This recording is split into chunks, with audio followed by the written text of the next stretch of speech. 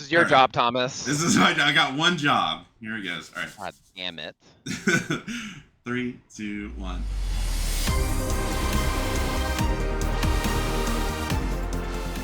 Hi everyone, and welcome to another Atmos Gaming video. We're back with Gabe Finally. for a review.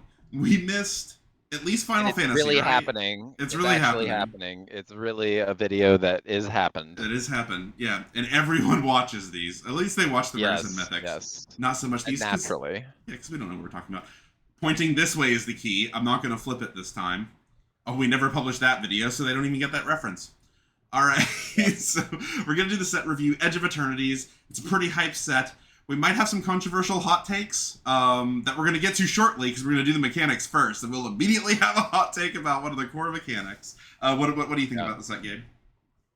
I mean, I love space. I think it's a really cool set. I think it's got some good mechanics to support things that they clearly are trying to lean more into, and yeah, I'm excited to see how it goes. I think some things have the potential to be completely broken or completely and utterly useless garbage. That's true. That's true. There's definitely a lot of Commander flavor in here, which I feel like Commander plays in that space too, right? Of like broken combo piece or completely useless outside of Commander. Absolutely. So yeah, but yeah, I think this set's really cool. They definitely have thrown a lot of sort of like Magic history and lore. Like there's Eldrazi, there's Kevu, there's like artifacts. You know, we even have a thing that's like making Thopters. You know, right over here. Or it's not even a Thopter, it's a drone. It's a Oh, the difference between a drone and a Thopter apparently is, and we're spoilers, is that drones can only block creatures with flying, but are otherwise Thopters. So, little spoilers. But yeah, it's definitely an interesting set. Let's start by talking about the mechanics. So this is just the commons and uncommons that we're going to do the review of, and we'll be doing the Aether F thing that everyone's familiar with. We're like, a C is like playable but not exciting. A C plus is playable and you're stoked to have it, and a C minus is playable and like you're marginally embarrassed about playing. You hate to have to do it. Yeah. And then if anything is outside of those, we will be much more effusive with our descriptions. Oh, you'll know. You'll know. All right. So, what are stations, Gabe? What is a station? So imagine a vehicle, but when you meet the crew, theoretically, which is higher in stationing, it is now a permanent creature. Right. And it's cumulative, right? Because they're charge counters. Yes, and it's cumulative. So you can also, for other formats, proliferate these. There's also, like, this is also good, like, think about anything with vigilance that can attack in and then you can tap it, or whatever. Like, crewing really needs support, but, like, theoretically, it probably will only be possibly good if there's like an actual artifact deck that can utilize the ETBs. Yeah. And like being an artifact matter. Yeah. So the two very important parts about the mechanic that like differ from crew or other things, what everyone's gonna ask is, it's sorcery. It's not instant, which is sorcery. Huge, right? That's like the biggest thing. It's I think just to that, I think it's maybe broken if it's at instant speed. Yeah. It's probably broken because you can just like play defensive. I mean, it still requires you to have creatures with like higher formats. Is itself kind of an issue.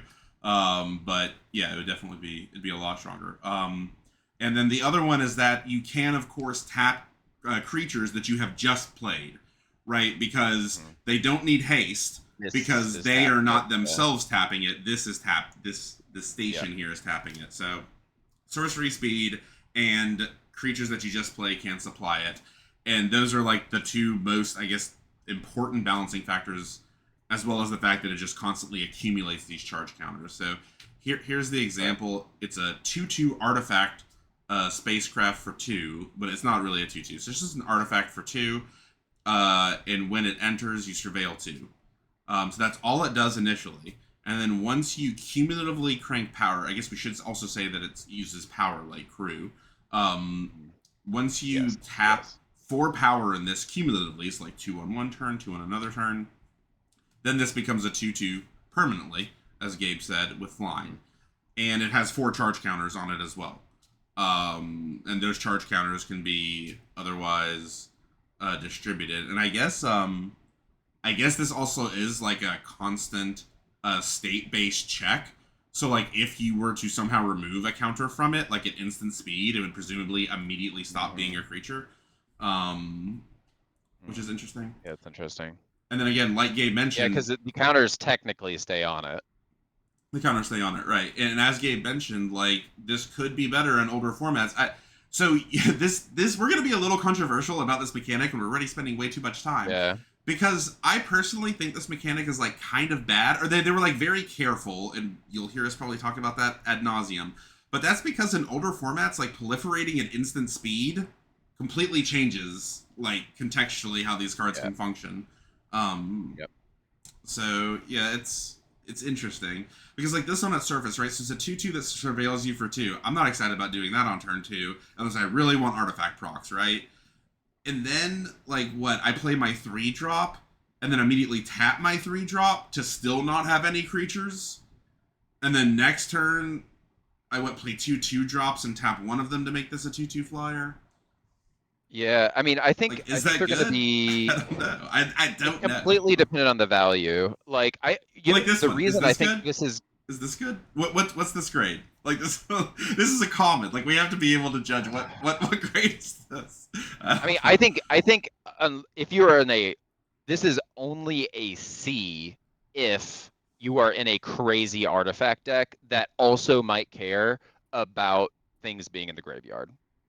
Yeah. Okay. Fair. Yeah. It does. It is graveyard. Also, I do think like in older formats where this might get to be broken is if you can like really go crazy with artifacts making like a huge construct that can immediately activate one of these broken Yeah. Yeah. Yeah. spacecraft. As we won't see those until really the rares and mythics. I don't think. But yeah, there could be some But like examples there are of ways that. that Yeah. yeah, that you could build a deck around doing that pretty easily in an older Yeah. format. But it's still unclear how good it will be. But I do agree that like Yeah, it depends on how good that any of you are, but that how much you get when you immediately play it is very important. So like you said, if you care about putting things in your graveyard, if you care about artifacts, because like on the surface, I'm yeah. tempted to say this is a D.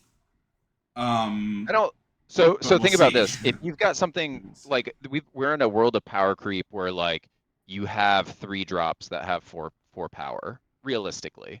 Like that's not like It something can that happen, is yeah. wild. Um so like if I play this on 2 and on turn 3 I immediately turn this on with the creature that I play, and this is a 2/2 flyer that I paid for Yeah, but 2, that you and can't I got to surveil, cool. that's extremely unlikely. It's extremely unlikely. How many how Yeah, many turn threes have you played a 4/2 in limited total? very few. I don't Yeah, because no one's playing that 4/2 for 3. We'll see if we will call out a 4/2 for 3. This could be a little bit better in this format because of this, especially. So that is an yeah. interesting fact. I 4/2s I for think 3. I would never play this in any deck period unless I cared about the surveil, honestly. Yeah, so that is kind of where I'm at as well, but I'm prepared to be proven wrong. I'm just gonna need someone to prove it, Mm, just because like on the surface, I'm like, yeah. I don't. Yeah. I've been I taught think better. I think in this limited format, oh my God. Okay, well, never mind. This is just a different station. You Yeah, can have stations on multiple different kinds of cards. They're not all just artifacts. Although I think the only ones are lands or a planet. That's what they're calling. yeah, Okay, they're yeah. planets. So Yeah, it comes in tapped. It stations for a billion, 12 plus, but it taps 1 blue for every artifact you yeah. control. So Tellurian Academy it becomes Tellurian Academy. Yeah, This yeah, actually specifically is what you mentioned, maybe with constructs. yeah, Um, yeah. could get there, and I actually conceded that maybe having a build your own Tellurian Academy that's legal and modern that you can maybe get there purely off constructs because Justin Urza Saga makes 2/3/3s, as anyone that has played Modern knows, by itself with zero Yeah. other card investment. So like 2/3/3s turns this on in 2 turns. Maybe. But you That's scary. maybe. So yeah, exactly like you said. This is just station, but for land. Because in those decks, this is the turn 4, it's doubling your mana or more. No, no. You don't even have your second Urza's uh, I construct don't in know how play that plays out. until turn 4. And Okay. and but you could, the most aggressive that this would work is you this on 1, Urza Saga on 2. On turn 3, you make a 3/3 charge this 3. On turn 4, you make another 3/3 charge this twice. You can get it to 9 on 4. Um, it, if there would be some way to get it to 12 on 4, you no, it would still have to be wait. So yeah, the way that it works is that even on turn 4, since you have to do it before your main phase, you would still have to tap this. So even if you did somehow get it to 12 on turn 4, which I don't believe you could reasonably do, you just get it to 9, you still couldn't really use it on turn 5. But then on turn 5, you'd only have to tap one of them.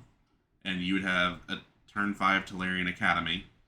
Um, Yeah.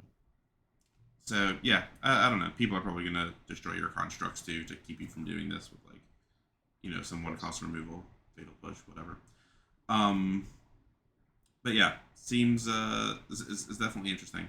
But I do also agree with something that I think you were gonna say earlier is that this is also very contextual within this standard, right? Like I think there's a lot of spacecraft, Yeah. so like maybe just by virtue of everything being kind of balanced around these things at least like being playable. Maybe that virtue of that makes them playable. Maybe in a different limited, they are less playable. Agreed. Oh, warp. I'll let you take warp. Warp's the coolest one to me. Yeah, warp is I think the possibly most broken, or has the potential to be the most broken, especially with like more exile synergy Yep. being a thing. You're gonna Uh, talk but nonstop about Ketramess. yeah, I mean, if anything was That's going my to make him counter. playable, like and legitimately broken, it seems like this would be it. So We're gonna put warp Ketramess is an counter over alt your head. warp is very importantly an alternative casting Yeah. cost. You do get the cast triggers from warping something. So you get to play it, and most of these things have ETB effects, but the whole point is at the end of your turn, they leave the battlefield and go into exile, which you can then pay the full amount to actually play them onto the battlefield. Yeah. So they have their ETB triggers, and if it's really good, it has a leaves the battlefield trigger. So these are just it's a ton of value. It's a really cool mechanic. It triggers, like I said, all exile things, and it's just in general pretty cool. Yeah, Uh, it almost feels like inverse kicker to me, which is giving it very high praise because of what I think about kicker. Because the idea of kicker, right, is that you can spend less mana to get like a more immediate effect with less value, or you can spend more mana to like get additional value on top of the base card. That's kicker. This is the opposite. This is you can spend less mana to get the incremental value part first and then yep, store the full card like for later. yeah, Yeah, so it is like necessarily a cost increase unless you consider warping itself worth a card. And with that segue, what does this card say, Gabe? Starfield Shepherd, 3 and 2 white, so 5 for an Angel 3/2. It's a flyer shocker, and it warps for 1 and a white. And it says when this creature enters, search your library for a basic plains card or a creature card with mana value 1 or less. Reveal it and put it into your hand, then shuffle. So for 1 or for 2, you get to play this. It doesn't get to attack, but it does just either ramp you or get you a creature. So this is just a very good card, and it gets to do it twice. So this card is just Yeah. nuts. And importantly, even though this thing doesn't have haste, you know what it can still do when it warps? Station. It can It still can station. it can still Yeah, yeah, station. yeah. So this is how you do your four, as you mentioned, 4 attack on turn 3. Not unreasonable, because it could be a bigger thing that you're warping. Yeah. Um, Look at us learning on the fly, proving you right. So maybe station's a little better. These designers are crafty. Don't underestimate them. Yeah. They'll fool And you. they're also incremental values. So like, I'm sure Yeah, this which can is really add slower. up to a snowball pretty quickly. Yeah, that's the other thing that could also make stations better. Like if this set is so built around getting value of warp does not actively develop the board. Like it is by nature slower, right? You are Right. like nothing about this is developing the board on turn 2, which is typically what you want to do. Right. But also this seems very good, right? It's like it's drawing you 2 planes and is a 3/2 flyer for 5, which a 3/2 flyer for 5 is not great. But if it draws you 2 planes or 2 creatures, not mad about it. And then I'll take Void. So Void is like Morbid. I think Morbid is what it was called, where like a card has an effect, but then the Void increases the effect if a non-land permanent left the battlefield or a spell was warped this turn. So it's like super Morbid, because I think Morbid required a creature to have died. This is anything leaving the battlefield for any reason. Exiling, blinking, or dying. Any non-land permanent, not just a creature sacrificing a token counts. Or if a spell was warped. So a ton of opportunities to trigger this. And in this case, it's a -2/-2 at sorcery speed for 1 black, which is okay. Not great. At instant, this is quite good, as we know. Yeah, of course. Well, it's so much better as an instant because then you can like trade up in combat, right? So this not being able to trade up in combat is a big nerf. Yeah. But the payback is -10, -10. Yeah. I mean, I think that for Void and the fact that it's 1, so like. Oh yeah, The fact like I feel like there's just going to be a lot of ways to. I think this is a B plus. Get this to. Yeah. I think this is so good. I think this is a B plus. I think removing your bomb for 1 feels bad. Yeah. Like I could see a turn that's like turn 6 where you're like play a 3/3, warp something that's big for 2, and tragic trajectory. Your 6 drop trajectory. Oh yeah. I'm not struggle saying that. Yeah, like that's insane. Completely. If you're able to do all those things. So, yeah. Void seems good. Oh, they have a second Void because they take many forms. This is a 2/2 menace for 3. And at the beginning of your end step, if a non-land permanent left the battlefield this turn or a spell was warped this turn, it gets a 1/1 counter. Which again is a much more generous variation of things that we've already seen, typically involving creatures dying or being put in the graveyard. This is more generous. This common seems pretty good. Yeah. What's not to like here, right? Like a 2/2 menace for 3 is like a D. That's a D, but like if you're doing a lot of voiding. But a 3/3 menace. So how good is a 3/3 menace for 3? Like a C to C plus probably, right? Yeah, C plus if you're really aggressive. A 4/4 menace. 4/4 menace for 3 is definitely like I know that's like guaranteed basically to be 2 turns, but like I don't feel like that's that hard to do. No, it's absolutely guaranteed. It's absolutely guaranteed to be 2 turns because this only triggers at your end step. So it has to be 2 turns unless you played this and warp something the same turn, like on a later turn than turn 3. Imagine you attack in and then blow up one of their things too. Yeah. Oh, I guess the idea on turn like 4. No, this so it kills them and then blows one of them up. No, the idea is you just trade your 2-drop. You just trade your 2-drop and play this, and it's a 3/3 menace for 3. Yeah. Oh. That's which is just the simple Morbid trigger. Like this is on top of Morbid. We're trying to do all the extra stuff, but also you just trade 2-drops as a 3/3 menace. It still only attacks as a 3/3 menace next turn because this is an end step trigger. But then it could very easily be a 4/4. Yeah, but they're probably not dropping 2 things. Yeah. Oh, it's probably hitting them, and then if you can warp or kill what they played, then it's a 4/4. And as if we haven't spent enough time already, not even doing the review, there's lander Yep. tokens, which were the first time you read this to me, I knew you had read it right, but also couldn't kind of believe it. So it's fitting that you should take it. Yeah. So this is one of the coolest things from this set, and that is a new sacrificable New token artifact artifacts. token. Woo. Same thing as all of them, where you tap and sack it, but it fetches you a basic land and puts it In. onto the battlefield In. tapped. Tapped. But In. but broken. It's rampant growth. Yeah, it's rampant growth with artifacts. Yeah. Like, it's so good. Yeah, some things make them when they ETB or leave or blah blah blah, which we'll see. But yeah, And just a it's an really cool instant mechanic. speed. I don't even think I realized that. What? Yep, yep. It's completely broken. Let's try to get. Seems really good for commander. Seems like the Yeah. casual commander dream. Like you want to play I feel rampant like growth anyway. every single card with lander on it is going to be playable in someone's decks. Our friends, which you don't know this, we have friend content creators, PDH Pals, which is Popper EDH, which does sound legitimately very fun. Mike's got me wanting to build a deck now.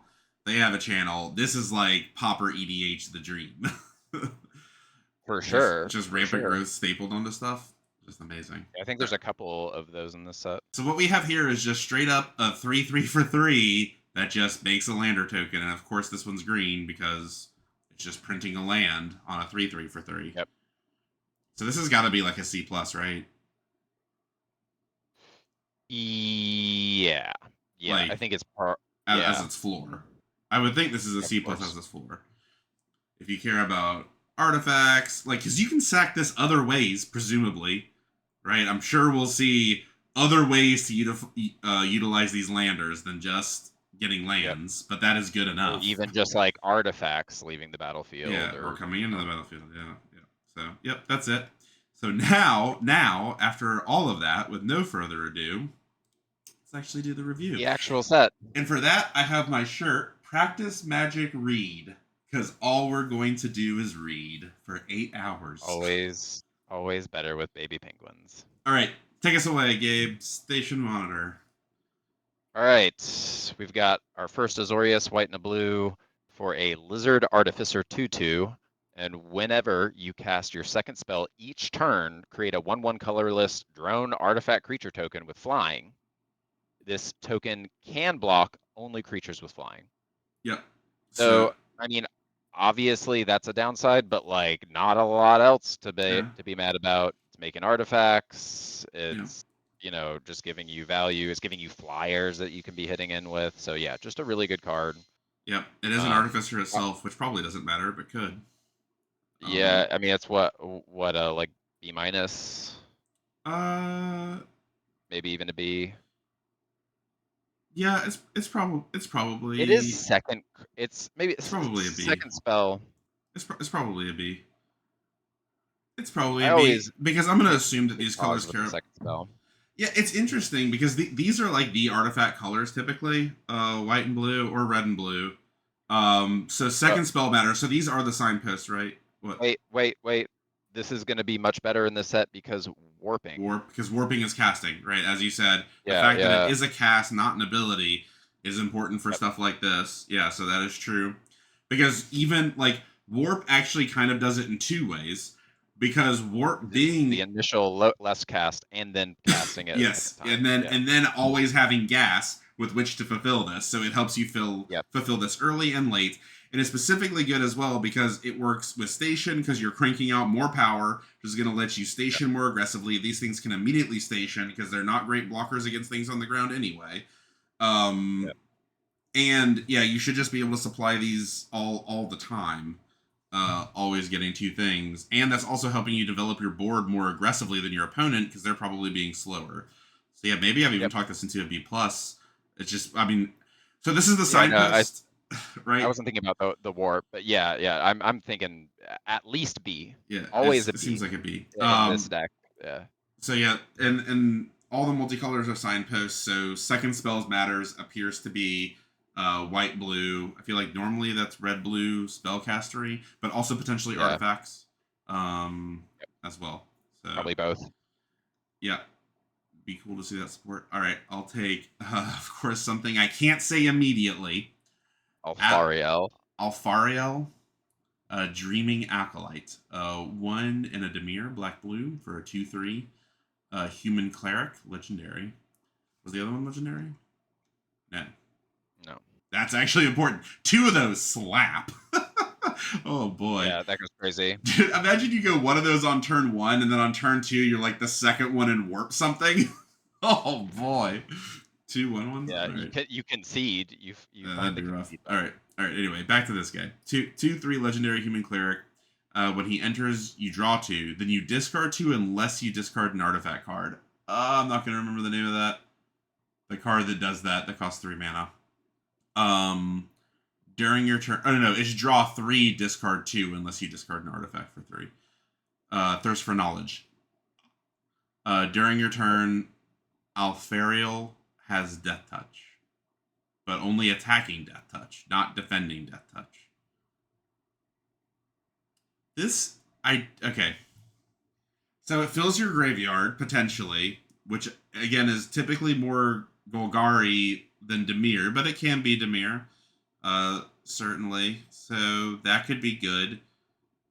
Probably less good if it's an artifact, unless there's artifact reanimation in Dimir, which I wouldn't say is too typical. Attacking Death Touch on a 2/3 is weird. Obviously, if this card just had Death Touch straight up, it would be very good, right? Because you would play a 2/3 Death Touch for 3 is like fine. That's like a C maybe. Yeah. Maybe just a C minus now because how strong things are. But the card selection here is nice too. Draw 2, discard 2 lands is something you never typically don't feel bad about at all. Yeah, of course. Yeah, this is probably fine, but not exciting, right? This is like a C plus, I would guess. Yeah. But if you're doing the things, if the rest of all of its text matters, then yeah, it's probably better. Yeah. Ooh. Interceptor Mechan. 2 and Rakdos, black and a red for an artifact creature robot, 2/2 flyer. And when this creature enters, return target artifact or creature card from your graveyard to your hand. All right. Void at the beginning of your end step if a non-land permanent left the battlefield this turn or Yeah. a spell was warped this turn, put a 1/1 counter on this creature. So that's the second creature that at least has black in it that we've seen have that specific void. Okay, yeah. So this card is a B plus. Yeah, this card seems pretty good. This card gets something from your graveyard and is just a growing flyer for funsies. This is a very strange Rakdos signpost. Yeah. Like on the scale of Rakdos things to be, this is a None of it. a None of it. a small power and toughness flying artifact that gains value by getting back an artifact or creature and then grows slowly. Yeah, I think Very strange. honestly, the only thing Rakdos about this is the fact that it gets bigger as things die. And even that, I feel like is more Orzhov. Yeah, it's more Orzhov or just straight black. Every part of this card is just mono black, like in color wheel sense. Yeah. Nothing about this is red. Except being an artifact. Actually, artifacts, are typically more red than black. B plus. Yeah. This has got to be really good, right? It's just so much value. Yeah. This is seemingly insane. This does want things in your graveyard. I mean, so Grixis, if you're living the dream. I'm sure we have common land fixing as well on top of the shock lands, right? So. Sure, yeah, for sure. Yeah, there's also 1 billion bonus sheet lands. Oh yeah, but most of those are colorless, I feel like. All right, so yeah, I agree. I think that's a B plus. It's a little slow, but I think this set's slow, so I think it's broken. Yeah. Tanuk Memorial Ensign. It's a 2/4 for 1 red or green. You would think that would be a 4/2, given its Gruul. I almost forgot. It's a legendary creature, Kavu Pilot. A landfall is back. When a land you control enters, it deals 1 damage to each opponent. If this is the second time the ability has resolved this turn, draw a card. Oh yeah, this is you showed me this one, and I Yep. joked that this is Baby Omnath, right? It's obviously a Baby Omnath. It's pretty good though. This goes crazy with the lander tokens. Yeah, lander tokens, and then obviously with respect to constructed, fetches. Fetches don't hate this card. Is it good enough to just straight up see play in modern? Maybe. It might be. It might be. Turning all your fetches into draw cards seems pretty good. Yeah, I would say so. But yeah, I mean, this has got to be a B+2 in limited, right? I mean, you care about lander tokens a ton, but any lander token just getting draw card added onto it, assuming that you it's not quite that good because you would have had to also play a land that turn. So realistically, I'm sure there is. So like, let's pie in the sky this. So if you have a 2/2 for 2 that makes a lander, which I'm sure one exists, and then this on 3. On turn 4, you could spend 2 of your 4 mana to accelerate, draw a card. No.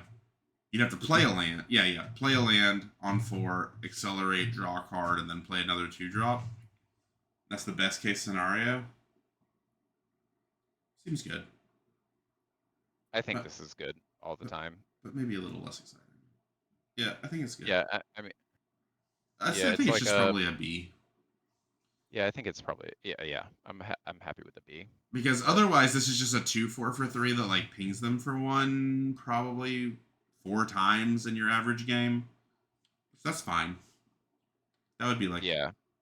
If this didn't have the draw card text on it at all. Like what do you think the average times that you play this?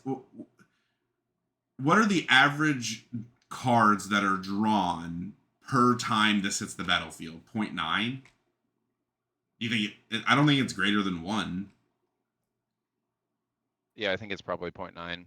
Like 0.9 or 0.8 because like it could but get removed. but I think if you are for some reason good at it, your deck is particularly consistent at doing it. Like it's just a B+ even. Like if there's the 2/2 for 2 that makes a lander token, if there is one, if it's common, this is better. If there's 2 of them for some reason, or God forbid a 1/1 that does it for 1,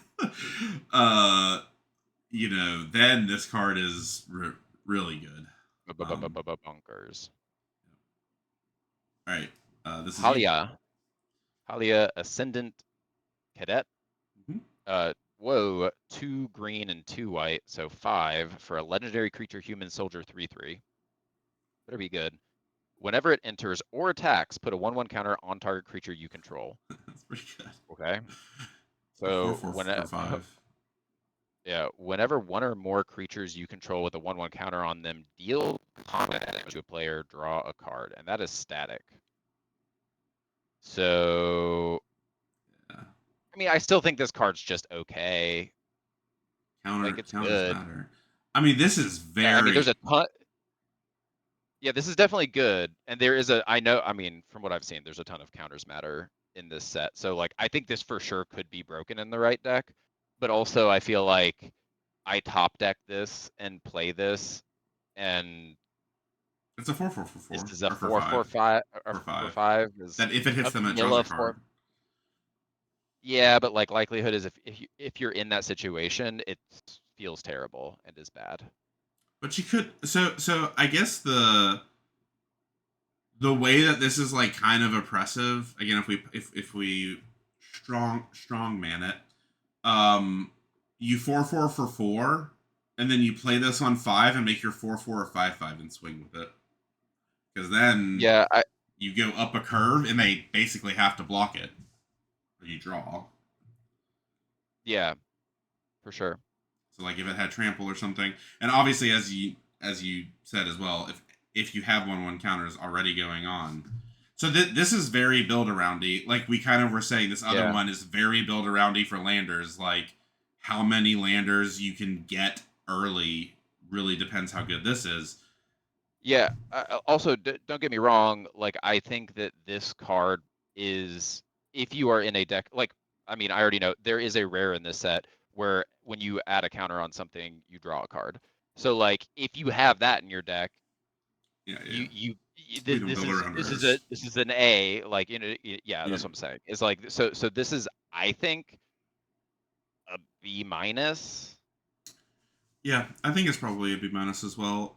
It's interesting that Just they made it. because it feels really bad if it's your only thing on your board. To me, there's a hint that it's better than we think it is because it costs double white. Like they went out of their way to make this casting cost harder for some Yeah, reason. yeah, yeah, yeah.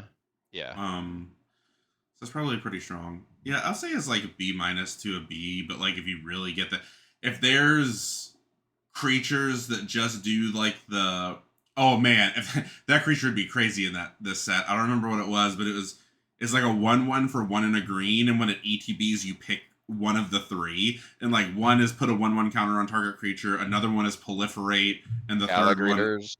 Oh, no, not it's just a that. common. It's just a 1/1 for one. That can be a 2/2, Mm. right? If you target itself with the counter, but Yeah, like yeah, yeah. that card, just the proliferating would obviously be crazy. It's also important to note that this actually says specifically 1/1 counters, because other, like if it just had counters, charge counters, this would be broken with stations, right? But it Mm. doesn't work like that. But yeah, I think it's a Yeah, B yeah, yeah. minus. Okay, this also has a hard casting cost, and I'll take it. Sir Vondum the Lucent. 2 white, black, black, double black. It's a 4/4 legendary creature, human knight. Orzhov represent. Death touch, lifelink, 4/4 for 5. That's like good and old school. When it enters or attacks, other creatures you control gain +1/+0 and death touch. This is a B plus, right?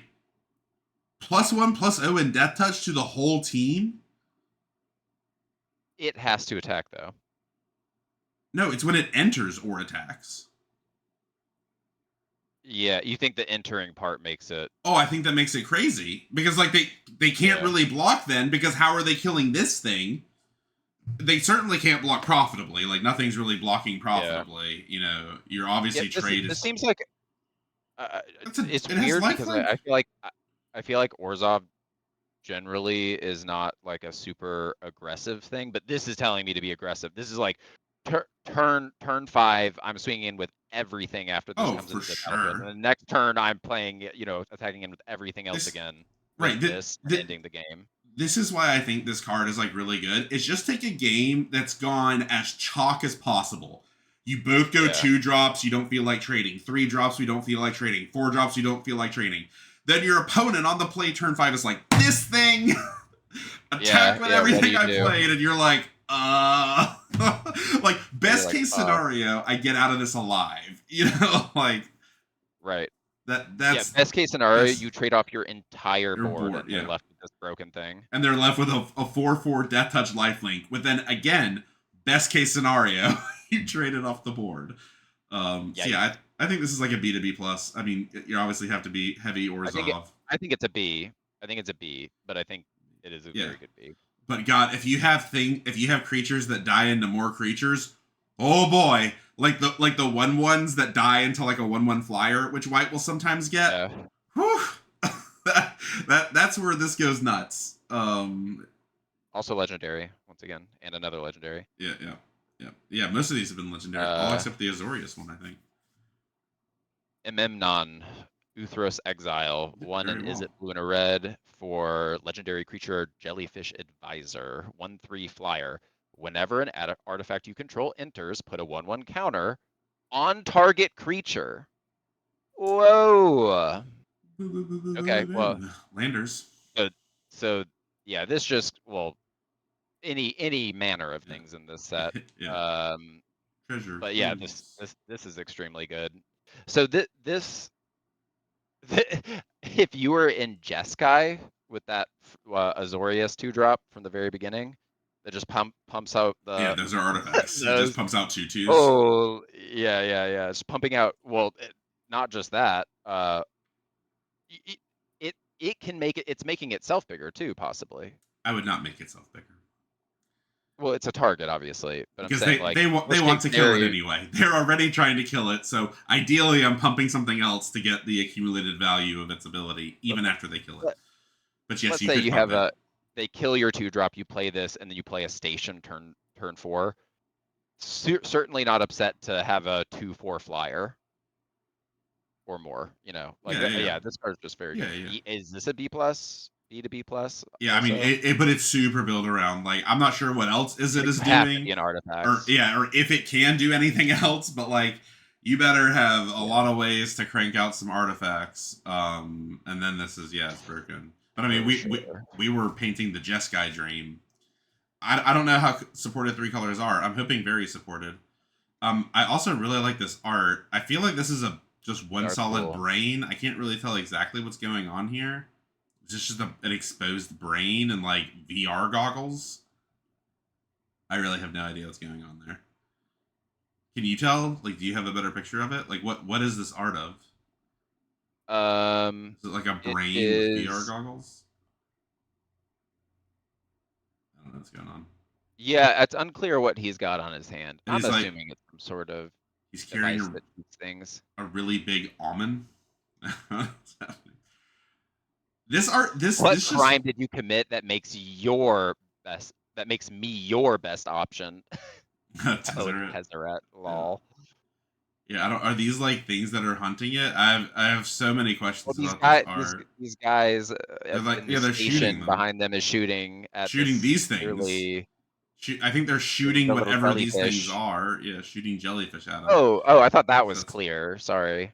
well, this was wild. What are Yeah, these things? There's a lot of yeah, weird whatever they're stuff going shooting. on in this. And this is like super traditional art, which is interesting. This is super traditional art.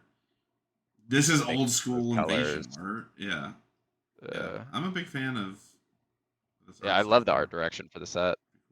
All right. Honestly, that is my least favorite, which is like the more of the retro 70s almost aesthetic. This art style. No. The is it colors? These artificers. Oh, you don't like the style? Yeah, it's just yeah. I'm saying out of all of them, it is my Oh, least all of them. favorite. Yeah, the special guest stuff is weird. We should do a whole reaction to that. An Yeah. opening. All right. Seed Ship Brewtender. Black and a green for a 2/3 insect citizen. When this creature enters, mill 3 cards. Then you can play 3 black and a green to sacrifice this creature. Return target creature spacecraft from your graveyard to the battlefield. Only as a sorcery. So it's a 2/3 This for is telling 2. me you're trying to really slow down the game, A 2/3 but for 2 is like, pretty good already. Like, yeah. That's what I'm saying. fine. Casting cost is hard. Milling 3 is generally good, especially when you're Golgari. We've seen Demir Yep. also care about that already. Yep. And then being able to cash it in for the best thing in your graveyard later, like, also is just fine. Like, it's actually great, especially because it's incremental upside. The chances of you doing it, I feel like, aren't huge. It could happen. But it could be a good stall. I mean, this is just a great stall card if, Yeah. you know, green black is just going to be going over the top with playing big stompy big stuff. Yeah. Yeah, I think this is great. I would say this is like it's just a little hard to cast. Like, that's what really hurt the Azorius one too, is like you just have to have perfect mana on turn 2 Yeah. for this to really be at its Also, peak. also, but top decking this late game, you love to see it. Yeah, that's a good point. Like, it's round trip 7, but that could well be worth it, you know. Yeah, the stalled board state. You've been both going at it for a while. You draw this is your only card in hand. You're like windmill Right. slam. Best thing is back in my hand now. Right. Yeah, exactly. And I think the way oh And so you can do it the turn it enters because it's not tapping to sack itself. So it's actually so this is really idiosyncratic rules here. This is slightly hurt by the fact that it has an ETB trigger because it allows your opponents to respond to the ETB trigger and kill this before you can activate it. Because if it otherwise didn't, you would get priority with it in right, play before your opponent. So like you put it on right. the stack, they pass, you pass, it comes into play. you have priority. You could sack it before they could respond with an instant. But since it has an Yeah. ETB trigger, and since the ability is only a sorcery, they can kill it first. But yeah, I still think this is like a B. Assuming perfect mana. Like yeah, this is a B. And maybe even better. Sammy, Ship's Semi. Engineer. 2 and Boros, red and a white for a legendary creature human artificer 2/4. At the beginning of your end step, if you control 2 or more tapped creatures, create a tap 2/2 colorless robot artifact creature token. So what this is telling me is that Boros is going to be slow as shit and wants to crew, or not crew, station things. Yeah, and go wide. Yeah, and I mean this is a great way to do it though, because you know, if you've played something 2 or 3 that's stationable, and then you play this on 4, station this and something else, Yep. boom, And you can just immediately makes make one. a 2/2. Yeah. Maybe Yeah. also triggering other artifacts. The fact that So this yeah, this is great. the fact that this works how you said and counts itself is like crazy. Right? Because this says that if you have a station that you played on turn 2 or 3 and then also didn't miss another drop, like this is just crazy. If you proc this the first turn you play it, it is interesting that it's tapped, which again reinforces like this vulnerability. Like everyone's busy out in space, they're all tapped but not attacking, you know, like everything's tapped. Because it's hard to move fast in space. Oh, Thomas, you know what could be interesting What? with crew? It's not crew station, but or stationing is everything from Duskmorn. There was a lot of stuff that was just like you can't isn't really good because you got to attack in to tap them. Yeah. Station is a And really interesting way to get incremental value. That's true. Yeah, there was even that the 3-drop that allows you to play something directly from your hand if it's yeah, tapped. there were tap outlets in that limited that were particularly good, specifically because they let you tap stuff. Yeah. There was like some convoke sort of thing, or wasn't there like literally? There was convoke. There was like literally was convoke. Yeah, mechanic. Yeah. But yeah, no. One really important thing that you pointed out is that we have now seen Gruul and Boros be 2/4s. That's a tell. Yes. The signposts are 2/4s in Gruul and Boros, the most aggressive color pairs, arguably. And also, this is the third thing that we've seen want to go wide. Orzhov went wide, Blue White went wide, or Azorius went wide, and now Boros. Orzhov, Boros, Azorius, all going wide. Very interesting. Biomechan Engineer. Whoa. Biomechan? Are you Biomechan? It is a blue and a green. Oh baby. What's why can't I remember what blue and green is? Simic, right. 2/2. It's another artificer, several artificers. When this enters, there it is. So this is a 2/2 for 2 that makes a lander. But if this is an uncommon, maybe this is not available at common for 2. And you can spend 8, draw 2 cards, and create a 2/2 at instant speed. So it's an invoker. It's from like the invoker cycle of cards that were always very good in older formats like Scourge. I think is where invokers first came in. This card is ridiculous. I mean, I don't think it's that ridiculous, right? Like, I was supposing that they might print a 2/2 for 2 that just makes a lander for like 1 and a green at common. And that's like 95% of what this card is. Like, you really think this is living to do that? Maybe. But once again, if it does, or I want to, if a 2-drop I see, I am thrilled to play at the beginning of the game and thrilled to play at the end of the game. Yeah. Well, I am on board. I will say the fact another great top deck. Yeah, I will say the fact that this is a must kill on top of it effectively drawing you a card, drawing you a rampant growth, is pretty strong. I think this is a maybe a B plus, but a B otherwise.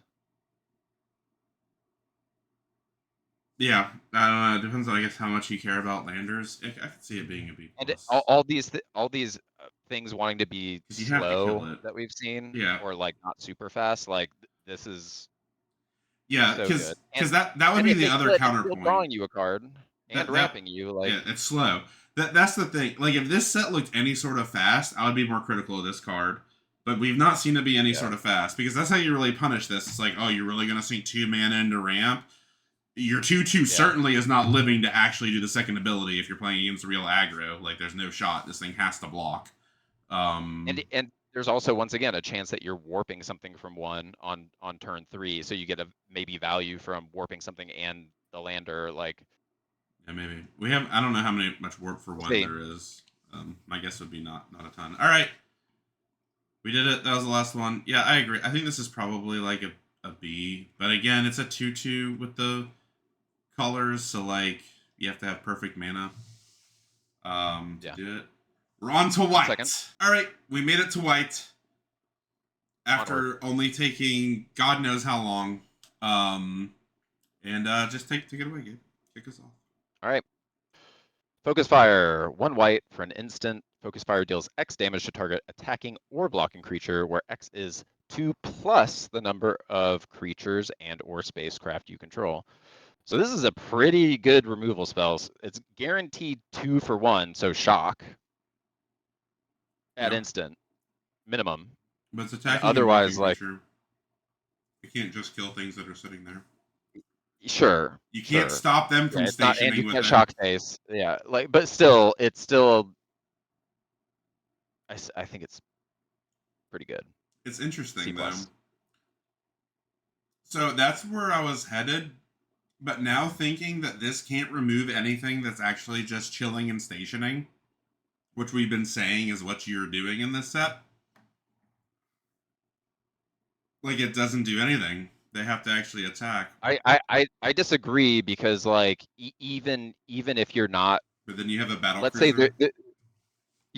they're going to they're stationing, you're stationing, everyone's stationing, everyone has this huge board, and then they activate their station, and then you're just like, I already have 5 things on the board. This does 7. It's dead. I'm gonna put for 1. I'm gonna put a light bulb here because I just had a big aha. This is a space Yeah. set, and everyone's just building up their boards with station, right? Making bigger stations and bigger things, and then like everyone's go wide. This is battle cruiser magic. The space set they made actual battle cruiser magic, like what you just described as. I'm just building up all these things. You're building up all these things, and then this thing is 1 mana and it does 7 damage, and that's broken because all we've done is just both build big battleships and just swing at once, which is literally battle cruiser magic. Yeah, it's Battle of the Bulge, Battle of the stations. Yeah, Battle of the Stations. Who has the bigger station? I do want to knock this down to a C personally. I think I'll initially take this as a C. I will say that the creatures and equipments one was pretty broken, the one that we just had in Final Fantasy, because or not was it Final Fantasy? What's the set that had the living equipment, the roles? Yeah, that's Final Fantasy, right? The jobs, job select, yeah. Like that was so good because job select just made 2 of them. Right? You know what I'm talking about? 1 in a white, deal X plus 2, where X is the number of creatures and equipments. But that didn't have to be attacking or blocking, right? And it was an instant. I don't remember. That didn't have to be attacking or blocking, and it was an instant too, I think. I just think this is gonna be. I think this is gonna be good because like this is for sure. If there is an aggressive deck, this absolutely hoses it early. It does punish being aggressive. And if everyone's just building up a board, or especially if you're in a go wide board, this is just an insanely good removal spell. Yeah. Oh, I'll say C to C plus. It's probably a C plus. But then, but like, there's always 2 sides of it. Like your argument is okay. Well, it punishes aggressive, so. But then if you can't be aggressive, then this is literally doing nothing for the most part. I guess until they block, which is like what, turn 7. I don't know. Yeah. We'll see. Excuse me. All right, Honor. This is an uncommon 1 mana white sorcery. Put a 1/1 counter on target creature. Draw a card. You know what? This is also good for Interesting. a second spell. Yeah, this is definitely good for second spell. It's definitely good for counter. This seems like this with that 2-drop Azorius card, turn 3. Yeah, that's You get to play this, draw a card, make an artifact. Oh my god, yeah. it's just it's Yeah, always good. if you play the second one, that would be hilarious. Yeah. Yeah, you play one of the Azorius ones on turn one, and then on turn two a second one, and then this. Yeah, obviously it's a fizzle risk, but at one mana, it's not much of a fizzle risk because you Yeah. can always just kind of like squeak it in on turns. This seems like something that's been missing from Also, Magic. Like I imagine so many commander decks will want this as well. yeah, for sure. It was just a super solid card. But I feel like you have to really care about counters in order to play this in limited, right? Like this is almost entirely a build around. I don't know if I'm putting this in a random deck. Maybe Are you it's not? it's Like it just it. replaces itself, and it's a 1/1 counter for one. Like Yeah. So why am I doing that? I'm saying, like, yeah, there are I decks that have to, I really have to don't care about care about it. I have to care about double spelling, or I have to care about 1/1 counters because it does have blowout risk. Like, are you playing this into open That is mana? both archetypes that we've seen for white, except for red white, except for Boros. Um, yeah, you mean green white and uh, yeah, blue Azorius.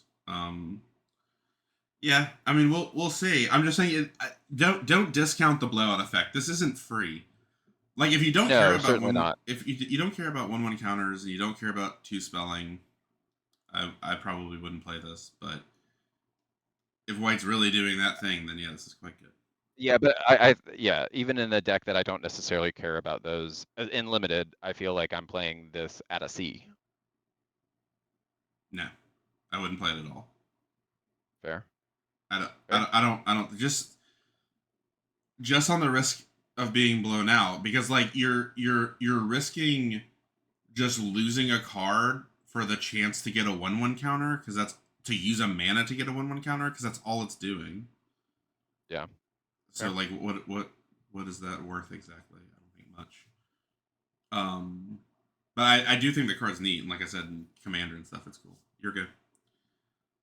Reroute systems. 1 white for an instant. Target artifact or creature gains indestructible until end of turn, or it deals 2 damage to target tapped creature. Hmm. Um,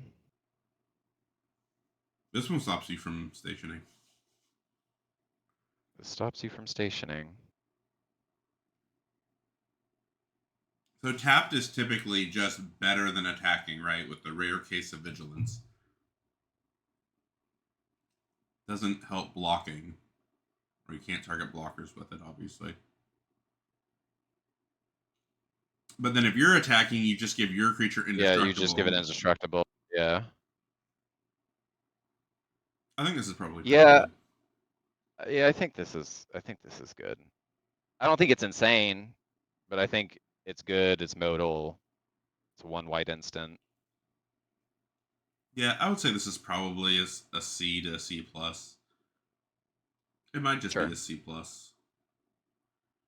Like you're typically gonna find use out of something being indestructible.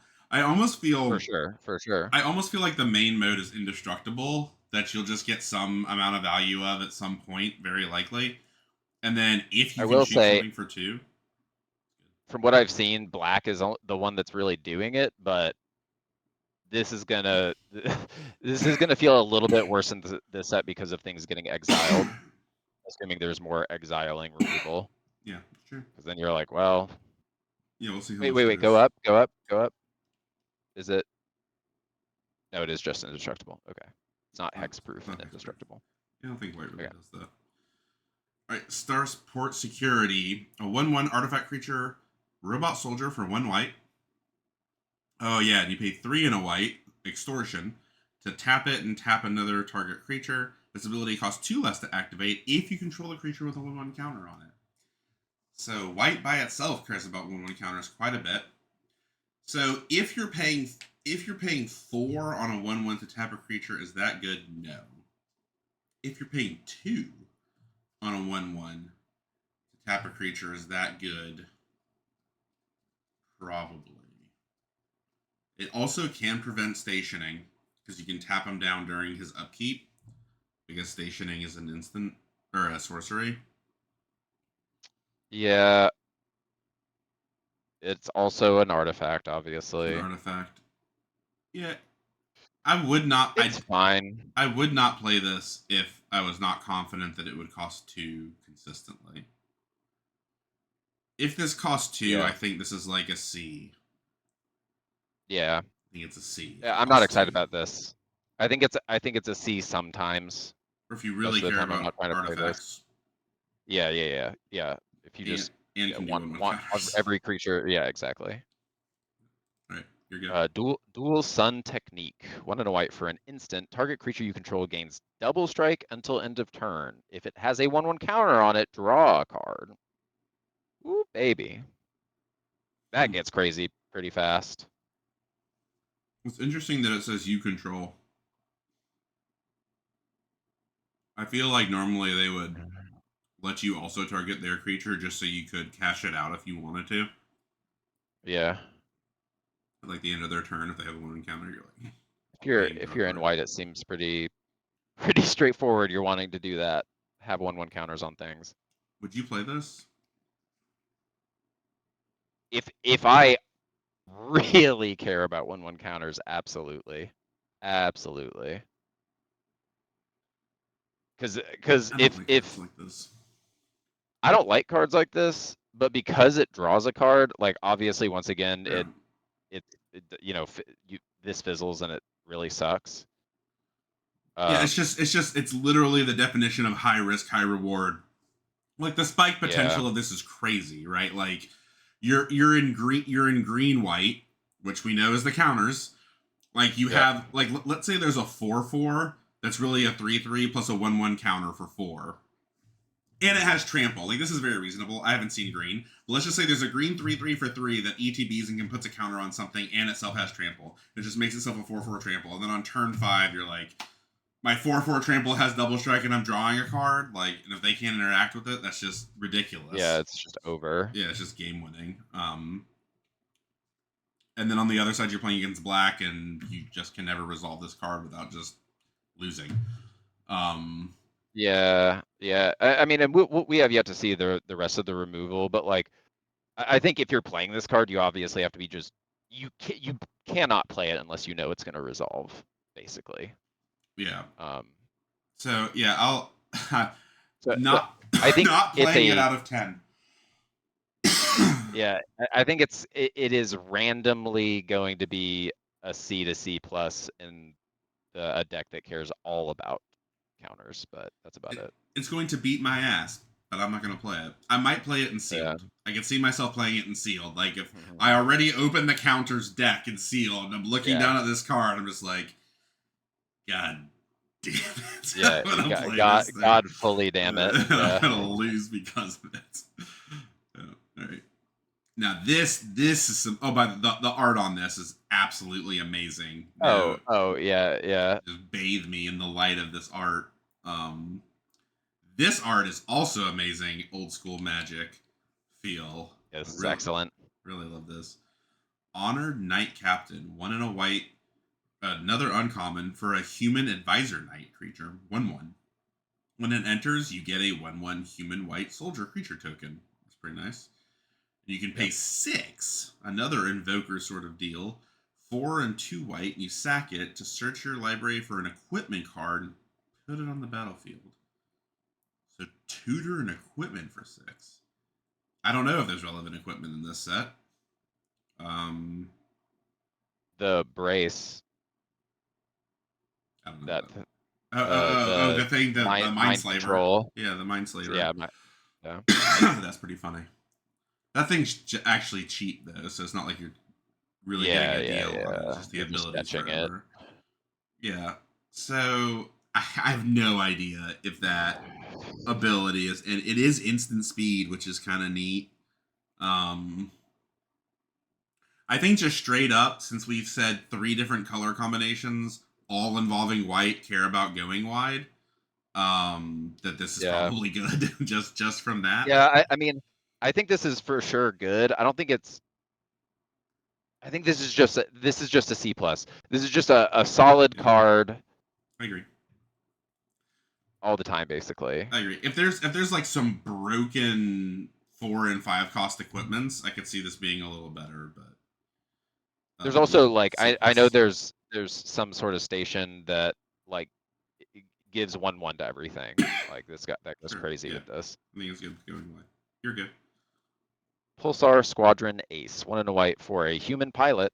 When this creature enters, look at the top 5 cards of your library. You may reveal a spacecraft card from among them and put it into your hand. Put the rest on the bottom of the library in a random order. If you didn't put a card into your hand this way, put a 1/1 counter on this creature.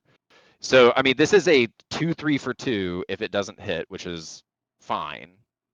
You can choose to not hit. Yeah, and you can choose to not hit. Otherwise, it is just drawing you a card. Um, I mean, if you're really into doing spacecraft shit, then like this is probably excellent. But I also, have no idea how actually good this is. This also digs 5, which like even like you'd have to be pretty dense in spacecraft to be like, yeah, this might actually hit. But I, like I even then, if you don't hit, this is a good stationer. I'm So I don't com- know. I'm confident the worst this card can possibly be is a B minus, Why? because the worst it could Is a two possibly three for ever two. be, is a 2/3 for 2 that's only 1 and a white. That is the Yeah, worst, the yeah, worst fair. it could be. Um, I and think it's a C plus, but no, I'm taking this every time and just sure. slamming the It's an spacecraft uncommon. gaming. Yeah. Oh, I'm taking this every time. I'm not certainly mad about it. This by itself makes me more interested in spacecraft. Yeah, so let me dial myself back a second. Is spacecraft do actually suck as bad as I'm the one that's saying they were offline? Like, as much as they seem, Yeah. then yeah, this is worse. Then it is just, if it's just a 2/3 for 2, literally, like 80% of the time, then yeah, I agree. This is like a C to C plus. But if it's drawing you a card 80% of the time because spacecraft are viable because everything's built around it, then yeah, this is a slam dunk B. Yeah. Starfighter Pilot. 1 and a white for a 2/2. Whenever it becomes tapped, surveil one. It's a human pirate human pilot, again with incredible art. Somehow both techie and fantasy feeling at the same time. Um, it feels like a mix between the technology screens that it is and like oh, what's his name? What's that Marvel superhero that like spins the time? The wizard guy, played by Cumberbatch. Doctor Yeah, it's Strange. like Yeah. It looks Doctor Strangey to me. Um, Yeah, a little bit. so yeah, this is much like the Duskborn thing that you were saying, right? If you can Oh, passively you know tap what it it. is? You know what it is? It's that Guillermo del Toro kaiju movie in their mechs. This is like Oh the yeah, exact interface. yeah. You're right. Oh, is that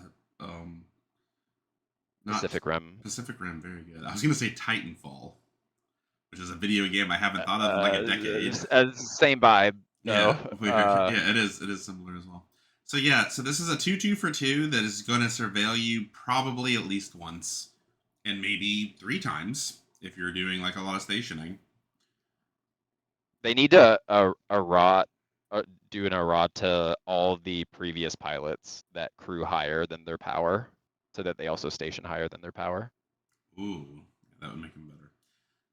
But yeah, this is like a C and maybe even a C plus, right? If you care about putting things in your graveyard, Yeah, I can see this yeah, being fine. Seems good. yeah. I think two I two mean, for two this is for if your thing is stationing, this is just a free yeah. surveil every turn. Like Okay, maybe 2/3 for threes are just the thing now. I don't know. Go ahead. There's another one. Sunstar Expansionist, 1 and a white for a human knight 2/3. When this creature enters, if an opponent controls more lands than you, create a lander token. Oh, that's Landfall, whenever a land you control enters this creature gets +1/+0 until end of turn. This could be a 3/3 for 2 is crazy. But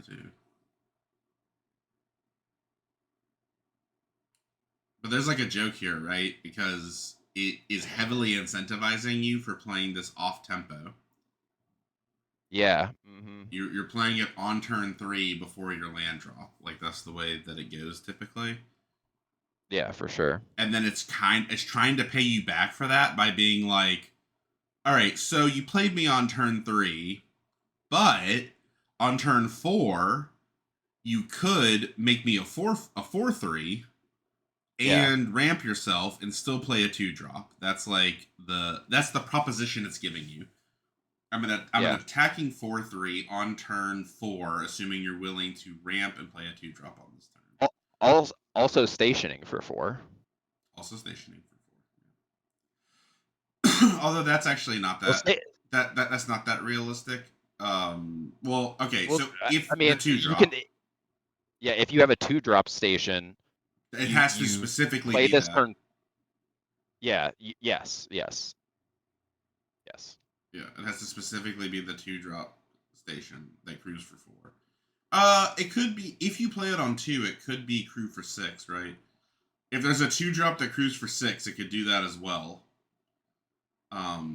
Yes. Because immediately tap it when you play it, and then also the next turn. But yeah, I think this card's quite good. Yeah, I think this card's good. Again, the downside is a 3/3 for an attacking 3/3 for 2. So this is like a B to B plus.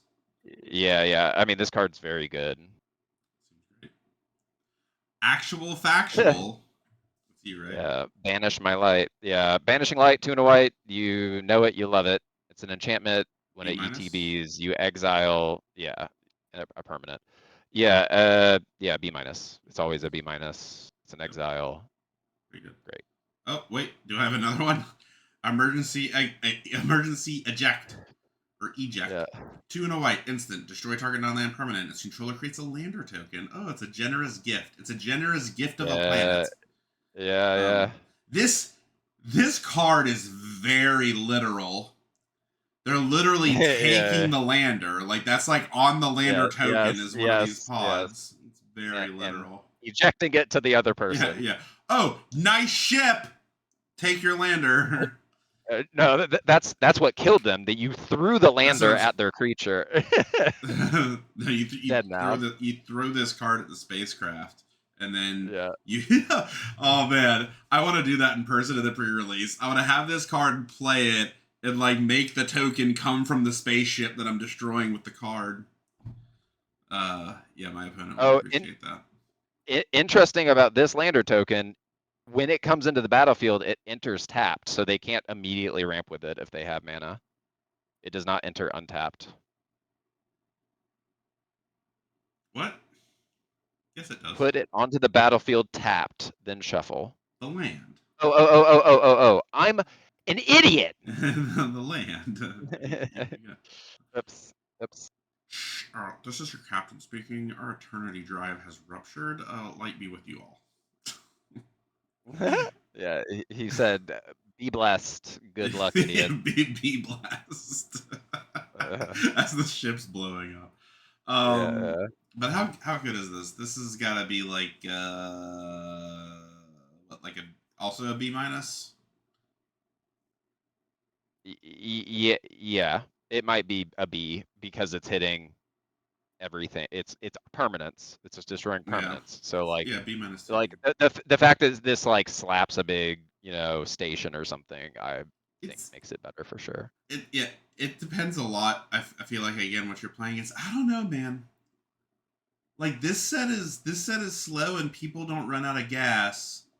So like in a set that's slow where you're like warping things and playing them later so that you like really never running out of gas, like ramping is not something you really want to do to your opponent. Because like you're not really punishing them by like 1-for-1ing them, because they can outvalue that by doing all this other nonsense. And then you're ramping them so that they can do more nonsense than you. I will see. A little more timid on this. Trying to read the tea leaves. Yeah. Here we go. How are these Ray, all uncommons? What's happening? yeah, so many. Ray Blade Trooper, 2 and a white for a human soldier 2/2. When this creature enters, put a 1/1 counter on target creature you control. Okay. Whenever a non-token creature you control with a 1/1 counter on it dies, create a 1/1, and it warps for 1 and a white.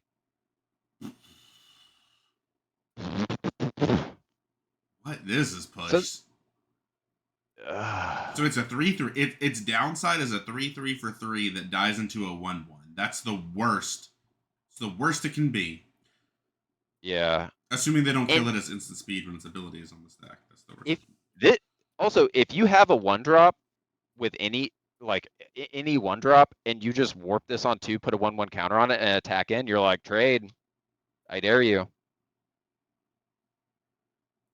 Yeah, that's not my. I would much rather. The warp on this is interesting. This is a very interesting case on warp, right? Because I feel like any optimal strategy does not involve you warping this. Because the optimal strategy is to drop this on 3, pump the 2-drop, But right? I think with all the 1/1 counter shit that we've seen, things care about having them already on them. Let's say you have that 5-drop on the battlefield or whatever, and then Yeah, it's you just had so no other slow. creature with 1/1s, and then you just like warp this, then also play it on your 2 other creatures. You can't Everything's gonna draw you a card if you it hits. you can't play it, and Oh, it has to be on your next turn. It has yeah, to be next. yeah. Yeah, You yeah, can yeah, you yeah, cannot double yeah, spell with yeah. just these. Which is Fair. we should have mentioned earlier is a pretty big downside to Yeah, warp. Warp would be yeah, pretty broken if you could back yeah, to back yeah, yeah, them. yeah. ETB them. Yeah. Yeah, like many things, sure you can go super late with this card, but I'm pretty sure optimally you're not warping this. But it is certainly Yeah, I upside that it can warp. yeah, it's only upside that it can warp is Yeah, kind of my thing yeah, more than it anything. is. Well, it was already good enough. But I'm just saying optimally, if 1-drop's not involved, you just 2-drop, 3-drop, put this on the 2-drop. That's my hope for it if I have it in my deck. Yeah. Um, yeah, this is like a B plus. Just seems nuts. Yeah. 1/1 Yeah. counters and going wide. I just want to see. Okay, yeah, there are commons. I just feel like almost everything's an uncommon. This is also an uncommon. All right, Scout for Survivors. 2 and a white for a sorcery. Return up to 3 target creature cards with total mana value 3 or less from your graveyard to the battlefield. Put a 1/1 counter on each of them. Whoa. So this can get 3 1/1s, or 1/3/3, or a 2/2 and a 1/1. Those are the With a options. counter on it. With a counter on each of them. So Yeah. obviously 3 1/1s is the best. But even just a 3/3 that gets a counter is great. Yeah. The only thing this is asking you for is to be fairly low to the ground, is really what this is asking. Because like just your average deck that's maybe just like focus on 2-drops and maybe doesn't have that many 3-drops, that's like medium for this. But I still think this is good. This is like a C plus, right? Yeah, This is a this is C. really good. I think it's a C plus. I think it has too much setup to really get into the B range, but it could.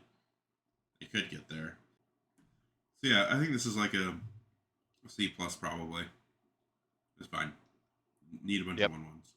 All right, here we go. Yep. All Fate Stalker. Also uncommon. What? Yeah, another uncommon. It's a Drix Assassin. 3 and a white, so 4 for a 2/3. Whenever this creature enters, exile up to 1 target non-assassin creature until this creature leaves the battlefield. And you can warp it for 1 and a white. So this is interesting. Huh. This is a weird card because this also can just win you the game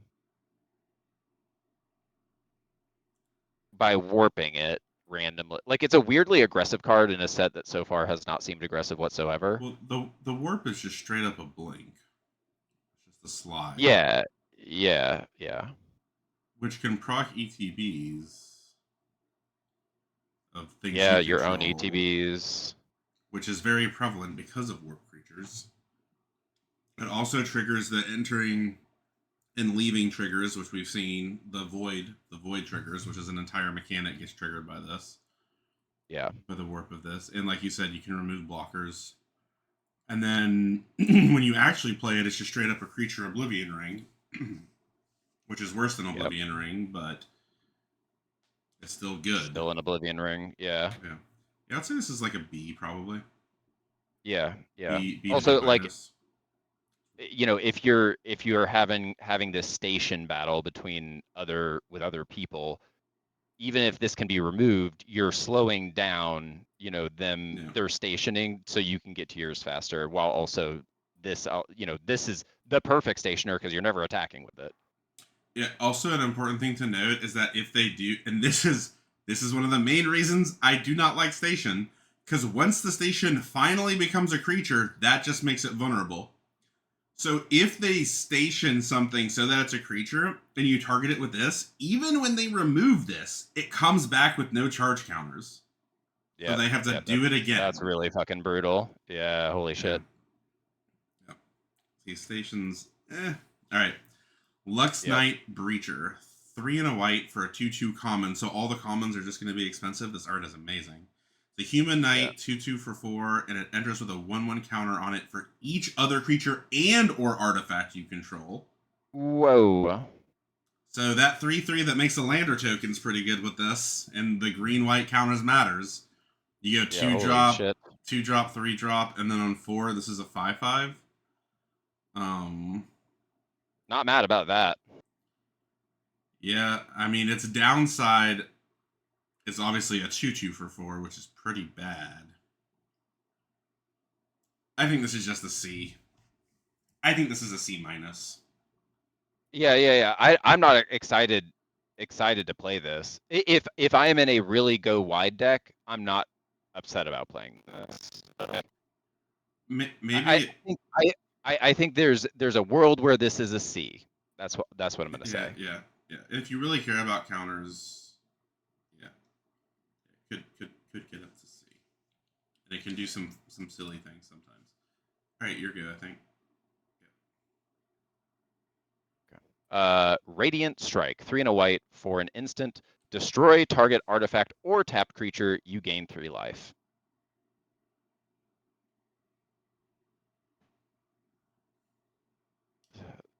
C Seems fine. plus. Seems fine. Yeah, probably C plus. Seems fine. People will be tapping stuff, even though they're not really Yeah. attacking that much. This would be worse if there wasn't a ton of like also artifact creatures. So like a lot of times this is just Yeah. removal. Yeah. Remove the spacecraft right as they finally get it to Yeah, being yeah, a yeah. creature. Oh my god, yeah. All right, let me slam on this spacecraft. It's a 3. So it's 3 and a white for an artifact spacecraft. When it enters, you get a 2/2. And it has station, of course. And if you get it to 9, it becomes a 3/4 flying first strike, which is a little bit more, which would be a completely unreasonable proposition if this did not spot us a 2/2. So it really starts at 2, assuming you're immediately tapping the 2/2, which means you need 7 more. So by the next turn, assuming your 2 survives, you basically get 4 charges for free. So what are the chances you could have it active on turn 5? It's not unreasonable. You played a 3/3. That could get you right. The 3/3 and the 2/2 then can get you to 10 total between the two of them.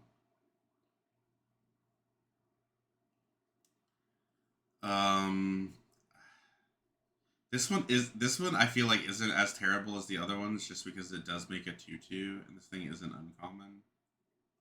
And it's an artifact. It double triggers artifact It does things. double trigger artifact.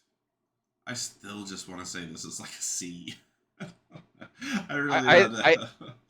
the thing is, like, I actually agree with you, except I think this is the perfect example of something that, like, if you're built around this, I feel like this could be a C plus, or even in a really specific deck, a B minus. Like, I think the upside for like this could be potentially ridiculous, but Was the upside as the build around just make sure you're really far ahead of your opponent?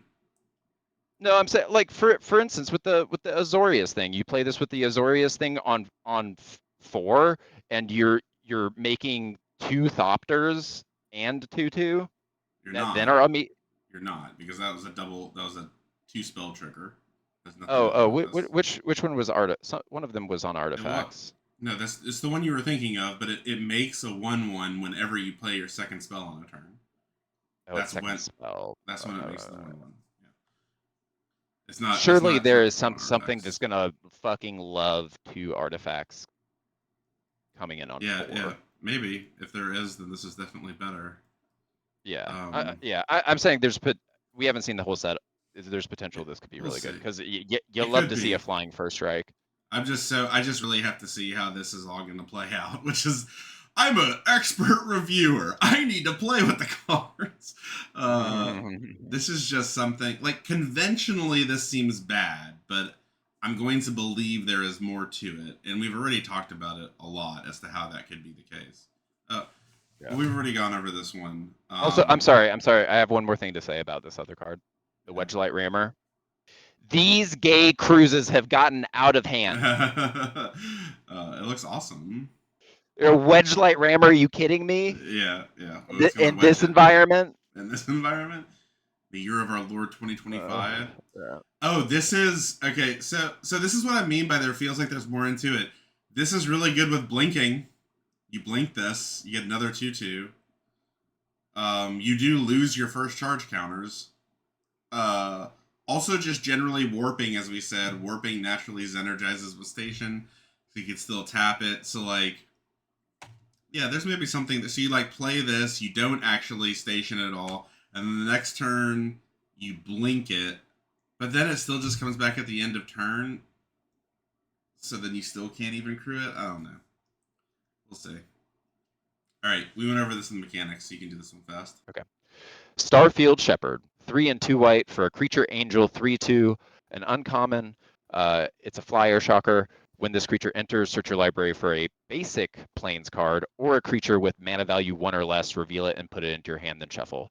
So this card is insane. Obviously, especially with all this stationing and stuff. Like it stations for 3 when it warps, and it's fetching you either a land or a creature. So like, yeah, this is just very good.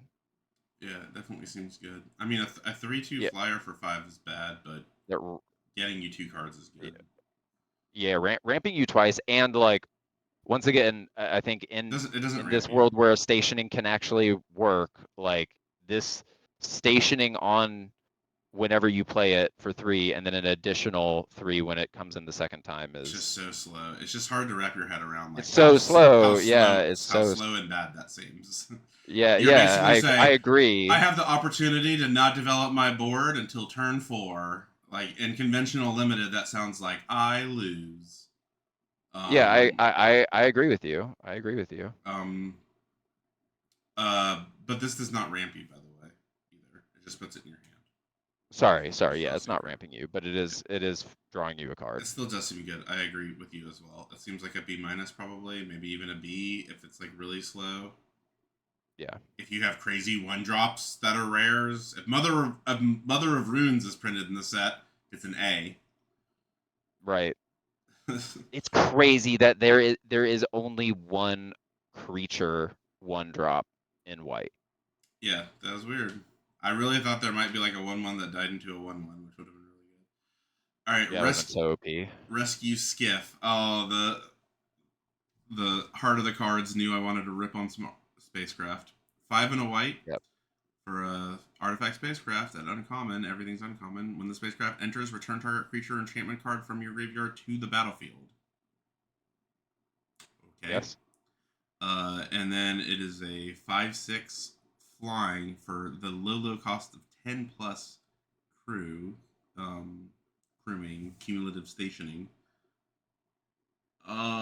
So an overpriced reanimation that can for some reason also get omniscience. Not sure why they felt like they wanted to throw enchantment on there as well, but sure. Yeah. It doesn't even work with being a rescue skiff, really. Very strange that they put enchantment on this. Yeah, I agree. I Um, think this card is kind of pushed. it seems bad, but maybe it's also pushed. it's just an overcosted reanimation. Like we're historically not even excited about this in black for 5. The last one was pretty good in Final Fantasy because it also gave them 2/1/1 counters for 5. Yeah, that card was good. That Yeah. was pretty good, but there's also a lot of support for it. Um, like this can be a 5/6 flying, I guess. 10 plus is obviously a ton. It does spot you a big creature potentially. It's so hard to know, dude. It's so hard to know. I I don't even know. it's really hard to know. The Cost reason 6. this is more exciting to me is only because, like, for instance, if I'm in white green and I have a bomb in my graveyard, like, it's gonna be crewed the next turn, like when it can attack theoretically, because like if Maybe. it gets something big, immediately crews it. Assuming you don't So need it to block. I mean, it's right, extremely game of state course, dependent. of course. Even in your lollipop Tootsie Land world that you painted, you still have to have a good board state in order to do what you said. Yeah, sure, And it absolutely. requires literally all of that for this not just to be an overpriced reanimation spell, which is not Yeah, you're not good. wrong. Yeah, it's just really hard to gauge these things. I have no idea if I have I have no idea. I don't know what to tell you. like white isn't even that interested in like milling. Like Yeah, if I right. had if I had That's where I want to strong think about mill, this. if I had Like, strong mill, then maybe I would play yeah, if this was this. black, I don't know. I'm gonna say this is a C and just leave it at that. yeah, I'll agree with you that it's a C until proven otherwise, but I can see a world Yeah, where this is way better for some reason than I yeah, for think it sure. is. Yeah. Like I have a, I have a 6+ drop bomb that I've milled in my graveyard, and the card's broken. Yeah, yeah. All right. Oh, you get another super simple one. No. Rebirth. Blue, instant, counter target artifact or enchantment spell. I mean, this is going to be good in this set. Also uncommon. Dude, how many Also commons were uncommon. there in white? One, Didn't feel two. like many. Is the filter wrong? 3, 4, No, we're looking at the exact same thing. 5. How are there less commons than uncommons? I'm Something gonna go check. I'm gonna check doesn't Mythic feel Spoiler. doesn't feel correct. Yeah, something is not correct. Something's not correct. Yeah, because Mythic Spoiler for sure has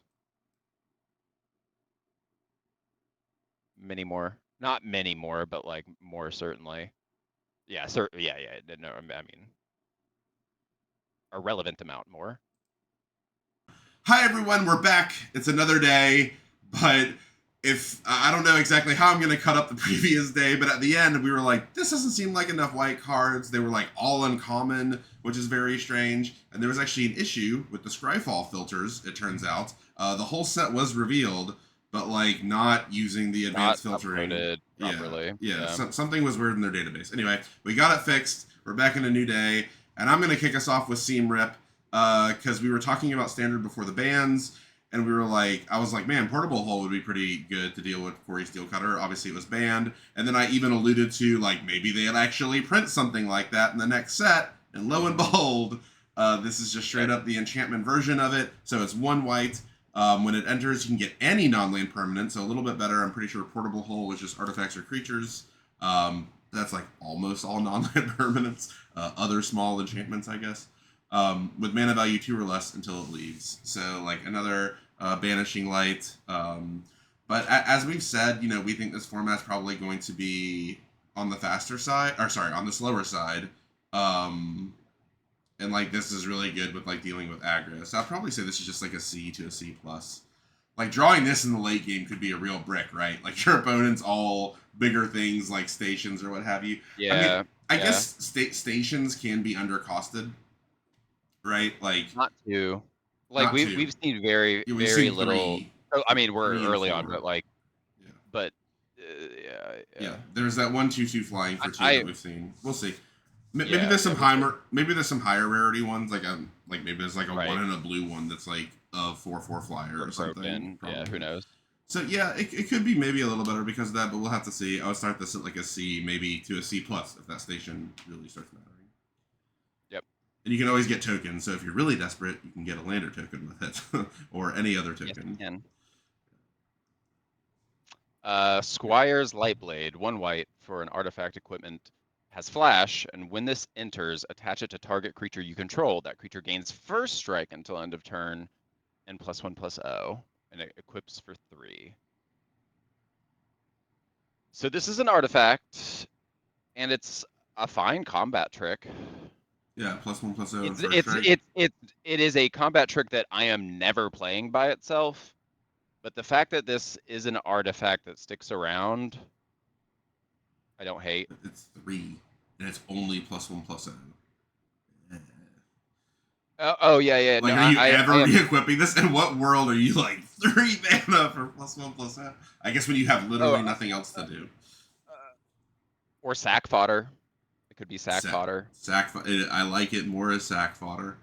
Yeah, I don't think this is very good. I also don't think it's good. I am saying the only thing that I like about this card is it is an artifact. Yeah, In this set, it's an things like that artifact very much better. and potentially sackable. So if you care about artifacts and artifacts coming into play, and you have ways to sack artifacts, like maybe Orzhov can take in both creatures and artifacts this set. We'll see. Oh, well, also with Azorius, the double spelling thing, like Yeah, yeah. easy way to double spell. I'd have to have like a draw a card sort of double spell thing in order to Yeah, yeah, really be I interested in understand. this. Yeah, I agree that like this is in general to me a C minus to a D. I would say it's a D. I'm not playing this unless I think it's a build around C. It's a build Yeah, yeah, around yeah, C. yeah. No, I think the reason I even was like somewhat emphatic about this card is because like this is a card I am actually never playing ever in Yeah, any other situation, but I could imagine not wanting to throw my computer out the window. In yeah. certain Fair. decks. D Certain decks, plus. yeah. And this card can get you. This definitely has the groan effect, right? Where you're like, they have one open Oh, white. Surely yeah. not. Surely I'm not about to get Yeah. Squire light bladed, and then it happens. Right. You're sad. Yeah, yeah. I think so. One thing I haven't seen with equipment is they have this thing when they ETB they give an effect. It would be cool if they just change that text to whenever it's equipped. Like imagine it said when a creature's equipped with this, it gains first strike until end of turn. You'd Like also that. get it immediately, but then at least you can like have a little bit more aggression when you're equipping to attack. It's Yeah, just like because like I feel like if you do, it, I think that's very strong what you're saying though, but like I feel like that would make that card what it's no, a it still wouldn't be uncommon good. at least. No. No. You still have to Sure. pay 3 to equip it just to give it attacking first strike. No. I still don't think it would really change the Maybe. playability much. It would make it like Interesting. marginally better. Marginally better. All right. Dock Worker Drone, 1 and a white for a 1/1, and it enters with a 1/1 counter. We talked about this previously, that this would be pretty good. And when it dies, you put its counters on target creature you control, so it has Ooh, modular. maybe. It has modular basically. And I think the way so modular is this old ability from the Mirrodin block, and it has some really weird rules wording where I think this is actually duplicative with it, which is straight. Like I think modular like copies the counters instead of literally moving the counters. So because of that, the way it interacts with Ozolith, the Ozolith like also doubles it or something. Anyway. Interesting. That's just random like I guess commander tech, but no, this is obviously good, right? Yeah, this is great. I mean, if you are in the counters deck, this is a C plus, right? Yeah, counters and artifacts. I mean, and just the fact that it dies and puts its 1/1 counter, I would say this is creeping towards a C plus just by itself. Really, yeah. Yeah, I mean, yeah, and it's hitting everything it wants to be in this set. like It's an artifact. it's got counters, dice triggers. yeah, it's certainly better on the play, right? Because again, you have the parity set up where you're like this on turn 2, they do a 2-drop, and you're like on turn 3, play my 3/3 attack with this. Like you're gonna make my 3/3 or 4/4. Like that doesn't seem good for me. Um, so yeah, I like it. We went over this. We went Yeah. over this. We did this That, one. and We did that, this one. This and that. one, and Banishing Yeah. Light, the actual factual. Here's a new Alright, one this for you. one's new. Bright Spear Zealot. 2 and a white for a soldier 2/4 with vigilance. This creature gets +2/+0 as long as you've cast 2 or more spells this turn. Alright. This is the common that's doing the more spells thing. This is mythic tier art for a common. Yeah, This art is yeah. Yeah, this art is amazing. incredible. Yeah, I want to be on this person's whoever side this is. Yeah. I want to do it. I think this is good. It's not an artifact. It's not an artifact, but like a 2/4 vigilance for 3, I already think is actually a C. That's Yeah. It's like an old stat line. It's like an old Magic stat line that actually has managed to be like pretty solid on creatures. Still, but for crew or for stationing, like you said, we're gonna keep saying crew instead of station. For stationing, like you said, like this is what you want, right? You even mentioned with stationing something with vigilance, Early. right? So this is for sure. It's obviously good in the double spell. This is actually pretty cracked with that equipment. 5/4 vigilance first strike. Yeah, I actually think this is a C. I think this has a chance to be a C plus. I still think it's a C. Yeah. But this is a and the house. fact that like not only does it synergize with stationing, but like warping. Warp, yeah, obviously, yeah. Warp. You're Warp gonna get more double spells off than you would in other sets. Yeah, that's the general. That's the general mechanic of why. What? Yeah. So, they might have some good design here. Warp is very effective with 2 or more spells and stations. We got some good overlapping energies. That's always exciting. Yeah, like if you've got a station you give a shit about out, and you have this on the battlefield, and you get to attack in for 4, get 4 damage, tap this, and then tap for whatever warp is. Like that's maybe like 6 to 7 station power. I'm talking turn, bold more call. Damage. I think this is a C plus. I think obviously you need to be able to do the 2 spell thing pretty well. But like an Azorius 2 spell thing, like I think this is actually a C plus. I think this is a C, but I think absolutely there are going to be decks where it's easy C plus. It's worrisome. Like if your opponent's on the play, or hell, even on the draw. Honestly, like if they play this on turn 3, you're like, I hope they're not doing 2 spells the next 2 turns, because that could be trouble. All right, Dual Sun Adepts, 2/2 for 3, double strike. That's pretty good. And 5, so another invoker sort of thing. Interesting. Creatures you control get +1/+1 until end of turn. This set already, between warp and like this invoker sort of stuff, you're just gonna have gas all the time. Something to do. This is problematic. Yeah, obviously it hits itself as well. Yeah, this is I think it's just a C plus. I think it's just a C plus. Maybe it's better. Yeah. It's probably just a C plus. But I can see if the format again gets really slow, which we've theorized about, this could be better. This could get up to like a B minus. This art is also ridiculous. I'll tell you what, this with 1/1 counters, which we've seen a lot of. Oh, that's true. Yeah, is going to fucking slap. Yeah, that is true. Yeah, it might be better. Yeah, if you get there on 1/1 counters. Like this is in the 1/1 counter deck. This just wins you the game. It's uncommon. I said you play your 3/3 on 3 when I was doing that like pseudo modular 1/1. This is the actual scary 3-drop. Oh yeah. You're like block now. I know where I'll put my counter. I dare you. That's pretty aggressive. All right, we've seen that one. All right, here's one for you. No, yeah. Exosuit Savior. 2 and a white for a human soldier 2/2 with flying. When this creature enters, return up to 1 target permanent you control to its owner's hand. That's not terrible. Hey, this is a good excuse to use the new portable hole on a lander token. There it is. Exactly.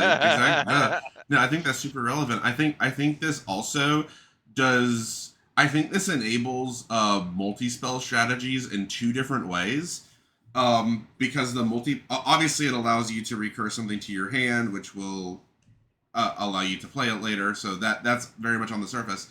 But it can also bounce things that you warp to let you then warp them again. Yeah. So like 5 is, I think 5 mana is obviously the sweet spot for this. Where you're playing this, where you probably like warp something for 2, play this, bounce the warp, or just bounce a 2-drop and replay Double it. spell. It's double spell. That's It's working towards getting you double spell. that was the whole premise that I started that with. Sorry. That I was is thinking, it but it yeah, is yeah, all yeah, very good at double spelling. And it's just a yeah. 2/2 for 3. So yeah, I think in this set specifically, Flyer. if you care about double spelling, um, this is like maybe borderline a C plus. Yeah, yeah. It's a C to a C plus.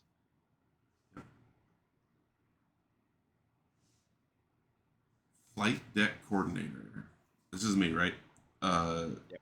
2 and a white for a 3/3. 3/3 for 3. Beginning of your end step, if you control 2 or more tapped creatures, you gain 2 life. That's cool. This is very much a station payoff. yeah. I would say it's more of a supporter than a payoff, right? Because it's like limiting the risk of getting rushed down. Oh, sorry. Yeah, Yeah, yeah. yeah, Just the wrong acronym. yeah, Like, yeah. yeah. It goes Or with not the acronym. God. Someone's been sleeping. illusion. Sleep's overrated.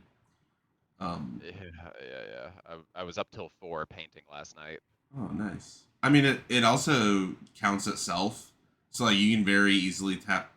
I shouldn't say very easily. If you play this on 3, you would have to gone 1 drop station on 2. This on 3, immediately gain 2 life. Yeah, the problem with a lot of like the once again, prove it to me, but like the thing with station that has yet to be seen for me is the fact that like ideally you want to play these on curve, but I've not seen any stations that are small enough that I care about playing them Yeah, before any of these creatures.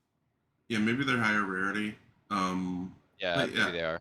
I think this is probably just the C. But I could Or just see, straight artifacts, but yeah. yeah, I could see this being maybe better than just the C. But I could also see it being a C minus. I can see I it think just this is being a a 3/3 for 30. I think this is a D unless A 3/3 for 3 is a D. yeah. No, Mhm. no. Yeah, I am never playing this unless I'm really trying to station shit. I mean, it also works with attacking. Okay. Yeah, Tapped in any yeah. way. I mean, 2 life ain't nothing. We'll see if there's any life synergies. We haven't seen them yet. I Yeah, haven't like we've been through most of white and we've not seen I any think life synergy. So I'm not like hopeful about I that. think the worst this could be is a C minus, but I guess you could say D plus maybe. I'm just saying I'm trying not to play it. Yeah. Otherwise, All right, yeah, we already we did did the this one. This card's next page. absolutely On to the cracked. next page. Yeah, This the card one is good, swapped but not over. great. Um, Zealous yeah, display. Creatures you control get +2. Oh, sorry. It's 3, 2 and a white for an instant. Creatures you control get +2/+0 until end of turn. If it's not your turn, untap those creatures. interesting. I mean, I think if you're in a go wide strategy, like I'm playing this. You know, it says if it's not your turn, untap them, which makes sense just on a combat basis, right? Because it doesn't give you pseudo vigilance. But the reason they had to do that is because of stationing. Imagine how dumb this would be with Yeah. stationing Oh my god. otherwise. Just Oh my station god, yeah. everything guaranteed because it's +2/+0 to the Yeah. squad, and you get to use them twice. But, I mean, you might be able to just do that. yeah. I mean, depending on your station payoffs, like you might Yes. just do that anyway. Yeah. Like That's kind of what I was hinting at. Like just the +2/+0 is already maybe good enough that yeah. this really does have three purposes: Yeah, attack, aggro, blocking, surprise, and stationing. if you use this on 3 creatures, you're almost guaranteed to get almost all of the max, Yeah. Whatever the station like is, you probably whatever got the it. station. You Yeah. probably Like got it. yeah, this is good. Yeah, so that definitely is an This is interesting mode for this. I would say this is probably also. I think this is maybe a C plus, but that's really hard to say. That feels wrong to say. it feels wrong to say also because if then they just remove your station, you're Yeah, very that's been my sad. that's been my whole point. That's been Yeah, my whole point with stations. Yeah, that's been my You- whole. So yeah, I'm just gonna say this is a C, but it's yeah. better than I this think is this is normally. Very much. Yeah, and I think if you are in like a rush down, go fast, beat you in the face deck, like this does just win you the game. We win over this one. It's really good. Yep, Oh, here's a new one this for is you. you. Oh, it's me. All right, 3 and a white for a 3/2 human knight. When this creature enters, you get a 1/1 human soldier creature token. Knight Luminary. Nice. And it warps for 1 and a white. This is pretty good. So even without the Yep. warp, this is pretty good. And Yeah. again, I do think this is one of those things where you probably aren't going to warp it that much. Like, you will if you have nothing else to do. Again, to me, this is where the warp is like upside. Like, there's some cards I feel like you read them and you're like, oh, I'm definitely warping this. And then later I'm maybe playing it.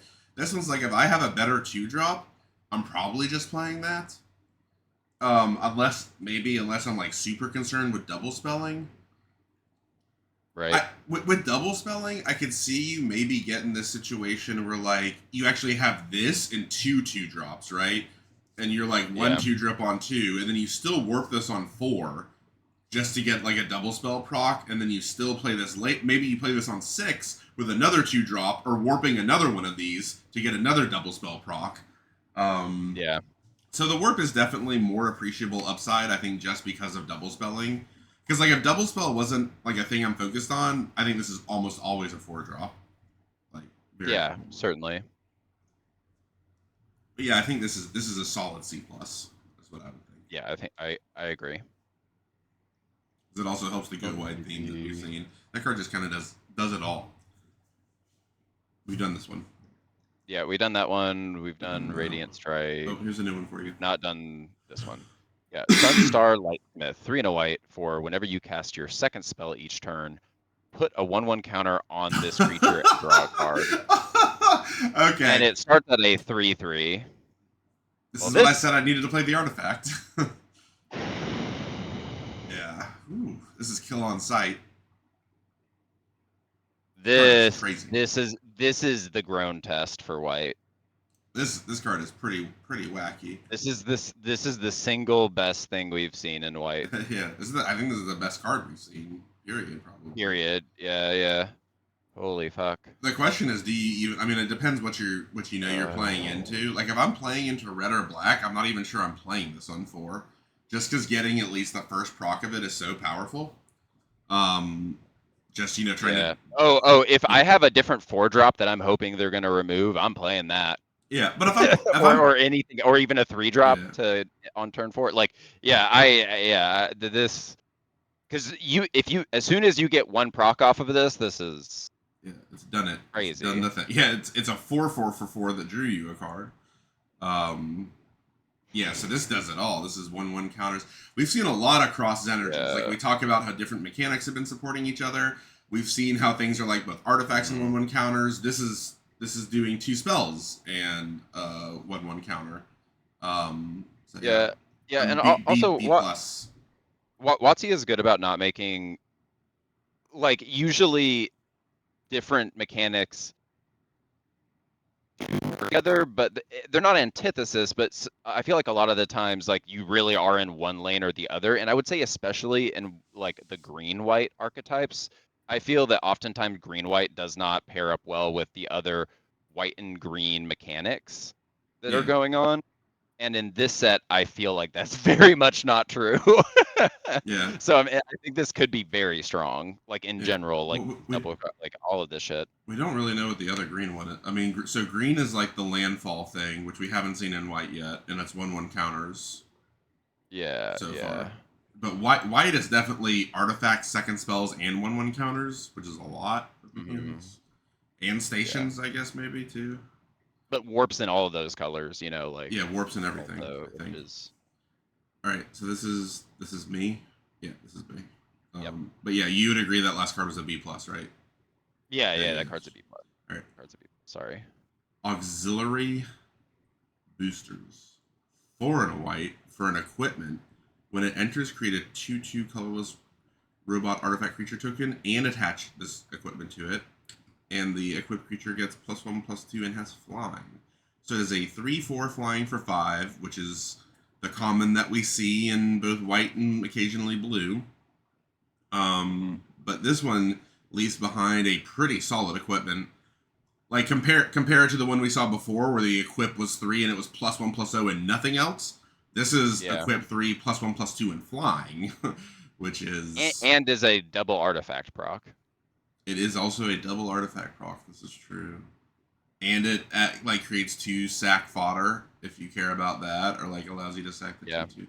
I would This is certainly better than the normal 3/4 flying for 5 that you'll get in white. I think.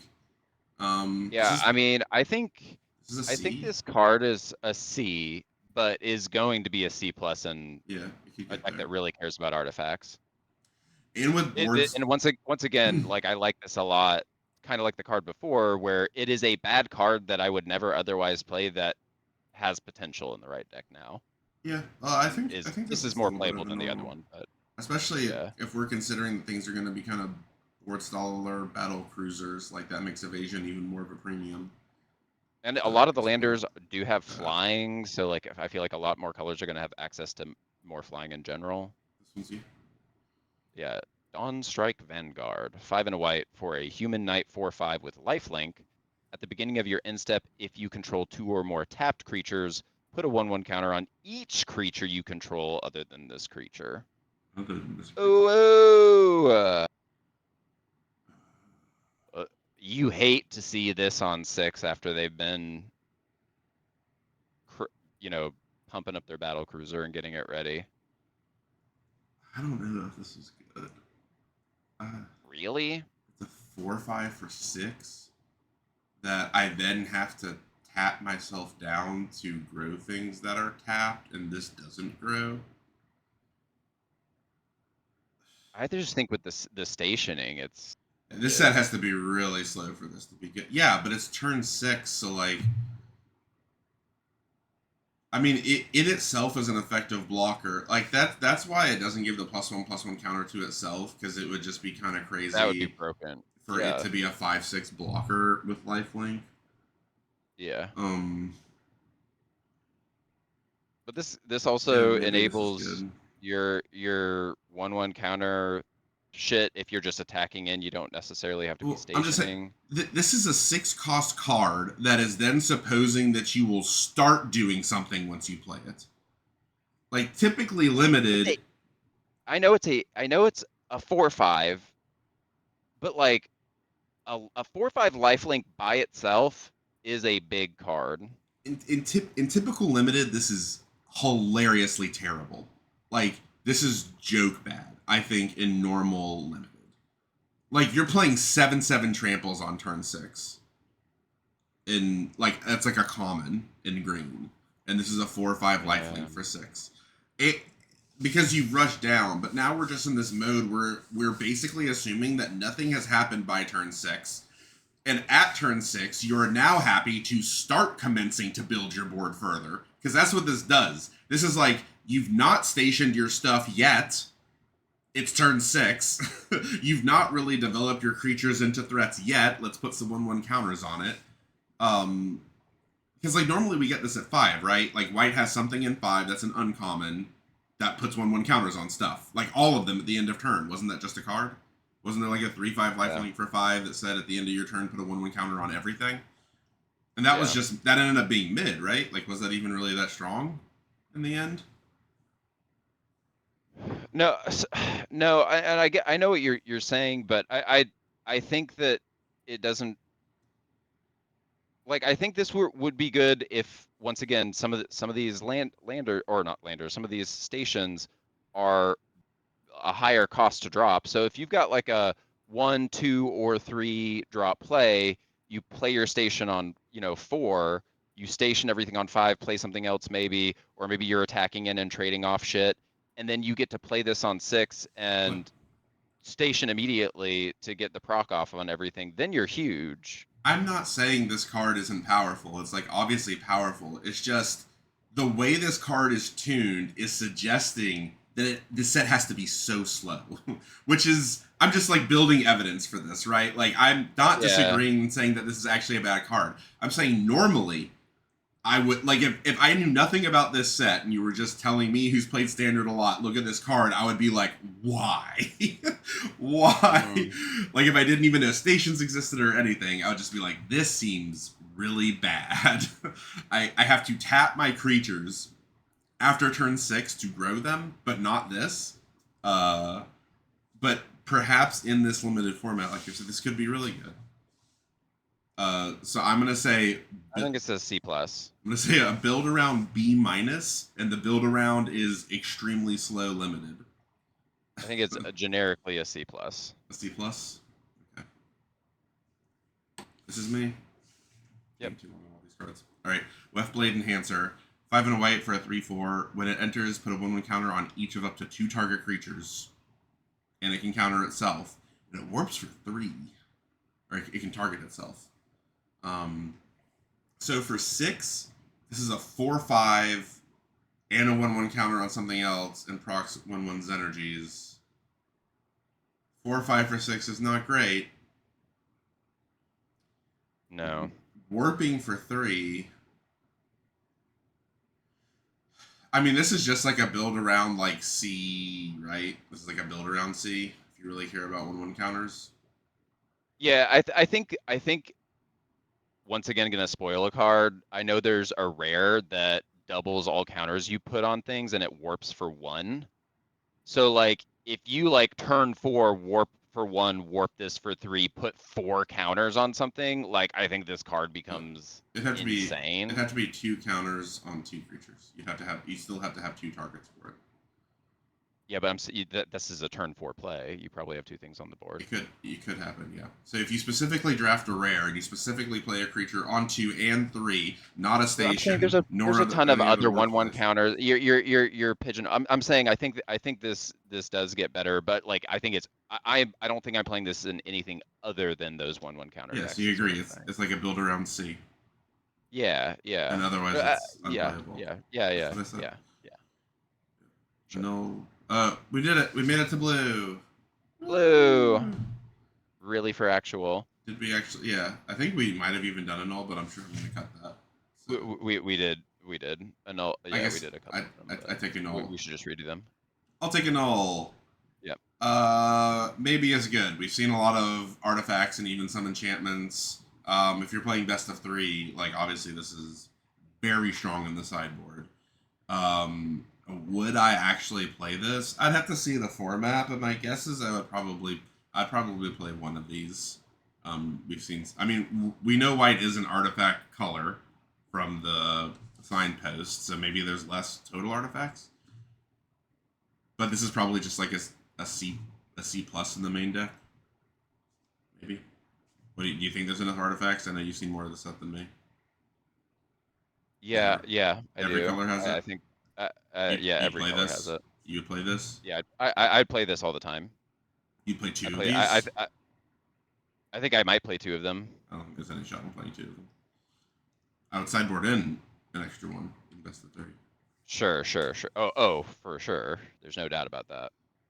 All right. Atomic Microsizer. 1 blue for an artifact equipment. Equipped creature gets +1/+0. Whenever an equipped creature attacks, choose up to 1 target creature. That creature can't be blocked this turn and has base and power and toughness 1/1 until end of turn. Equip 2. Weird. So you're choosing. Okay, this is really weird. You can choose one of your creatures or one of your opponent's creatures. If you choose your creature, it makes it unblockable, but also a 1/1, which means you hope it's like pumped with an equipment or a itself. 2/1 if it's the one that's attached to. Of course. You just hope whatever that is pumped by something else. Or you make one of your opponent's creatures a 1/1, and then like the can't be blocked text is irrelevant, but it takes away one of their blockers. I think this is a D that I am never playing. Wild. Unless there is some card that we haven't seen that really wants to connect with them. You know? and get Mm, value for connecting to face or something? Like if there's some reason that I really care about something being unblockable. I think this card might just be straight up playably good in specifically blue red or blue black. Maybe blue green if there's like an instant speed fight or bite spell. But the Yeah, I idea guess is that the right, fact that it you're supports targeting, removal. Yeah, like it turns yeah, you're, shock into kill anything because you just like make your thing a 1/1 shock it. yeah, that's fair. Um, it, Fair. it it's important that the black -2/-2 is a sorcery, not an instant, because that's worse with this because this is an attack trigger. Yeah. And then having the Okay. late Sure. game reach of just making something unblockable, and maybe you have another equipment attached to it that actually makes this unblockable thing Yeah. pretty big. But I do agree on the surface, it's like not exciting. It doesn't like make a 1/1 or anything It, when it comes into it play. is an artifact at least It is an artifact. itself. Yeah, I would say But if you have instant speed removal, be it bite effects, fight effects, burn, or -X in black, or even yeah, some maybe white I'm playing ones. this. The white one that you like the X damage to attacker or blocker or whatever, that goes great with this. Um, You think it's a C plus? yeah, I think it could be a C plus. Yeah, if you have enough like cheap removal makes this really good, and if you're like kind of aggressive, it makes it good.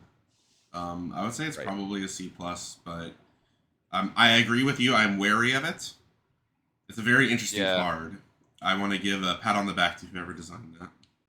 The more I think about this card, I don't know. It is asking you to have like another creature and stuff, but it's interesting. All right, so I think this one's me, right? This was you. Yep. This is me. All right, Cryo Shatter. This one was crazy. One blue enchantment aura, enchant creature gets -5/-0, and whenever it becomes tapped or is dealt damage, destroy it. So it only lets it block once, and it only even lets it station something once, even though it would be terrible at stationing, presumably. Um, Yeah. so this just seems really good. This seems about as good as this sort of one cost blue removal is. Yeah. Yeah, At common particularly. Yeah. it's a C plus. It's The not. It's C probably not. plus. It's probably not better than that because they I don't can think it can still be better than that.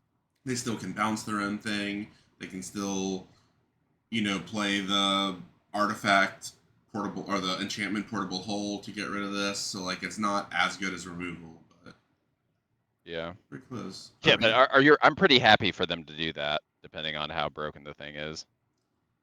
Well, I think you're the most happy when you're playing this on a 6 drop. So if I play this on a 6 drop, I do not want them Yeah. to Fair. remove this. Fair. All right, you're good. Ilvoy Gale Blade. One blue for a flash flying 1/1 jellyfish warrior, and you can pay 2 to sack it and draw a card. This card is always good. I like this. Yeah, this is a great card. I like this. This lets you do the chump block sack thing, which is pretty cool. Yeah. Really supports double spelling, obviously. Um, can support Yep. double spelling on your opponent's turn if you have a lot of these. Yep. Like this is one of those cards where there's not really a limit to how many I'd play, right? Yeah. This is also one of Six. those cards, like when I started playing Magic, I didn't really understand why this card was good. Yeah. And now I'm like, yeah, this is just all like you're always happy, like it replaces itself, it's cheap to replace itself, it's a good blocker, it can really cause some disruption when they're not expecting it. Like it, Yeah. yeah, it's just really good.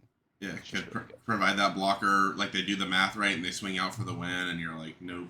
Yeah, And redraw. surprise. Like And redraw, yeah. yeah, like I would legit play 6, 7 of these in a deck and really hope that I'm also doing the So two spell thing. like I Um, still think this can't be better than a C it plus, but I think is. it's a C This is plus. the Yeah. quintessential C plus, I think. Yeah. Oh, this card Yeah, is is this you? interesting. No, it's you. Cryogen Relic. 1 in a blue for an artifact at common. When it enters or leaves, draw a card. And you can pay 1 in a blue and sacrifice it to put a stun counter on up to one target tapped creature. It does not tap the creature has to be tapped. So about as weak as that effect can possibly be. But the reason for that is that it's basically round trip 4 mana, draw to put a stun counter on a tapped creature. Yeah. But But has if you can stack this, yeah, to something else for value. Yeah, that's where it gets yeah, crazy. yeah. If you have an artifact sack outlet, that's when it's 2 mana, draw 2, and additional upside from sacking it. If something else lets you warp this, it's pretty funny, as we did see in a mythic rare, which Yeah, we'll get yeah, to yeah. eventually. Because it says enters or leaves, so like exiling this, blinking this, or it says enters or leaves, right? So anything like blinking this also goes crazy because it hits it Oh yeah. twice. Like Yeah. turns every blink Yeah. effect into draw 2. That's pretty Pretty dumb. nice. Pretty nice. So yeah, I think this, to your point, I, will see I play in other places. oh this is a popper staple Yeah. Oh yeah. for sure. Um I can't believe I'm saying I think this card is like a C plus Yeah, it could be. It's slow. This format's in the slow, right but deck. yeah, it could Well, be. yeah, yeah, like if you can do any of the things we talked about, this card is crazy. Yeah, two spelling. It does also just slow down your opponent necessarily from either stationing Yeah. or Yeah. attacking you. So yeah, I think this could be a C Because plus. even if you at its baseline, it is just slowing them down and giving you value. Yeah, I like blue If so if the far. meta is yeah, if the meta is like really just actually slowly getting to the biggest point. Look at this art. This guy is like Yeah. punching through a blast. Reality, reality. Yeah. Sculpting Blast, 1 and a blue, instant, return target non-land permanent to its owner's hand. If it was attacking, create a 1/1 colorless drone artifact creature token with flying, and this token can't block anything other than flyers. Well, this card is good. Yeah, so it's a bounce that develops the board if what you bounced was attacking. But it's also any non-land permanent, so this is again just a curse upon stations. Like, oh Yeah, yeah, it's turn 8, you crewed that massive thing, and it's back. yeah, yeah, yeah. Enjoy. Yeah, which is a double-edged sword, because sometimes, for instance, that reanimator that we saw in white, you're not excited about bouncing that, because then they reanimate No. something again, so it's not Yeah, there are like definitely it turns that's completely not has, great. yeah, it doesn't Also, completely has stations. if you can't deal with their board or have serious threat on them, if you're doing this, they just replay it and at that point maybe just restation it entirely for free. Yeah. Like yeah, you slowed them down, but That all was being it said, really that worth this it? this seems pretty good though. Yeah, yeah, I'm gonna yeah. guess This this is is like a really C good. plus. I think it's a C Yeah, plus. yeah, yeah. I think this is a C plus. All right, divert disaster. 1 in a blue instant counter target spell unless its controller pays 2. If they do, create a lander token. So this is very interesting Mm, because being able to cash this out into a rampant growth in blue is strange. Like, you're not guaranteed, obviously, the lander token, but they'd have to just trade whatever spell is on the stack for it. So I'm tempted to say this card is good. Like, better in blue green probably, but we've is seen, this card good in other I don't know. places? This is Is very strange. It's very strange for them to print a card where the alternative to the counter is almost it's worth just a a card itself. target spell. Yeah, it's just counterspell. Counter actual factual counter spell. I know it. You have Yeah, to pay that's like two, what all of obvious. these do. There's none of these that like Like, only counter certain spells. but I'm surprised this doesn't cost. I feel like they would have normally put this at 3. Well, it still makes the It would have rampant been growth bad, 4 mana. this is It makes the rampant growth 4 mana round trip cost, which can be split up, sure, but like that's an egregiously bad rampant growth. But it's still rampant growth. It's still a card yeah. in the end. Or an artifact if you care about the Yeah, you hear about artifacts. artifacts, and it is all at Yeah, instant speed. The fact that the rampant growth part is also instant speed is what makes this even more compelling, because then it can slot into like anything blue. And blue is a very mana hungry color, right? That's almost one of the reasons Yes. that blue gets paired with green, is because the green ends up supplying like the high end of blue in like constructed Right. senses, right? In limited, Yes. normally Yes. green's the high end, but blue can do It, degenerate things at yeah. the high end. Blue by itself has very little ramp. Very Yes, little ramp. this is, Historically. yeah. So yeah, this is a very interesting card. I'm gonna say this is a C plus. Yeah, I think this is a C plus. It's very interesting. Period. It's very interesting to see if this is just good enough in Magic. Could be. I think it might be. Could be. Very interesting. Somehow finding new areas to explore. All right, Yeah, absurd. here we go. Yeah, Ilvoy Light Jammer. It is a 1 and a blue artifact equipment. Has flash. When this equipment enters, attach it to a target creature you control. That creature gains hexproof until end of turn, and it gets +1/+2. It's a good trick. Leaves behind it an equipment. This is also better than what we normally see, which is like a 1/2 creature that's giving hexproof or Yeah, well, we see like there's yeah, or there's even like the plus like one. So the last one in I the prefer last this to set, the 1-drop. the one in It's the like a last set permanent. was just one blue untapped target creature against +1/+1 and hexproof until end of turn for one blue. So this doesn't untap it. It does give it hexproof, but it gives it +1/+2, so slightly better. And then it leaves behind Yeah. this like pretty bad equipment, but it costs one entire more.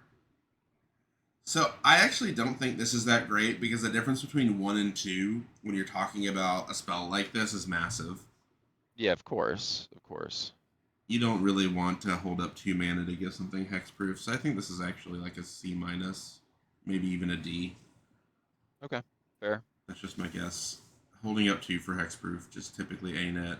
But like it does, I don't Yeah, know. Yeah, they obviously give you I think something for it, but I'm still tempted to say it's a D plus. once again, if you care a lot about artifacts, I'm Yeah, much more inclined. which we haven't seen yet, actually. Yeah, truly no. We've seen a bunch of Well, artifacts and nothing care about them being artifacts. one second. Don't cheat. You can cheat. Well, I'm not You can cheating. cheat. It's fine. We're supposed to be knowledgeable. Allegedly. No, so like the signpost. I mean, I'm assuming we'll see more of this, but the signpost, um, blue red card is whenever an artifact you control Okay. enters, put a 1/1 Yes, counter yes. on target creature. That one. That's fair. Yeah. That's a Yeah, very yeah. I random. knew there Yeah, was that one. yeah, We yeah, did something we did go important. over that one. That one's big. Oh, I'm actually gonna do a plug for Stuck Cold Brew. If you're recording Magic for 8 to 12 hours, no better way to You stay might awake. need intravenous intervention. Now with seasonal flavors pumpkin and peppermint mocha, which would suggest we are not entering the dead of summer. Hate um, that. Hate yeah. that. All right. Here we go. Ilvoy Operative, 1 and a blue for a 2/1 jellyfish rogue. That's how I like my jellyfish rogue like. When you cast your second spell each turn, it gets a 1/1 counter. That seems pretty good. Seems pretty good for stationing stuff as well, which is a weird thing to say on an aggressive creature, but station warp, both are typically undercosted, which can help second spelling. So yeah, I think this looks like a C, but I think this could be a C plus. Seems Yeah, good. I think this is fine. This is a pretty cool thing. Okay, so I think here, C. this is kind of pie in the sky, but not even really. Like one of these on one, and then, or sorry, on turn two, and then on turn three, you play another one in that white spell that gives +1/+1 and draw card, like +1 counter and draw card. Like then you have a three Yeah, for two and a sure. 4/3. uh, Yeah, yeah, that's a for sure. lot. Yeah, so I think this could get there. Maybe, maybe. All right, you're good. Mechan Navigator, 1 and a blue for an artifact creature robot pilot. It's a 2/1, and whenever this creature becomes tapped, draw a card, then discard a card. Nice. It's the looter. It's Yeah, an uncommon. Wizards thinks it's good.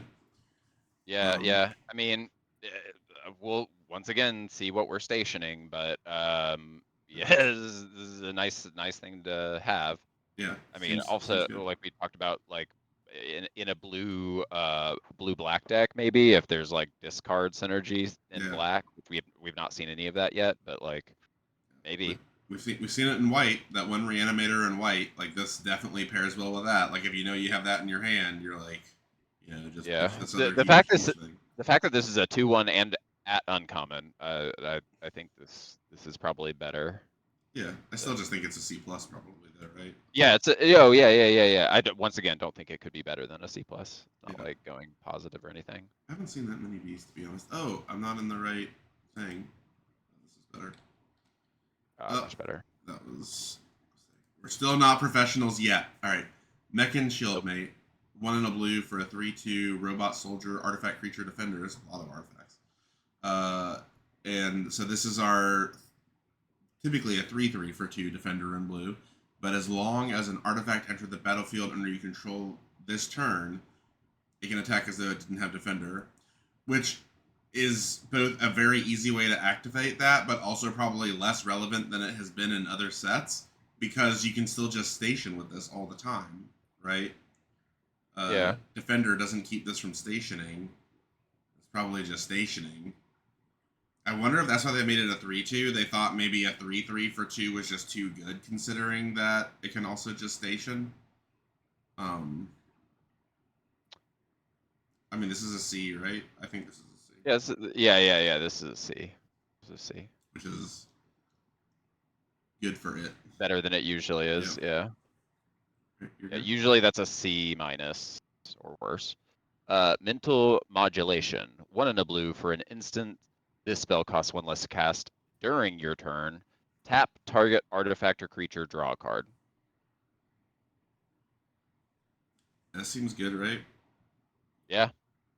It's. Yeah. I mean, you want to Yeah. be able to two Is this spell. a C? Is this a C plus? I Because think it's a. this I think it's a enables build double around. spellings. Yeah, I think it's a build around C Yeah. plus, but we've seen a lot of double spelling mattering even at like the common level. Yeah, like And like I this know you costing don't want to 1. cast this for 2, but like I, I can definitely once again see you doing this to like prevent someone from tapping down their creature to get something stationed Yeah, and drawing a card, like because remember, stationing is only sorcery speed, so you could either do it yeah, during their upkeep, or if they yep, play anything before they attempt to just station in respond to it. response, Yeah. you can tap down their thing and they can't station it in Yeah. response. Yep. Yeah, so yeah, I think this is easily a C plus. I would still just say it's a C, but if you care about double spelling at all, this is so we've said the set is slow, but like the 2/1 that grows, this thing Yeah. and this thing both being at common, I mean that's slapping. That slaps early, yeah. Those are all Starts getting commons. Like crazy again, fast. Yeah. you play one of them on 2, another one on 3, and then tap down their 2 drop and hit them for 3 in the face. And they're Yeah. both 3/2s for 2 at that point. And then Yeah. next turn, maybe they're 4/3s. God forbid you have another one of these. Like, what are they doing?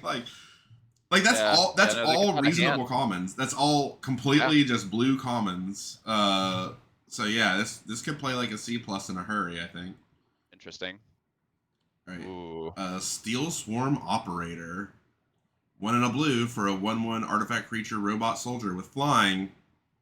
Taps to add blue. Uses mana only to cast an artifact spell. Taps to add 2 blue. Spend this mana only to activate abilities of artifact sources. So, like equipment, for instance. Yeah, this just seems. I would just say this is probably a B minus, right? It's just Yeah. first. This is a B minus. We've seen a lot of artifacts in blue. Some It's mana dork cool that that flies. this is a 1/1 flyer. I like this a lot being a 1/1 flyer too, because like for instance, that blue red signpost, like when you Yeah, play pumping artifact, you put this. 1/1 counters on things. Yeah, you just start pumping this thing, Yeah. or what? Like there also seems to be other things that are giving 1/1 counters, in blue or white, obviously. So like, It's funny it's this is getting a hit great by target for it. it's funny it's getting hit by a green spell. Like it's Yeah, almost like the yeah, color yeah. pilot's like I'm actually a blue green card. But it doesn't. Hmm. The text doesn't really read like that. I don't know how many artifacts there are in green, but typically not a lot. Um, Normally, this should be red and white. It's untrue in this set. I'll say Really? that. There's a lot of green artifacts. Yeah. Interesting. Yes. Yes. But yeah, I think this is probably like a B minus. Like this is a pretty solid Also, card for red blue. remember, Might just there's be a C++. signpost. You know what? This also spin mana only to activate abilities of artifact sources, and what there's a lot of in green and blue green lander tokens. Oh, that's true. It does just straight up pop a straight lander up ramp token. you. Yeah, it does just pop a lander token. Great observation. What analysis? This guy, here he is. Gabriel. That was a good one. That was a good one. Yeah, I agree. Okay, yeah, pretty good. All right. We're good. Blue's been pretty good so far. Yeah, Cloud Sculpt Technician. 2 and a blue for a flying 1/4. As long as you control an artifact, this creature gets +1/+0. So this is just almost always a 2/4 flyer for 3, which is great. It's okay. Yeah. Yeah, this is a vanilla boring creature. I mean, I think this is a C. I don't prefer to play this, but like I would play this and not be devastated. Yeah, it's okay. That's the whole point of C. Like I am not thrilled about this card. I prefer not to play it, but what I don't like about this card, the worst thing. It doesn't have Zener. Like we've seen so many things be Zenergy and like or building up to big stuff, and this is like instead a very weak payoff. It doesn't actually build to anything. It is itself the payoff, and the payoff is being a 2/4 flyer for 3. Yeah, but I think once again, just from what we've seen thus far with blue-white, as well as blue and theoretically with the signpost of Izzet, blue-red, like you're going to be able to make this bigger in other ways and give counters to this in other ways, possibly. So like, I think give it to something else. A flyer with a big butt. Yeah, I would also, but once again, this is not about me saying this card is anything ever better than a C, but the fact that it's playable at all. I think it might be worse, is what I'm saying. Maybe. Okay. I think it might be worse. Maybe it's a C minus. Yeah. But we'll see. This just seems like a very synergistic set. All right. Code Cracker Hound. Yeah. This looks more like a kitty almost than a hound. Well, it also has 2 force, a lot of 12 feet. legs. Yeah, a lot of feet. 12 legs. It is an interesting sort of dog, that is for sure, but it is a dog. You're evil. It is a 2/1 for 2 and a blue, and when this creature enters, look at the top 2 cards of your library, put one in your hand and the other in your graveyard, and it warps for 3. Oh boy. So this is definitely something that you would obviously prefer to warp.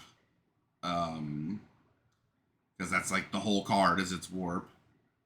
Where it's like blinking this is pretty funny. Yeah. Blinking it's good. It doesn't do the twice thing, it does it once, but yeah. Yeah, I mean this is like a B minus, right? I think this is a B minus. Yeah. Mm-hmm. It's a slow look at the top 4, draw 2 with a 2/2 behind. Yeah, this is like a B minus. Have we seen a blink yet? I don't think there's a blink, and we've been in white. We did. Well, we saw. I think we did see a blink. Yeah, we saw. There's a. The All Fate Stalker. Yeah. That's the only one though, and it's at uncommon. And there was the flyer that bounces at common, which isn't a blink. Sure, but that's not. Well, no, it's just as insane with that blue common artifact because it's enters or leaves. So it's a slower blink in the sense that you have to recast the card, but in the case of that blue artifact that just draws when it enters and leaves, I'm doing that all day. I'm bouncing that card goes so fucking crazy. Yeah. All right, you're good. All right. Ilvoy Infiltrator, a jellyfish rogue 1/3. This creature can't be blocked if you've cast 2 or more spells this turn. Whenever this creature deals combat damage to a player, draw a card. That's pretty good. That's pretty fucking good. Because there's a lot of... Blue is looking so aggressive. Yeah, compared to white, but like, which is weird. Yeah. Well, also compared to the signpost, like red white signpost was like seemed slow actively. Yeah. Good, but slow. So now between blue and white, we have 2 uncommons that are basically a draw card payoff for casting 2 spells. Yeah. The white one straight up is, and also gives you counters, which is obviously also better than this. I know you're not thrilled about it, but like with that equipment, for instance, like if you Yeah. had to run that uncommon Right. equipment, this is just guaranteed drawing you a card and getting you back towards that, double Yeah. spell shit. Well, yeah, that's what I said about the So white one. But like, so this card's good, right? But I like comparing it yeah, to the white one specifically, the 3/3 for 4 that when you cast your second spell, you draw a card and it gets a 1/1 counter. Like that's so much better than this, and this is yeah, already good. But yeah, yeah, this is probably like a B minus, probably, right? yeah. I don't think this is better than a B minus, but I think maybe like if your deck is really tuned to doing this, Yeah, to yeah, pumping this is this, this is probably a B. Yeah, to like pumping this if as you well. if you're always getting the 2 casts off, like I will say, hell yeah. I poo pooed that +1/+1 counter or draw card a little bit just because it was the additional risk. But I did at least say that if we saw enough support, I think we've seen enough support that I think that card is quite Yeah, good now. Like, quite good. quite Yes, good. quite good. Yes. Especially with this. Like, this is really its home. Hmm. Yeah, uh, absolutely. That it just turns. This is such an ass beating. It's such yeah, an ass it beating. is. All like a Just blue beat in ass. general has Yeah, right, you're good. uh net. Is it my go? I think so. Didn't I say this? Just did this one. Oh, alright, my go. Nanoform Sentinel, 2 and a blue for a 3/2 a robot. When this creature becomes tapped, untap another target permanent. This ability triggers only once each turn. Well, this seems crazy for stationing, right? Stationing. Yeah. I mean, Yeah, this I mean, is I think I absolutely am never nuts. playing this unless I'm consistently trying to station something. But yeah, this seems nuts. It's pseudo vigilance too. It's just a 3/2 for 3. Like that's, yeah, sure, that's It not is exciting, pseudo but vigilant. that's not asking a ton of you. I think this is probably a C Right. plus. I mean, yeah, we need some stations, but like this is good It is an enough where artifact. It I is an artifact. yeah, I think stationing is like fine with this because this and any other creature basically immediately stations, like any a 2/2 whatever, because that's Yeah. 7. That's 7 between the two of them. Yeah, boom, boom, immediately. Yeah, I think this is a C plus. I think this is good. I think blue is Okay. cracked Yeah, at this yeah, point. yeah. Yeah. Fair. All right, you're good. Sinister Cryologist. Cryologist? Yes. 2 and a blue for a creature jellyfish wizard, 2/3. When this creature enters, target creature an opponent controls gets -3/-0 until end of turn, and it warps for 1. The warp's not an instant. Nothing about this is an instant. If this thing had flash, I think that'd this is be better. only good for the double spelling shit. Like this, that's the only reason you're playing this is to have extra double spells. Otherwise, and Yeah, I that's think fair. even in a double spell deck, it's a C. Yeah, it's oh yeah, C minus. It's like the worst option of what you could do to Yeah, double spell. yeah. That's what I'm saying. Like in a double spell deck, you're like whatever. Because like also like late game, once again, you're not thrilled about this, but like at least maybe if you've got a stale board state, you can like try to get in by -3ing something big of theirs and swinging Maybe in, doing it again the next turn. Maybe. dubious, Yeah, this card. dubious. Yeah, this card is a C minus to a D. I'm not trying to play this Yeah. card. If this card had flash, it would be a little more interesting. It still wouldn't be like broken, but Yeah. it would be Oh, interesting. oh, oh, oh. Because warp is a cast trigger, I meant to ask you yesterday. If you were to play something that said everything has flash, you Yeah, can warp at flash speed yeah, I believe because it's so. casting. I believe so. It says you may cast this card for its warp cost, so it doesn't put any additional timing considerations on it. So it's Yeah, I'm yeah. pretty sure it's just presumed that it follows its normal like Yeah, cast because it doesn't time. it does not say warp at, Yeah. sorcery speed only. Yeah, Right. Well, interesting. and so warp itself is an ability, and typically abilities are instant speed. So you'd almost be inclined that you could always warp as Flash, but since it's Yeah. a replacement cost for casting, I believe it just follows the timing rules of the card, which would then be affected by Flash, but not necessarily Flash. Yep. Okay. All right, Unravel. Look at this art. Oh my goodness, Yeah, he's yeah, going through the this is great Stargate. art. He's going through the Stargate. All right. Yeah, he's going through it in general. Yeah, one blue for an instant counter target spell. Could have guessed that. If the amount of mana spent to cast that spell was less than its mana value, you draw a card. So if you counter a warp, If you basically. counter a warp, yeah. You're drawing a card, and the spell is still you don't get the warp thing. Like it goes to the graveyard, so like it is a hard Yeah, 2 for 1 yeah. or a 0 for 1 basically. This is interesting. It's double blue, but this and so the only reason it's not completely broken is you're probably trading down in mana, right? Because warp is cheap. Typically, Yeah. right? Like we see a lot of 2 cost, some 3 cost, or at least your even mana, but like getting your card back is big. It is just an ass beating of warp, and it has implications in other formats too, right? Like convoking things, like any way, Yeah. all of the billion ways in modern that you cast things without paying their mana Or cost. less. Yeah. Yeah. Funnily enough, this actually does not work with the free casting cost Cascade Suspend stuff because their mana value is 0. Like where you cascade into stuff that costs nothing because it only has a suspend cost.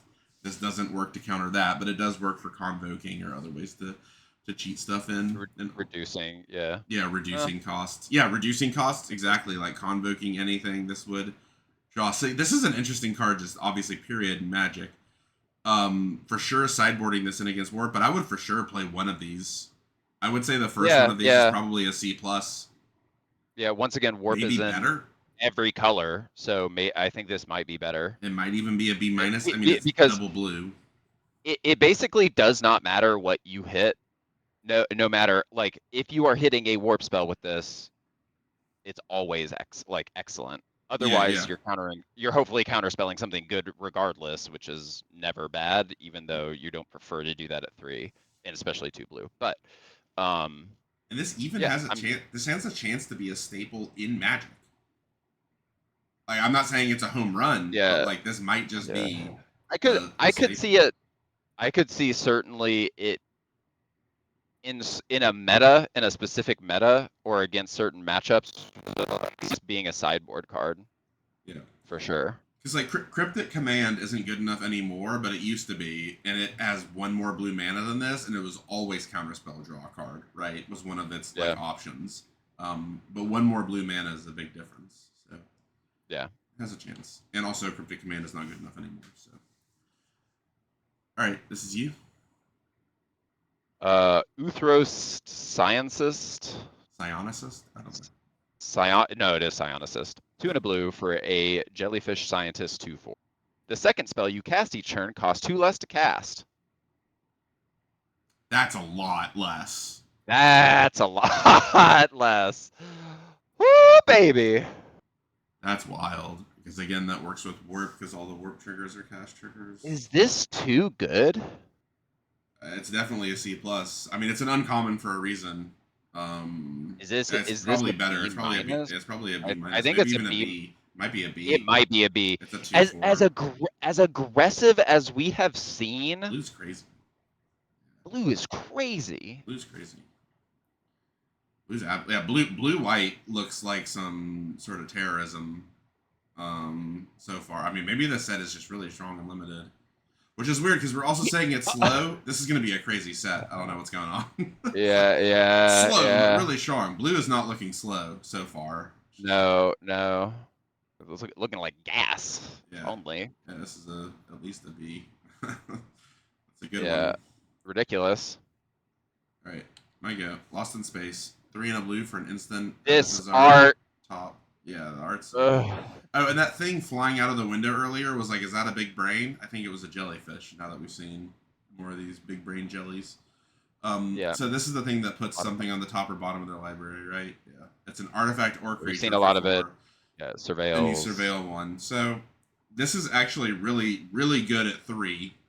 We've seen. It's very rare to get at 3 an instant. Normally, if it costs 3, it's a sorcery with minor upside. At 4 is where we get it at an instant at minor upside. This is always playable, C to C plus, depending on the format. I would say it's probably closer to a C plus because of what this does to stations and stuff, like we've mentioned. So probably closer to a C plus. Surveilling 1 ain't nothing.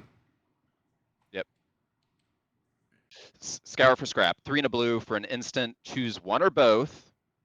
search your library for an artifact card, reveal it, and put it into your hand, then shuffle, and or return target artifact card from your graveyard to your hand.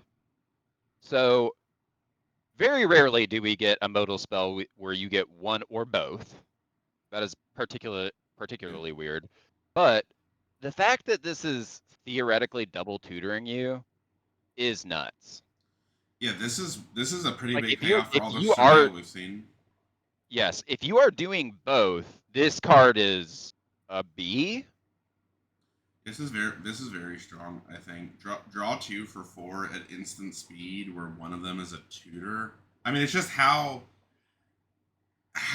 good are you at putting an artifact in your graveyard? That's the entire question, right? Obviously, the self-stacking draw 2 one is a good example. Casting this for 2 with the second spell reduction is hilarious. Yeah, that's pretty funny. So yeah, I think it's probably better in black because we've seen For sure. Wasn't the black blue? I think we saw that the black blue already that self milled, or maybe it was just a blue card that self milled. I saw something that was in. Well, the one that there's the uncommon one that when it's tapped at the end of turn, it draws and discards. Yeah, I'm thinking earlier, like the other day. The other day, I thought we saw something like build 3, or maybe that was the. No. We Wasn't did. the signpost? What was the signpost? Can you It was. That's literally what I'm doing. Yeah. So the black green mills 3 when it enters. Right. The black blue one. Black blue. You. Yes. It's draw 2 cards and then discard 2 unless you discard an artifact. Discard an artifact.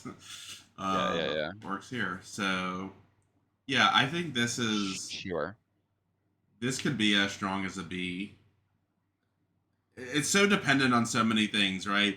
Do you have something that's good enough to always be really excited to tutor? Do you generally, are you good at either sacrificing artifacts or otherwise surveilling them or milling them into your graveyard?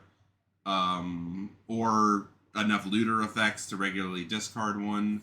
So this card has various Zenergies that you need to build around it, but the payoff is a real solid B. So the payoff is so strong that it's like if you have any chance to do this, you're probably going to. And like the worst case scenario is you are fetching something, your best artifact out for 4. Yeah, your best artifact for 4, which is obviously not ideal, but that's the worst. Well, the worst case scenario is your first and second best artifacts are in your hand. There's nothing in your graveyard. In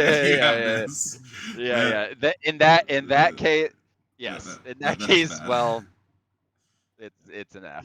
Yeah. Maybe you just don't play it then. You wait till your good artifacts die, and then at least it's a little better. All right.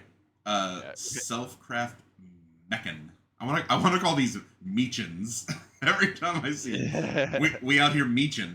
All right, 3 and a blue for a 3/4 artifact creature, robot artificer. So many artifacts. When it enters, you may sacrifice an artifact. When you do, put a 1/1 counter on target creature and draw a card. Blue is cracked. Blue is cracked, dude. Just the common Zenergies. This is an artifact. This is a common. Obviously, you want to sack the 2-drop. That 2-drop that draws you a card. A 4/5 essentially worth of value. It's so if it replaces itself. What's happening? It's even better because if you play that 2-drop that draws you when you play it, and then you play this to sack it, you're now up 2 cards total, and you played a 4/5 for 4. And you're putting the 1/1 on the ramping 1/1. Oh, you could. I would just put it on this, honestly. A 4/5 is massive. The fact this can target itself. Yeah, just everything about this. Yeah, this is also a C+. It can also sack itself. Yeah, that's the worst case scenario. I know that's so bad, but like it could happen. That's also relevant. Yeah, it's not completely dead if you draw it off the top with nothing on the board. Why? Why are they doing this? It also can sack lander. It can sack landers easily. Yeah, this seems like a straight up C Or the plus. 1/1 Opters, like Blue commons, yeah, and obviously any artifact. The ideal one is the C 2-drop blue C thing that plus blue common. enters and exits, drawing you a card is the Fun, most cracked fun, thing with looking real. this. Yeah. Yeah, this is very strong. I'll Okay. be looking at blue. All right, tractor beam, 2 in a blue. For enchantment aura, I'm gonna guess this is our like lockdown card. It does creatures or spacecrafts. When it enters, you tap it. You control enchanted permanent. It doesn't untap during its controller's untap step. Well, that's interesting. So I was gonna say doing this to a spacecraft doesn't really matter because like you don't really care about tapping them down typically um, until they're stationed anyway. But you basically you get any static effects, right? Yeah. That's what doing that is. There is actually a weird Zenergy with that blue common that we saw already, right? Whenever this becomes tapped, you can untap target other creature you control. Yeah. So you could so this is again an internal blue Zenergy where you like if you have that blue 3/2 that does that and a station, you can station the station and then untap the creature that you're taking control of and swing with it. Or just keep So it untapped. or just or just or just keep it untapped. Or so also if you steal a station, it keeps all of its counters. Yeah, it keeps its counters. But stations don't really do anything when they get stationed other than be creatures. Like No, you're that's not true. That's not true at the high levels. Uh, uh I know we haven't maybe I know there's we haven't seen. planets. The planets No, definitely. no, no, no. I'm saying that there are several relevant ones, like the black one that we talked about, that just have static effects. Yeah. You'll remember it when you see it. There's a Yeah, rare one that when they discard it, like deals 3 to them. but you had a station to get it to do that. Yeah, you're right. You did have a station to get it to do that. Yeah. But So I'm just saying, like, this seems like a B to B plus. I yeah, would say. yeah. And, I think this, especially in this set, once again, yeah, and I would looks be like looking. cool. I'd be really looking for that 3/2 common in blue to really open up what you can do with this. It's very close to control magic at that point. Yeah, but even also just like controlling the thing that reduces, your second spell cost, that kind of shit. Like Yeah, this is anything static is just good with. so good. Yeah, definitely seems good. B to B plus. Here we go. Here's this. 3 and a blue for Uthros scan ship. We finally get a spacecraft in blue. Was expecting to see more already. It's a 4/4 flyer if you turn it on for 8, but when this spacecraft enters, draw 2 cards and then discard a card. That's pretty good. Yeah, this is pretty good. Again, and because blue has that 3/2, that actually makes these like pretty attainably um station. And the thing again about that 3/2 is it was whenever it becomes tapped, so it can immediately do its thing as well. Like the turn you play it, if you have something to station, you can station it or station it with something else and station it with a 3/2, then untap the other thing and station it again. Yeah, this seems like a B minus. Honestly, this is the first spacecraft I'm like really into. I know it's literally almost never ideal, but I could imagine a world where I draft like an actual mono blue deck Yeah, so far. just from these cards that I've Yeah, seen. this blue is looking very strong. I mean, this also obviously fuels your graveyard. It goes up a card, and then it's a 4/4 flying, assuming you can crew it easily. And blue seems better at it than most. Yeah, blue looks like a slab. I'm I'm interested to see blue green too. I think this is Blue a green might be really interesting. B minus to a B. Like I haven't really seen a Yeah, blue card I wouldn't play except for that 2/3 that reduced their attack. yeah. All right, you're good. Cerebral download, 4 and a blue for an instant. Surveil X, where X is the number of artifacts you control, then draw 3 cards. Seems like a lot. That's an instant. That's really Yeah. surprising. I mean, it's slow, but blue is the fastest thing we've seen yet. I mean, who knows? Maybe red's really There's fast. a Yeah, like I will say, I mean, all these, there's obviously a ton of blue artifacts, but there are also a ton of jellyfish. Yeah. So this is probably So on that average like Surveil 2, maybe Surveil like 2.3 on average. yeah, but there are also plenty of times this is going to be Surveil 5 or Yeah, something and silly green with landers could or get there, more. but you'd have Yeah. to not Oh pop yeah, the yeah, you'd have to yeah. not pop the I think landers.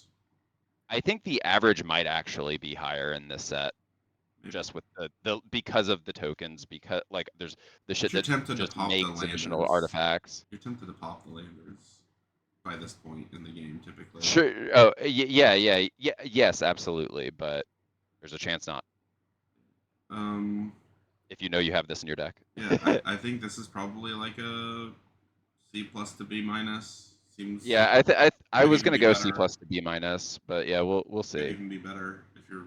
I mean, it's a ton of value, obviously. It's a 3 for 1. Yeah. All right, Giga Storm Titan. 4 and a blue for a 4/4 elemental. Ooh, a new elemental. This spell costs 3 less to cast if you cast another spell this turn.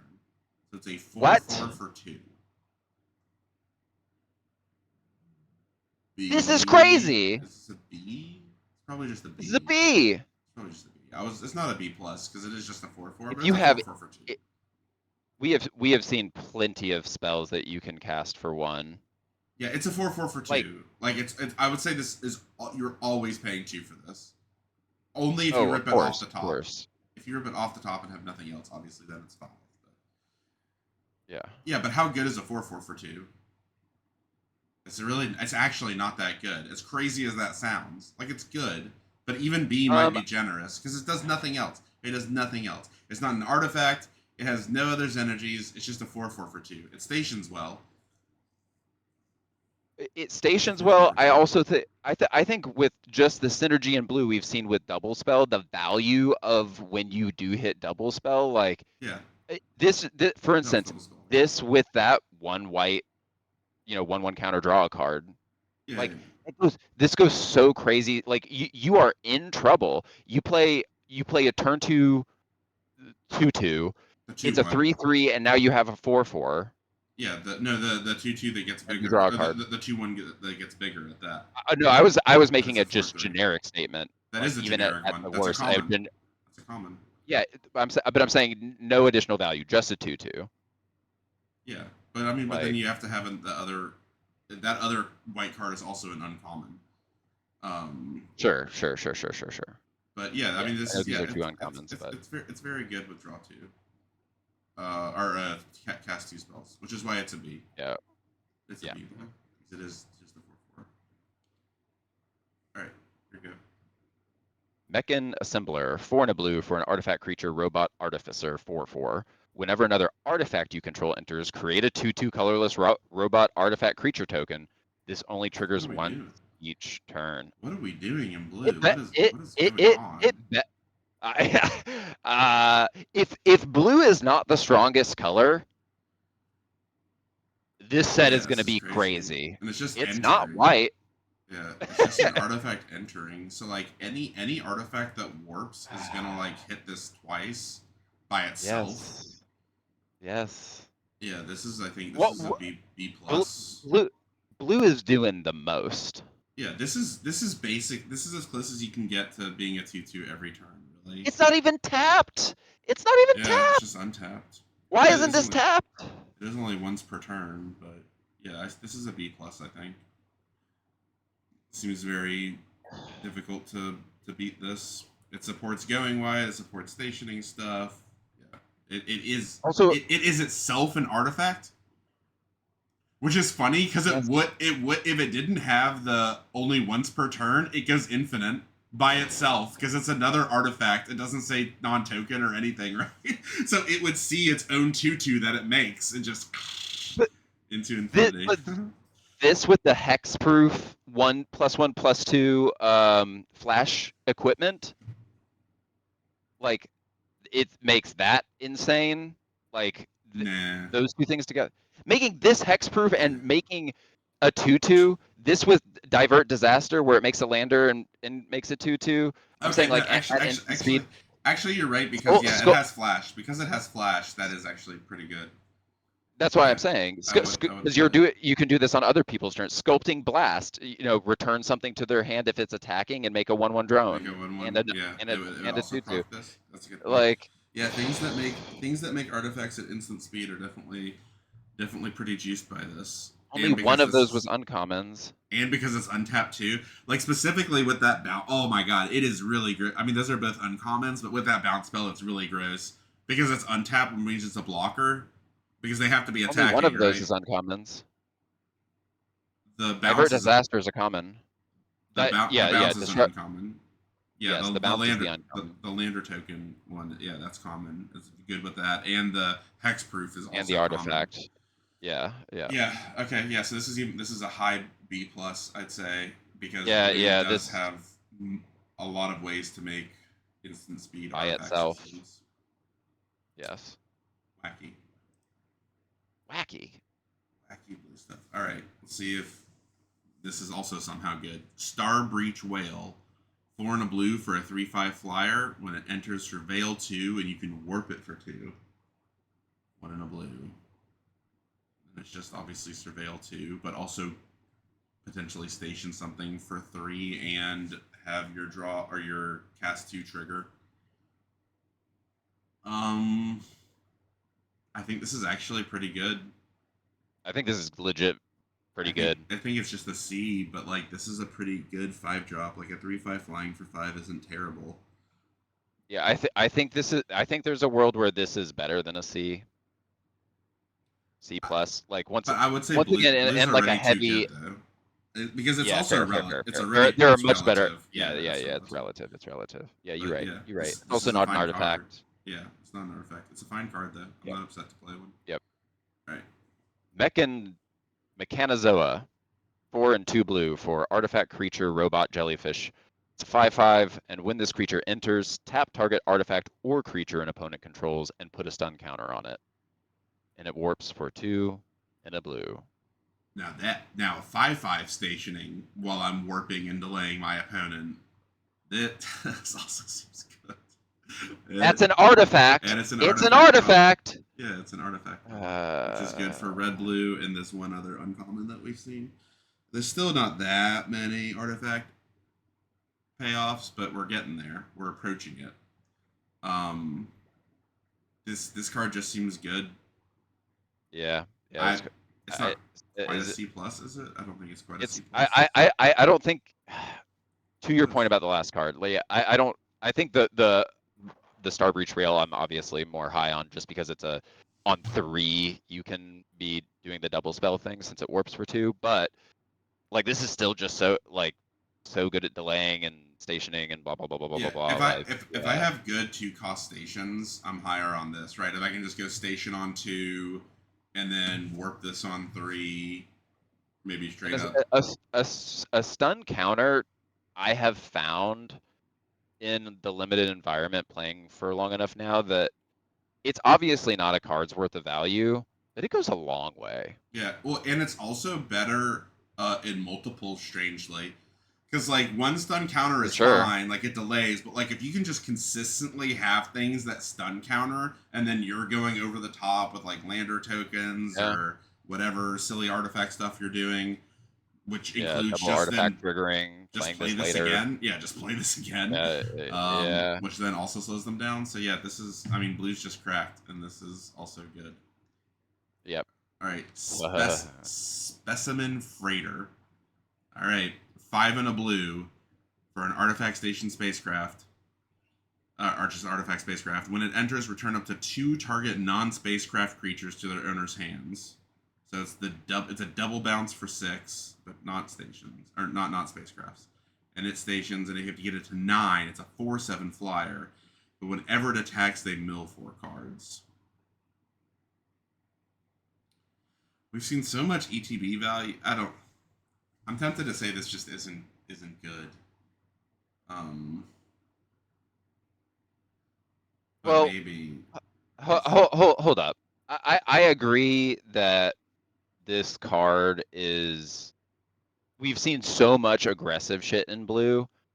I think this card might just be good as the like toppest end. Like I'm not gonna actually like. I think this is a C plus, because this is a huge tempo swing. And if you have a stale board state, even if they're just replaying the shit, you might be able to just, I mean, you're probably able to just play this and immediately crew it and not have to worry about the swing back. But So you're just don't you want guaranteed to to have a attack when 4/7 you for free. don't you want to attack when you play this? Po- Like, why are you bouncing their stuff if you're not actually going to take advantage of it? And then you're just stationing this instead. So like bouncing it just has the chance of giving them extra ETB value. Like you're Let's not say taking they're up advantage on of. board state, and even if you bounce something, you're in a rough spot. You bounce even 2 tokens. Like Yeah, it slows them. It slows them down. I just don't see how Blue's it's going to be in a rough spot. but I'm saying I think that is the worst case scenario for this card, is that you're I playing think it from so far down that you can't attack in, and if you can just station this immediately, they're down enough tempo, you I think that's might the be able to best. wrestle things back. I disagree. I think that's the best case scenario for this card because I think if you're ahead, you just don't even care about playing this.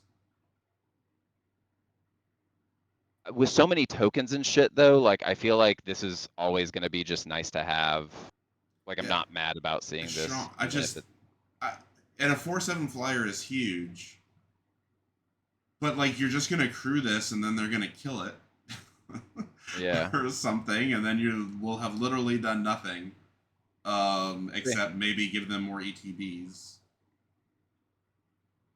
We'll see. Oh yeah, we'll see. You're saying a C plus? Yeah, I think this is a C it's C+. minus, but I could be wrong. Okay. All right, you're good. Sure. Mouth of the Storm, 6 and a blue for a flying 6/6 ward 2. And when this creature enters, creatures your opponents control get -3/-0 until your next turn. Surprised this doesn't have a warp, like an expensive warp. This is just the take on the green creature, right? Because the green creature gains you 3.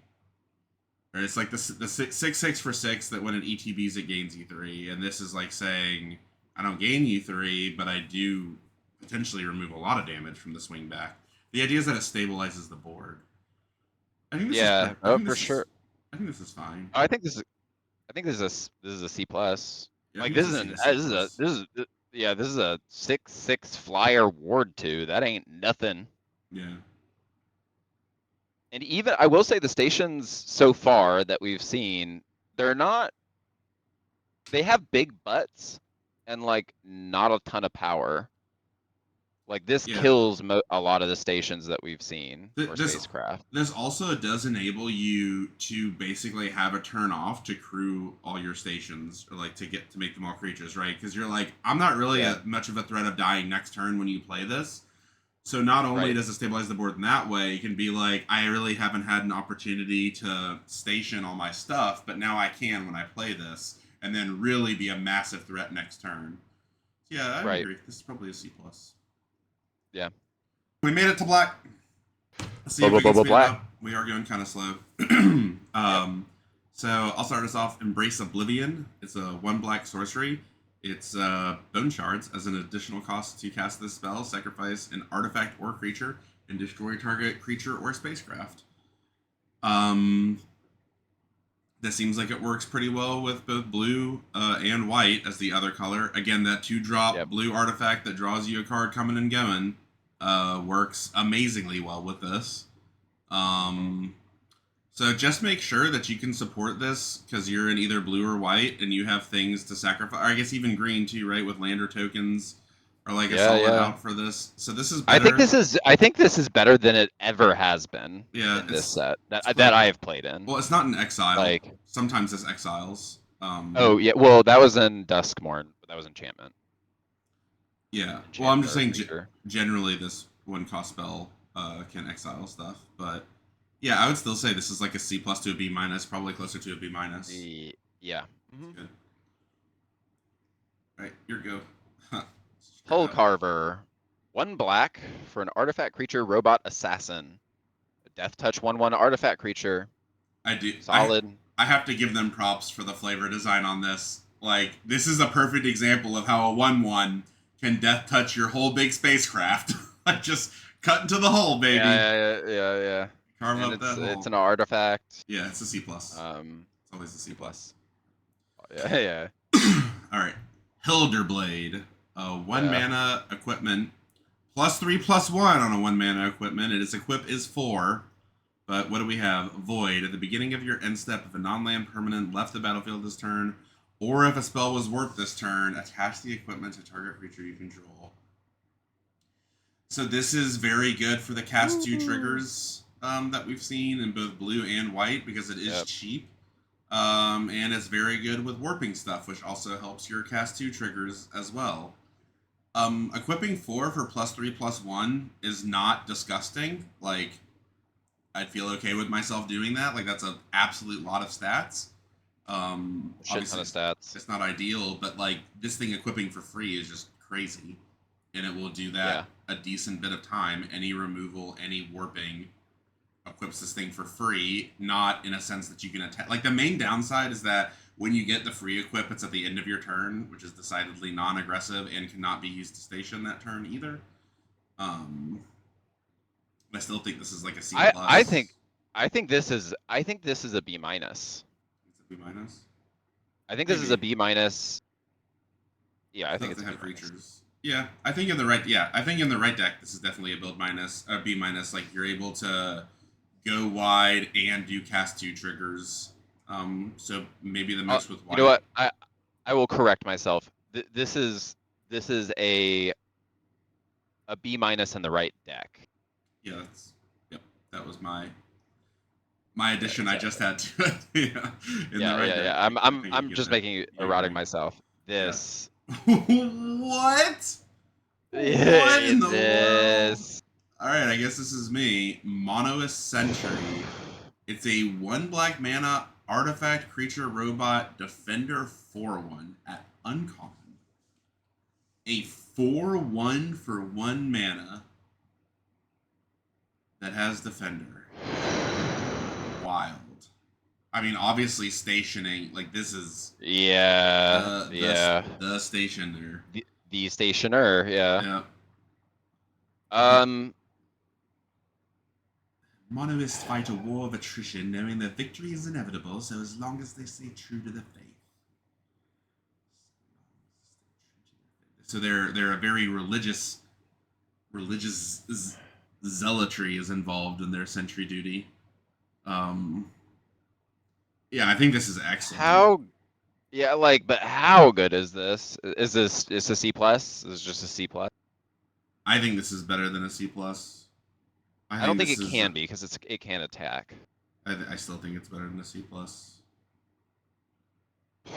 I think this is like a B minus to a B even.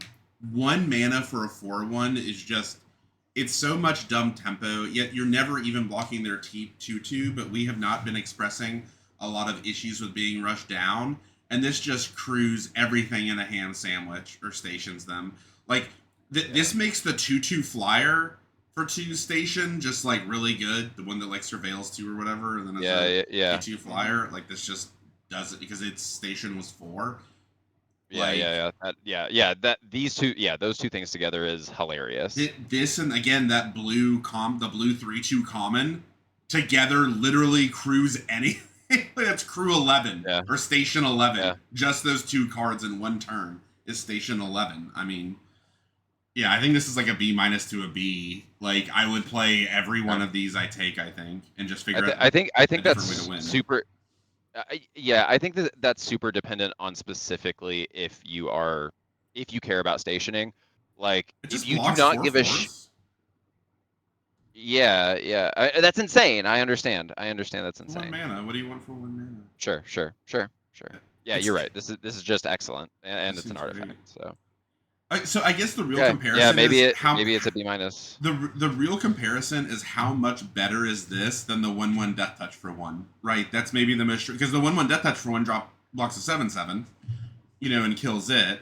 So it's certainly not as good as killing big things, but like I think just the 3 extra power for stationing, which goes to your point of if you really care about stationing, it is stationing that makes this really good over a 1/1 for 1 Death Touch. Absolutely. So yeah, let's just say B minus. Okay. C plus B minus. Tragic Trajectory. 1 black for another sorcery. Target creature gets -2/-2 until end of turn. However, Void, this creature gets -10/-10 until the end of turn. So, number one, even though these are both sorcery that we've seen, like, this is very good for double spelling. And also, yeah, if you can sack your own thing and then -10 their thing, or Just like, there's so many warping. ways, Just or warping, like you warping, said, like, is 2 spell. yeah, like it's just this card is so good. This I this card is a B. Yeah, I think it. So Is it I B was gonna say, plus? I was gonna say it's a B without the second spell mattering being as big as it is in this set. But I think since it is so big, and since it naturally Zenergizes with warping, also hitting the void on this, and also supporting 2 spells, I think this is a B plus. I think this is just cracked wide open. I think it's a B plus. It's a kill anything, proc 2 spell, get additional value from your warp. Yeah, I think it's a B plus. Insane. Yeah, This card is at first, insane. I'm happy first picking this every time. I think the only negative, I would say the only negative, Aggressive blue black. Aggressive blue black. What are we yeah, doing here? is strong for sure. I think yeah, warping isn't exactly the most aggressive, but I will say the only thing that we should say removal should probably be a little devalued, just because as the creatures that you play inherent value increases, like with warp or things creating landers, it necessarily devalues removal, right? Because now I'm not really going 1 for 1. Like, we've seen so many ETBs, so many things that just like Yeah. kind of poop out these incremental values Incremental values. Yeah. that it becomes increasingly hard to just 1 for 1, truly 1 for 1 a creature with removal like this. But this is such effective in tempo, it makes up for it. This is going to be a very strong limited set. Yeah, All this right. is crazy. Beams, Dude. Beamsaw Prospector. Look at this art. Wow. This 1 in a black for a 2/1 human artificer. When this creature dies, create a lander token. Okay. That's an artifact. Whoa. That's an artifact proc as well. Yep. This seems excellent. I think this is a C plus, Yeah. right? I think it's Yeah, a this C is plus. this is a C plus, and this should have been a human lot lizard instead of an artificer. This woman is terrifying. Yeah, she's Uh, intense. Already. There's a lot of I am getting artificers. increasingly more excited about this set as we have reviewed it. Didn't the last set have like Interesting. some artificer Didn't Final Fantasy have like artificer matter? That one guy. Dude, there was so much going on. Yeah, there absolutely is, because that triggered in my memory. I could not think of what it was though. It's that character that has like 13 different versions. It's the blue white uncommon. It has like 13. Oh, yes. I Yeah, do know what you're talking about. I can't remember his name. Sid. Sid. Sid. Yeah. Yeah. There's been a bunch of artificers, but yeah, this is like a C plus. It's a great card. All right. Dark Endurance. That's you, but that's a combination of words. Dark Endurance. 1 in a black for an instant. The spell costs 1 less to cast if it targets a blocking creature. Weird. Target creature gets +2/+0 and gains indestructible until end of turn. These cards are fine, but I don't play them. That's my stance. Yeah. It's a C. It's a C to C minus, and I don't play them. So, like, You're always higher. oddly enough, no. So I am always optimistic that there is a set that this card can work. And with the amount of value we have seen from double spelling, something like this that costs 1, assuming you're blocking on their turn and giving you the opportunity to double spell on their turn, could be better. Sure, I'm not playing it. I don't blame you. Depressurize. 1 in a black, instant. Target creature gets -3/-0 until end of turn. If that creature's power is 0 or less, destroy it. Interesting. So it kills 3 X's. Interesting. Weird. Very funny art as well. His head goes poof. Weird. Yeah. So those stations with big butts, all those uncommons that have the big Yeah. butts, the 2/4s, this kills all of them. Yeah. This is probably a This C this plus, I guess. I disagree only because we've seen a lot of 1/1 counters. This does hose a lot of the like blue stuff that we've been seeing. That was very, very strong. I think it Unless hoses the you white stuff can too. get I'm not worried about 1/1 counters with yeah, this.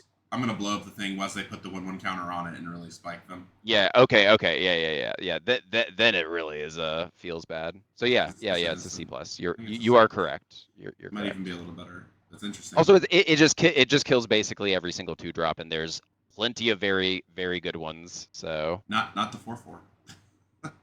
yeah, and it's an instant. So like hell yeah. That's good. Oh, here's another loaded word in black. Hymn.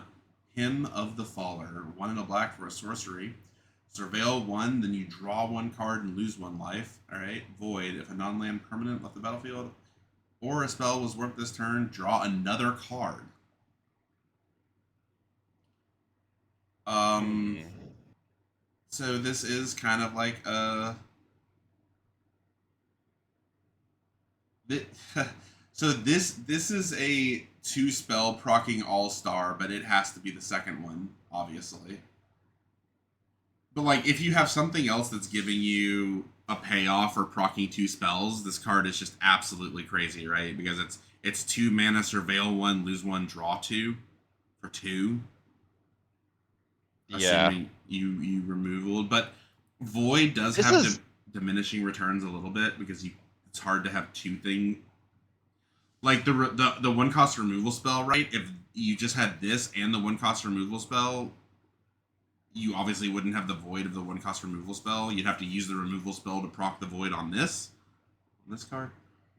Um, yeah, but I'm assuming there's going to be other ways to cause a sack and stance. yeah. A warp, just yeah, any number of things. But yeah, I think this is like a B minus.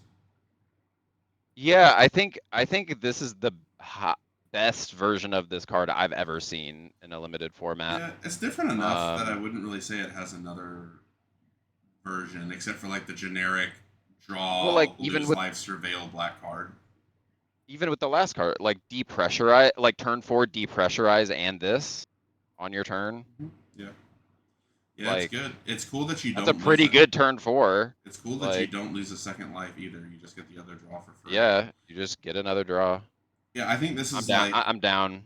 I think I think it might this. be a B. Yeah, I think the base of this, the absolute base of this, is a C plus, and it's very likely going to be a B minus and can reach B.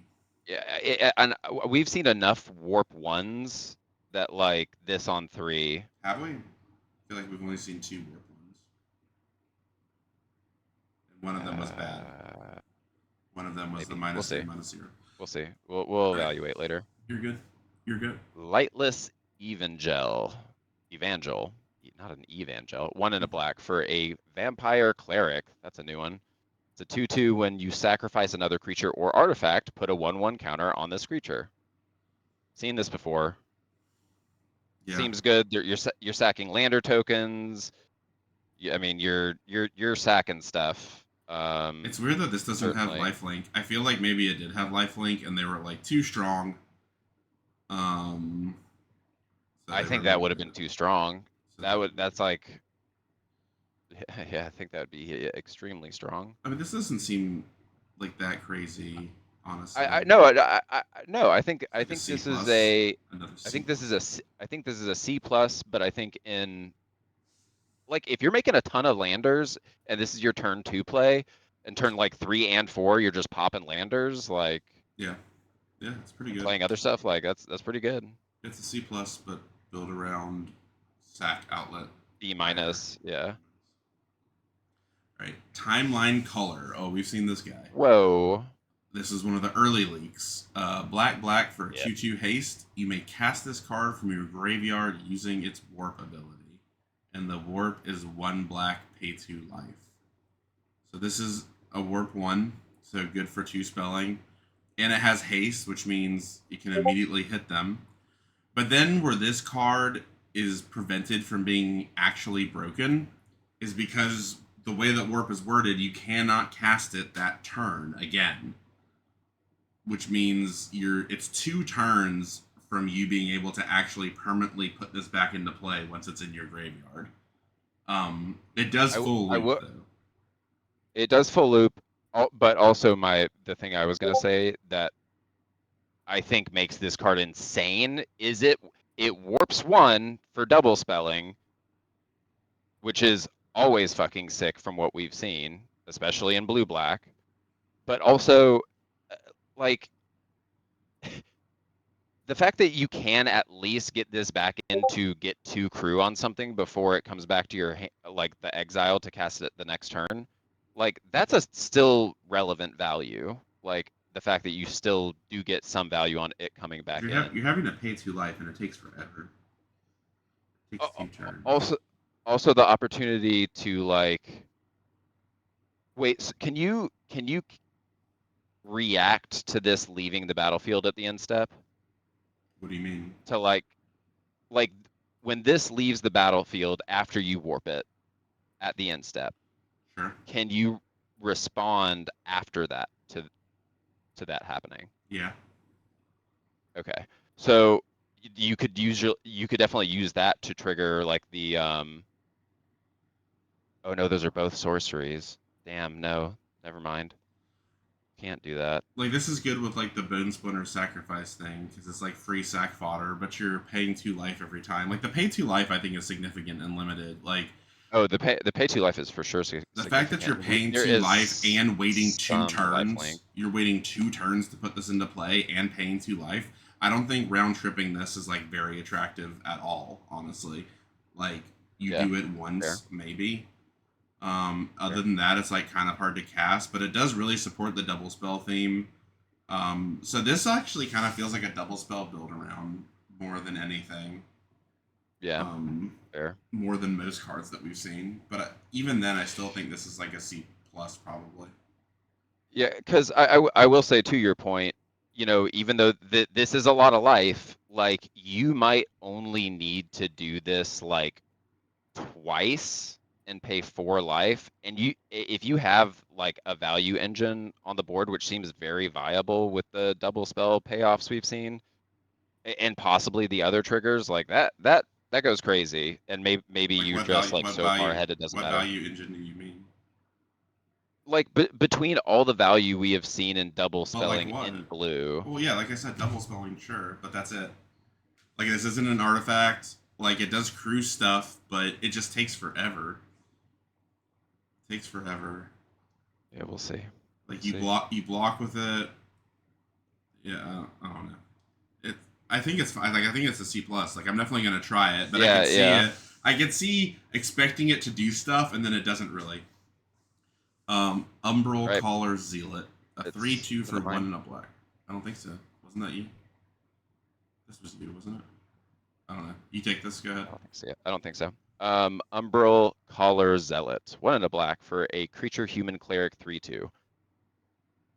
As soon as it enters, you can sacrifice another creature or artifact at instant speed to surveil 1. Why did you say as soon as it enters? Well, because it's in this with this the way this text It is doesn't the fact tap, that is what you as were trying to say. yeah, like As soon as despite this coming into play, you can immediately use this as a sack outlet, yes, which it is does not obviously tap. relevant with what we have seen. Yeah, it's a Like non-tap. I think this is very important because of once again the synergy with like double spelling. Like if you have a sorcery spell like one of these other ones that says if something leaves the battlefield, like the fact that you can play this on two, immediately use it to sack it and like trigger void and other stuff is just very good to Yeah, have. yeah. I think this is definitely like it's probably a B minus. We've mentioned needing sack Yeah. outlets a couple times, and this is a free one, and surveilling one certainly ain't nothing. Is relevant. Yeah. Yeah, it can't sack itself, which is slightly lame, but yeah, I would say this is C plus B minus. It's a 3/2 for 2, Yeah. which like again stations extremely well. So yeah, Right. it's good. All things will fall to the 0 point. That's by accepting this truth, my path is known and faith is certain. There's a lot of religion out in the void, is what I'm gathering. Yeah, apparently. Oh, actual factual virus beetle. Yeah, He's back. the Cuter than bestest ever. boy. Yep. 1 and a black for an artifact creature insect 1/1. When it enters, each opponent discards a card. It's like a C plus. This is an excellent thing to sacrifice. Yep. Yep. Also practice your artifact stuff, so it's doing everything good. It's good. It's great. It's awesome. All right, you're good.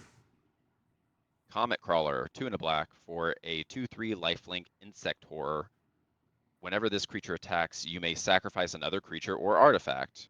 If you do, this gets +2/+0 until end of turn. Another sacrifice outlet. Another sack outlet. But Also, attacking 4/3 lifelink yeah, is it's only not specifically nothing. attacking. So it's not good at like stationing. It's not on a station. It's on a comet. Right. Right. This just seems okay. This seems like a C to a C minus. Yeah. Yeah. I think it's a C to a C minus. I It's agree. like aggressive. Maybe if you're in like turbo aggressive blue black that also somehow has sack fodder. Decode transmissions. 2 and a black sorcery. You draw 2 and lose 2. Okay, here's the quintessential one. And the void, so non-land permanent leaving battlefield, where you warp, you instead draw 2 cards, each opponent loses 2 life. So very marginal upside from the void. It's just not very marginal. Like 2. Yeah. 2 life ain't nothing. Yeah. Then it definitely makes it a straight up good spell. I still think this is like a C, but like a slightly better C than it normally is. Normally, I would say this is a C minus. No, it's a C. Yeah. Yeah. Yeah. I've never. Right. This is obviously just the actual card that we know, which I was comparing the previous one to. Yeah. This one is obviously worse, but is good enough that I would consider playing it. Yeah. Like, Yeah. If you can do the 2 spell thing, or one of them's warping, not bad. Right. Well, this card looks cracked. You. dubious delicacy. 2 and a black for an artifact food. Flash. When this artifact enters, up to 1 target creature gets -3/-3 until end of turn. Pay 2 and sack this artifact, gain 3 life. Pay 2 and sack this artifact, target opponent loses 3 life. Oh, whoa! Yeah, this card's very good.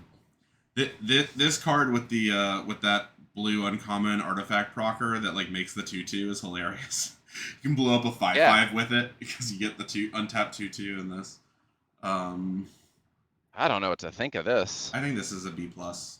I think it's a B plus because of being a flash artifact, providing 3 life reach is significant, but then also just we've already seen multiple things that are interested in sacking this. Like it's a removal spell that leaves something to sack, and yes, I think this is a B plus. I think this is very good. Yeah, it's a B plus. Insane. Like I'll worst take. case How many of scenario, these would you 3, play? all of them, 5. Literally every single one. Yeah. 5 might be a lot. 4 to 5. That's, yeah. All right. Faller's Faithful. 2 and a black for a 3/1 human wizard. When this creature enters, destroy up to 1 other target creature. If that creature wasn't dealt damage this turn, its controller draws 2 cards.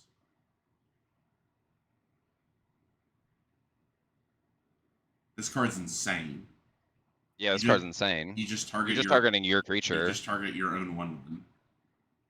You target the 2/1 that makes a lander when it dies. Yeah, this card is insane.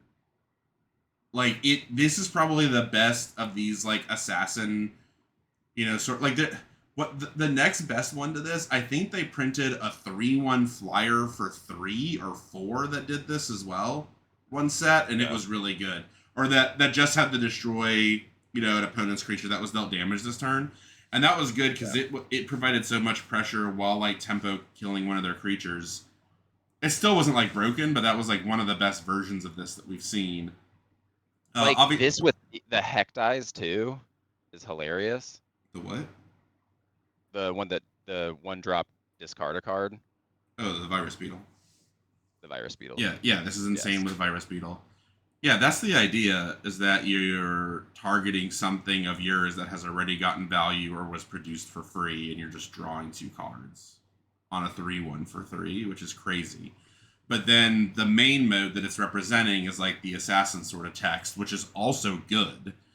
So I think this is like a B plus as well. This is like a B to a B plus, and like black blue is looking really scary.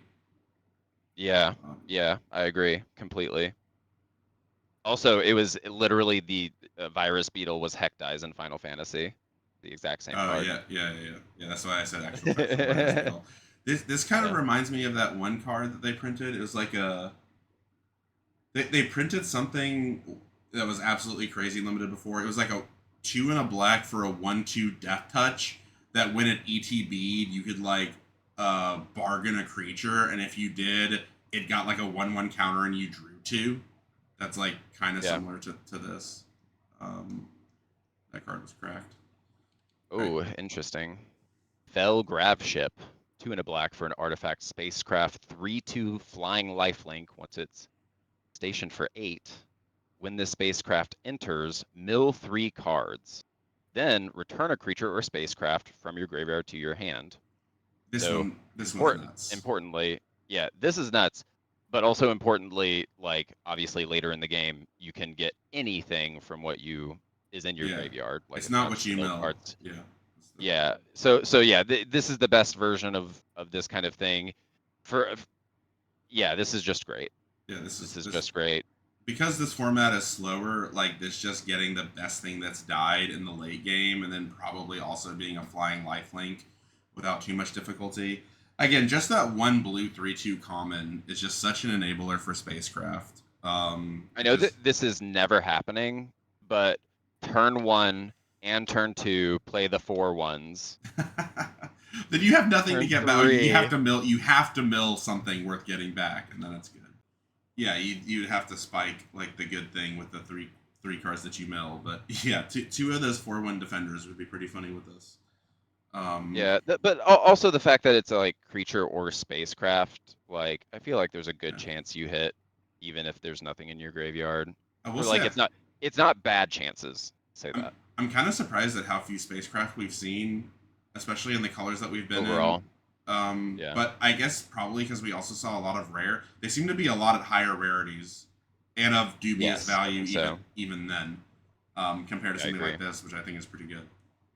Yeah. But yeah, I still would just have this at like a C plus to a B C minus. plus. Yeah. Yeah, Yeah. but if Yeah. you're Yeah. really good at stationing, it's certainly Yeah. I'm better. All right, surprised this doesn't say artifact. this one. It'd be no, the one before. Oh, instead of spacecraft. Yeah, yeah. Yeah. Yeah. Right. Makes it much worse. Grav Pack Monoist. It's another Monoist. 2 in a black for a 2/1 flyer. When this creature dies, you get a 2/2 colorless robot artifact creature, a tapped one. So it's a 2/1 flying for 3 that dies into a 2/2 artifact. That's tap. That seems great. It's like Yeah. I mean, I wanted a 1/1 in blue for 1 that died into a 1/1, or in white for 1 that died into a 1/1. But I'll take this instead. This is a C plus, I think. C to C Yeah, I plus. agree. I think I this agree. effect is better the cheaper it is, but I'm also happy like worst case scenario to sack this and get artifact yeah, triggers if I care about it. Yeah, yeah, like and then sack that as well and get even more triggers. yeah, Yeah, exactly. yeah. All right. Insatiable Skitter Ooh, Maw, 2 and a Skitterball. black for an insect horror 2/2. Has menace. And at the beginning of your end step, if a non-land permanent left the battlefield this turn or a spell was warped this turn, put a 1/1 counter on this creature. Yeah, we saw this one earlier. This is good. That seems pretty A good. like it's a this being a common is crazy because like it seems void is so easy to hit. There's great removal, there's bounce, there's a ton of shit. Yeah, Like this is the card I was talking about, where if you're just playing the parody game and you just this on 3, they do their 3 drop, and you're like remove your 3 drop, attack you for 2. Now it's a 3/3. Yeah, it seems very good.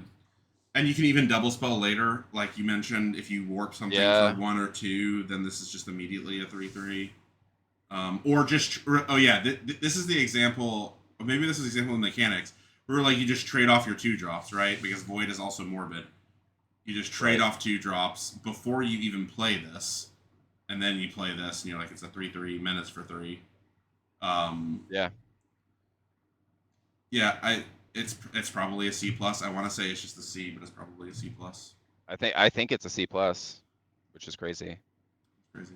All right, Scrounge for Eternity. 2 and a black for a sorcery is an additional cost to cast a spell. Sacrifice an artifact or creature. More sack outlets. Return target creature or spacecraft with mana value 5 or less from your graveyard to the battlefield. Then also a lander token. Whoa. This is probably good. Um, Yeah, I think this is good. this is really incentivizing like getting stuff into your graveyard. This is good in Demir and Golgari.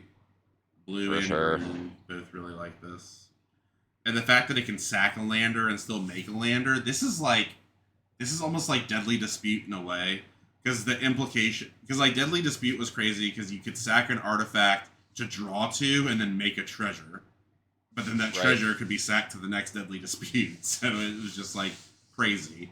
This is kind of like that, where it's like you have something that passively makes a lander, and then this thing reanimates something big and also makes a lander for the next one, so that they're If self. you're consistently getting big stuff in your graveyard, like these in multiples is crazy. Yeah, You're just like that's what I'm stacking saying. They fuel like, each other. oh They my fuel each other. god. Yeah, they fuel each other, which is good. Yeah, this is probably like a Well, B this minus, but you need to be putting things in your graveyard passively, hopefully, to really yeah. get there. That's kind of a build around E. It could even be better than that. I mean, 5 isn't crazy. If this just reanimated anything for 3, yeah, I think this would be pretty crazy. Yeah. But Maybe 5 too or good. less, yeah, 5 or less is the I'm wondering if this cap. is gonna be abusable in standard. Yeah, 5 or less is Like an quite the cap. But aggro black that we've talked about. is Deadly Dispute legal in standard right now? No. No, I don't think They so. just printed it as a special guest. Yeah, I don't know. We'll see. It definitely seems good. Right. Right.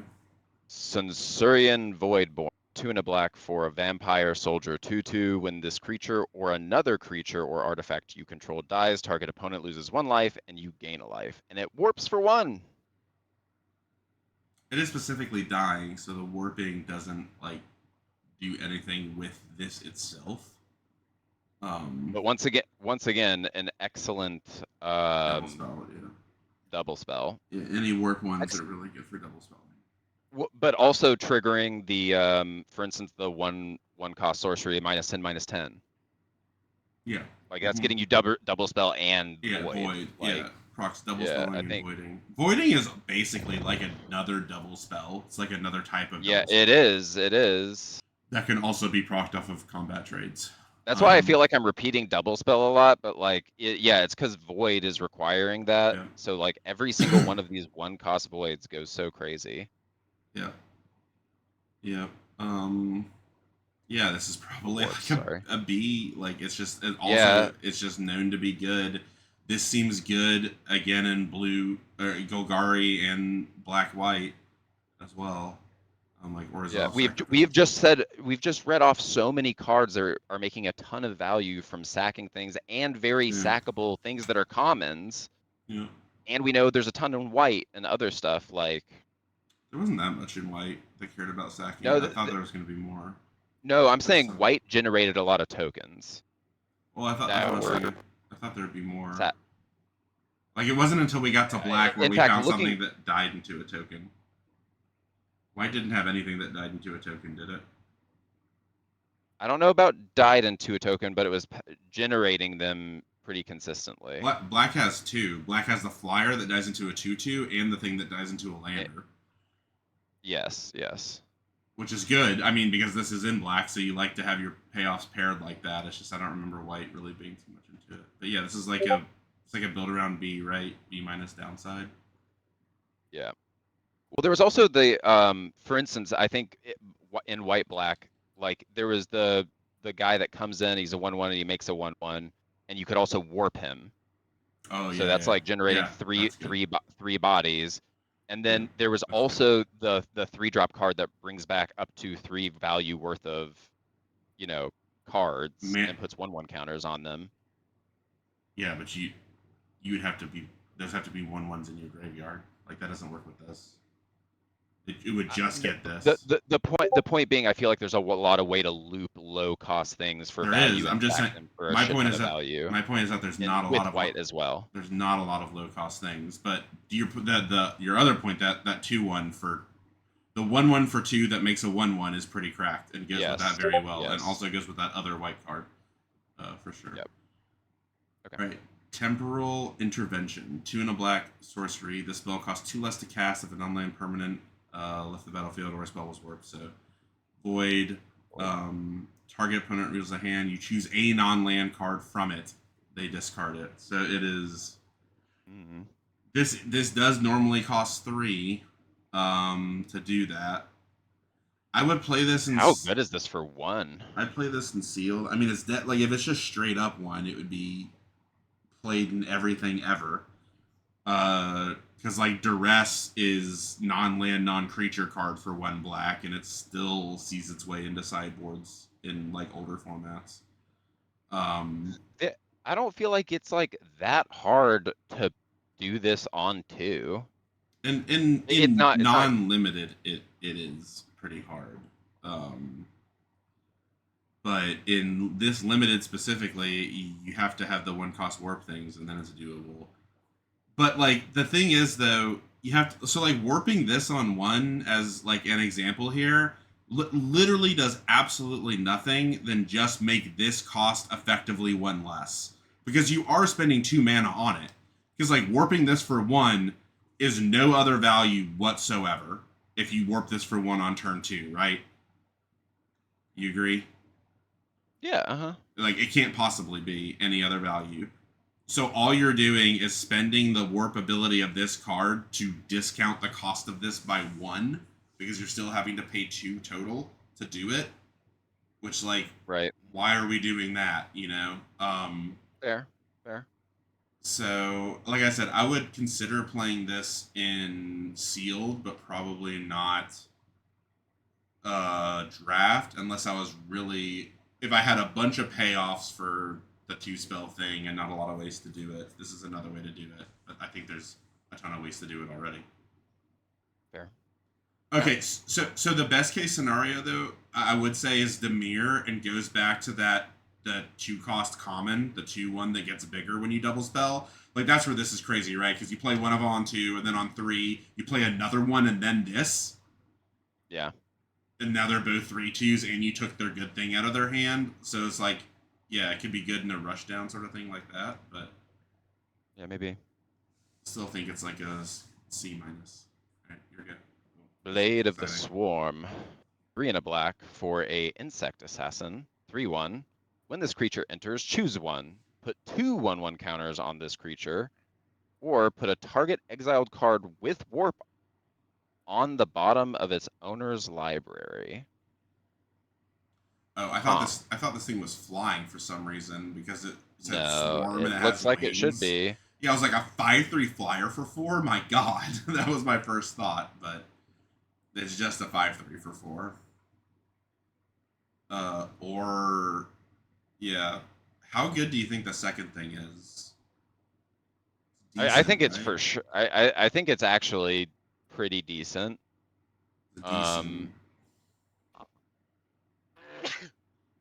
Especially because, I mean, we have seen some pretty big stuff that like is probably going to sit in warp for a while. Yeah, it's been a mix. Well, I'm saying I think especially at the higher levels we will see that. So like the opportunity in rares and mythic to like, yeah, that kind of thing. I think this card is actually much better for the second part than it is for the first part. I think the first part's just a 5/3 for 4 is not great. That would be a C-.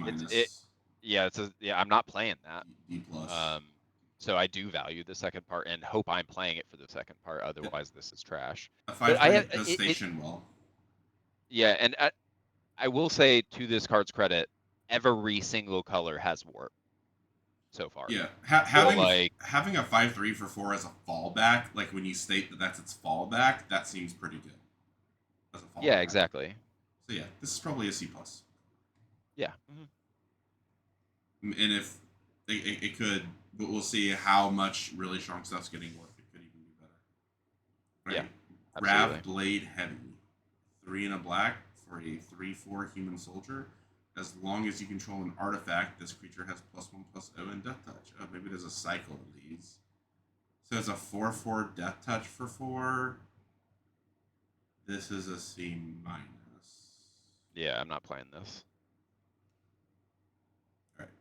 Oh, this is awesome in every concept. Hell yes. Grav kill, 3 and a black, exile, creature or spacecraft. Straight up. Straight up. Instant. Yeah. Like, yeah. This B. art is everything. It costs 4, so it's It could, probably just like a B minus, but it's good. yeah, it's just so. The fact that it's an exile is It's so not good. double black, so it's somewhere between a B minus and a B because it costs 4, but it's not double black. Yeah. And I think this is his heart, which is funny. It's like they shot a black hole through him. It's the Grav kill. I'm sure that would be effective. Yep. All right, Swarm Color. This was a common too, right? Yeah. Okay. So premium Yeah, black yeah, common yeah. removal. We still haven't really seen the premium black uncommon removal, which I guess doesn't really exist. It They might were be too that far. -10/-10, Yeah, that's fair. That definitely and qualifies. it was uncommon. Yep. 3 and a black for an insect warrior. Here's so the other swarm guy doesn't fly. I bet he did have flying and they decided it was too strong or something because this one does. It's a 2/4 Yeah. flyer. Whenever this creature becomes tapped, you may sacrifice another creature or artifact. If you do, draw a card. All right, this is a sack outlet. Like I'm down for that. Like this seems really good. This seems like a C. Even if you're not explicit, which I almost feel like it would be hard not to do this thing at this point. Like we've seen black be able to do it, but Yeah. obviously blue really is able to do this. Like this with virus beetle is crazy. This with Yeah. this is again Esper. Like Esper entirely seems very energetic with itself. Kind of all combinations. This seems really good. Yeah, this is honestly sickening to me. This It is sickens 4. me. It is 4, which is a bit much, but the fact that it can proc itself immediately by stationing, this is weird. Okay, so I was not expecting us to almost have a little bit of a Duskmorn effect, like we were talking about before. Where now I'm starting to look at some stations as tap outlets for things like Yes. this, or Yeah, for like absolutely. the surveilling or Absolutely. the looting. Like now, if we start looking at stations that way for immediately be able to use them as a tap outlet, yeah, now we're talking a little bit. And again, especially with that the blue draw card artifact for 1 in a blue. Yeah, I think this is a C Yeah, plus. we have seen several 1/2 drop plays that if I play the 3-drop mill station, return something, and play this on 4, I am thrilled. Yeah, yeah. It's still slow with regards to developing the board, but it's so much Sure. value. It's so It's much value. insane value. So much It's a value. it's an amount of value that I'm like, can't I just not be worried about losing anymore? Like, Well, I think, but the thing is I think everyone's good. Like this is true battle cruiser. Just like everything is so much value yeah, that yeah. like you're always going to be doing stuff. Something's going to be sitting in exile because of warp. You're going to be casting 2 spells. Everything is drawing you a card. Like how many things Yeah. have we seen passive draw triggers like this now? Like 5 or 6? Just passive draw triggers. It's a lot. All right, C plus. Holy shit. Oh yeah. Well, This is the vote out. premium. This is the premium. Yeah, this removal. 3 and a black for Convoke, destroy target creature. Speaking of ways to tap things down of yours. Yeah. Yeah, this it's a weird random Convoke. Also interesting potential political reference that's very on the nose. Yeah. It's just a Not destroy. on the nose, really, but It's just a destroy. It's not an exile. But as we've said, as we've seen, convoking things can also be upside, and this also can cost 1 mana to destroy target creature. So yeah, this is a B to B plus, probably a B plus. Yeah, it's a B plus. Probably a B plus. Also, we've already seen so much value in the low costs of black to like have a ton of value and then tap things and even sack them after being tapped. Yeah, Like yeah, all the you can value. use it. Like this is nuts. Yeah, yeah. All right, I would play nine of those. 9 of those. Yeah. Yeah, yeah. Perigee Beckoner. 4 and a black for a 4/5 horror. When this creature enters until end of turn, another target creature you control gains +2/+0, and when this creature dies, return it to the battlefield tapped under its owner's control, which is the full cycle of these effects, which does get you ETB triggers. This thing looking very Phyrexian, honestly, in the background. Yes, yes. And it warps for 1 and a black, so that's the thing, is you get that spell part, but it's not a trick because this thing doesn't have flash. This thing had flash. Woo! I'd actually this would get me to play it. If this had flash, it would actually get me to play this effect. I think this is deceivingly strong actually, because this is perfect for this whole idea of having like double spells and whatnot. And it's warp 2 I think is It's a the sweet last spot. spot for that where Yeah. it's relevant. Because like there's so many one drop things that we've seen. So Yeah. like the fact that especially with these nuts creatures in blue, like even just the common 2/1 that gets a 1/1 counter when you double spell, if you get that +2/+0, and if it dies, it comes back to the battlefield, you might lose that counter. They're not likely able to kill it. Yeah. They're just going to have to take a butt ton of damage or trade their creature. That's crazy. It doesn't develop the board right, but and it's not a hidden trick, but it can apply pressure. It also, I think, it has the hidden mode because it is a 4/5 with warp 2 that gives +2/+0. This is a huge station enabler again in a hidden way, right? Yes. Like Yes, absolutely. this is easily hitting 8 to 9 just within this card, right? You target something, a 2/2. You target a 2/2 and you've already got 8 station out of this crazy. card. So yeah, this also seems better than I would expect. I will try this. I If think I have this station. wants to be in an aggressive deck. It wants to be in. I also think could go in that. Like, yes, your point about stationing, but like, Yeah. I think this is even better. Like, I don't think I can possibly say this is a C plus. I cannot say this is a C Yeah, plus. no, I'm not But saying it's a like, C plus. I think it's as close to that as can be. And I think it might be the best in like this super aggressive beat down blue black Yeah, double spell deck. beat down blue black does look scary. Again, especially with that 2/1 that just grows. That Yeah, might I think be this a might. ridiculous common, by the way. That might be actually a B minus. Like Yeah, we said C plus, but like right. you might just not be able to beat that card.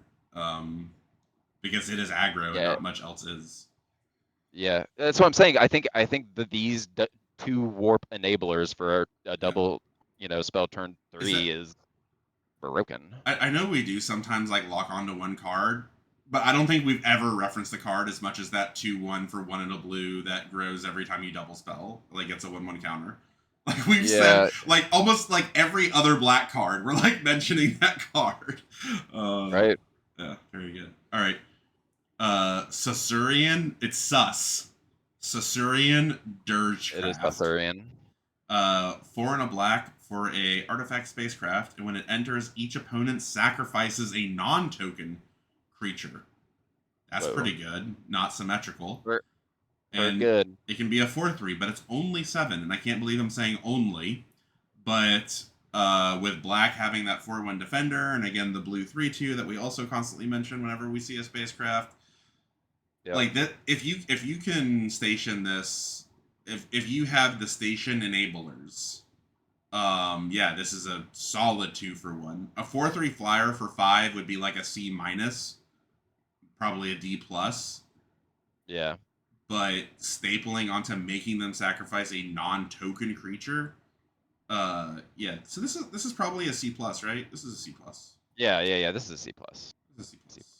It's an artifact, It is a little obviously. expensive, Like, but Yeah, it's a little expensive. Except for this one blue-enabled aggro deck we're talking about. Yeah, All right, yeah. go ahead. Void Forged Titan. 4 and a black for an artifact creature robot warrior. Void, at the beginning of your end step, blah, blah, blah, blah, blah, left the battlefield this turn, or a spell was warped this turn, you draw a card and lose a life. Okay, 5/4. sure. Okay. It's not a May, interestingly enough, so this can kill you. But it turns all of your removal into drawing you a card. I hear that's good in black. Yeah, I think Um, that's pretty good. And it's just an artifact for fun, too. yeah, or obviously if you trade the board or warping like this at the drop of a hat and or the gift of a hand sandwich, this is drawing you a card and losing you a life. Jesus H. Christ. This is a B to B minus, B minus to B, maybe even a B plus. I don't know. Yeah. It's in the B range. It's good. You can first pick this and feel pretty proud of yourself. Pretty fucking happy about it. Yeah, there's a lot of that. All right, Monoist. Oh, we're back to the cult. Boy, this guy's art is absolutely out there. Monoist Circuit Feeder. 4 and 2 black for an uncommon 4. I still feel like there's too many uncommons for a 4/4 flying Nautilus. The Nautiluses are back. When this creature enters until end of turn, target creature you control gains +X/+O, and target creature an opponent controls gets -0/-X. So that kills, where X is the number of artifacts, and it counts itself. Oh boy. That's pretty gross. So X is on average, what, 3, right? 4 because it's counting itself. Maybe. In green black with landers, black. I mean, there's so many artifacts. Yeah, there's a ton of artifacts. Yeah, maybe 4. There's a shit. Every single station, every single lander token. Like I don't know. If X is 4, it's outrageous. There is very, very little that like also the things you're sacking are turning into artifacts that aren't artifacts to start with.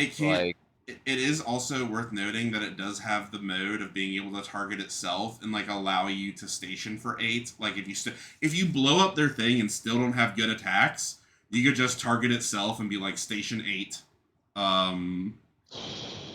Yeah, I think this is a B. This is an incredible 6-drop, and it's just a 4/4 flyer. Like obviously you need artifacts. It's like a B to a B plus. I'm not quite sure it's a B plus. I think this is a B plus. I think that this swing is ridiculous because I really don't think you're playing this for. I do think with this set, there's a good chance this is draining for more than that, more than 4. And I think if you can't, you're playing it, on turn 7 or 8 to kill their whatever broken shit. I think it's important this is double black because I think Esper could have an absurd artifact theme because of the blue white double spell signpost card just makes those 1/1 artifact flyers, right? So like that would go nuts with this. But this is double black, so like you could still force Esper, but like I mean this is the high end, but just black's probably your splash in that. So I don't know, but yeah, it's still like a B to a B plus. This thing's huge. We did obviously what white made lander tokens, but like blue and black certainly have for the most part not. Black has the one common that definitely. Black has the 2/1 that dies into it, right? And blue has Which blue has the counter spell that does it. Those are the only 2 cards that maybe that does. Maybe that could enable you to go multiple colors in a way that we haven't seen. Well, landers definitely. Landers by themselves are absurd fixing. Like it's rampant growth. Yeah. It's a colorless rampant growth. Like but yeah, did white make landers? We'll do a search for lander at the end. Yeah, white did. Remember, it was always like when you have the like if you have less land, it makes a lander token. I think there was at least one that did that. That was an uncommon. I think there were 2 that made landers. Yeah, we'll go back and look at the end. We did it. Black also seems super strong. Like white didn't seem bad, but then after seeing blue and black, it's like white seems more like the supportive out of those 2. I think white has good cards to splash into them, depending on which signposts you get. But yeah, I definitely think you aren't pure white, whereas you could be pure Pure blue or black, black. black, yeah, or God forbid them both together. All right, all Yeah, right. yeah, Let's take a pause and then do red. yeah. Let's do it And we're back with red. We're going again. full bore. We've hit our stride. We did black better than any of the other colors, I think. Black and blue were crazy. Now we're on to red. Full bore, Gabe. Go. Yep. Go. Go. Full bore, 1 red for an instant. Oh god. Target creature you control gets +3/+2 until end of turn. If that creature was cast for its warp cost, it also gains trample and haste until end of turn.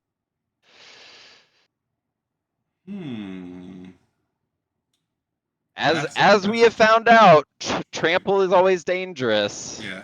I'm glad that this does not have trample just like in the core part of the card because we just got rid of Monstrous Rage. We don't. +3/+2 and trample for 1 red at instant speed is too much. And that one was just +2/+1 in trample. So yeah, this is crazy. This is actually good enough that makes me really consider the warp part of this, right? Like that 4/5, for instance, Yeah, that we were talking about, right? That warps for 2, that black common, yeah, that shouldn't be a yeah. C+, but like a 7 that was this would make it a 7/7 trample haste, but you are spending an That's scary. entire card to do it. It's very aggressive. But its fallback is just being +3/+2 for 1 red mana, which is close to Giant Growth, and Giant Growth is almost Yeah, always good in limited. yeah, yeah. The fact that like the warp thing is a cool upside, and trample is obviously, as we know, really dangerous on an instant. But because this is at least giving +3/+2 all the time, Yeah, makes it it per good. it does interesting go a little harder on a warp creature that already has haste, because then the trample can also be a surprise. Because if the warp creature doesn't have haste, then all the surprise of this is gone, right? Because you have to cast it on the warp Right, creature before combat so it can even attack. But if it right. already has haste, then the full combat trick is enabled on a warp haste creature. I think this is Also, also blue black. We've just seen blue being so aggressive and big. Like this is a great way to double spell and be getting in yeah, on them, especially if you have something that you're able to warp in. Like if you know, once again that 2-drop, like on 3, if you can warp something in full bore, they're in trouble. They're taking yeah, 3, 6 plus yeah. like It helps. 9 damage probably. Yeah, it helps double spelling as well. Obviously, so yeah, I think this is like a C to a C plus. Honestly, like I'll definitely try Sure. this. It's once again aggressive. Like we're trying to say the set's not aggressive and it's slower, and here we are going full bore. So awesome Yeah. KVU art. Always love the KVU art. Awesome KV art. Um, they're a little too, I guess, not humanized. What's the word? Um, where you make something like a human. I don't know the word for it, but Oh, they're KVU yassified. were more creatures Yeah, yeah, yeah. at one point. All right, Cavaron Harrier, 1 red mana for a 2/1 artifact creature robot soldier. I'm going to assume I'm not going to read the rest of it. I'm going to assume it is for some reason extra upside on top of that. All right, whenever Yep. this creature attacks, you may pay 2. If you do, create a 2/2 colorless robot artifact creature token that's tapped and attacking. Thank God you have to sacrifice the token at the end of combat Yeah, at yeah. Oh my least. God. Yeah. At least. But it does proc artifacts coming into play. It does also proc sacrifices energies by itself because it is self-sacrificing. It also produces fodder for the sacrificing to a bone splinters or other sacrifice upsides. And all of this is stapled on a 2/1 artifact for 1 red mana. This is like a B minus, I think. Yeah. Right? Yeah, and it might be better in Could certain be. decks.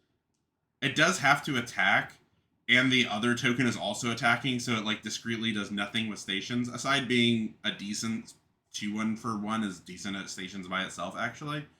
Um, but yeah, I think this is like a B minus. This seems really good. This is a very threatening 1/1. Yeah, and all the sacrifice synergy in black, like the Yeah. fact that Rakdos is going to be interesting now too. And going Already. wide, like it also just Yeah. naturally goes wide as well. All right. Oh, removal. You're good. Plasma Bolt. Pay 1. It's a sorcery speed. Deals damage to any target, so it can go face. And Void, How Plasma much Bolt damage? deals 3 damage. You just said deals 2 damage. damage. You Oh, just sorry. Deals 2 damage. Yep. And if you've hit Void, it deals 3 damage. And if the permanent that left the battlefield this turn or a spell was warped this turn. Oh, That's sorry. void. That Yeah. was just explaining warp. Yeah. Yeah. So 2 or 3 damage to any target. It is sorcery, so mid. But like I feel like this is like if you're in aggressive red blue, I think this is also obviously great for double spelling. Like normally I'm not as high, but the fact that it goes to anything, um, and Good. Void seems so easy to proc is good.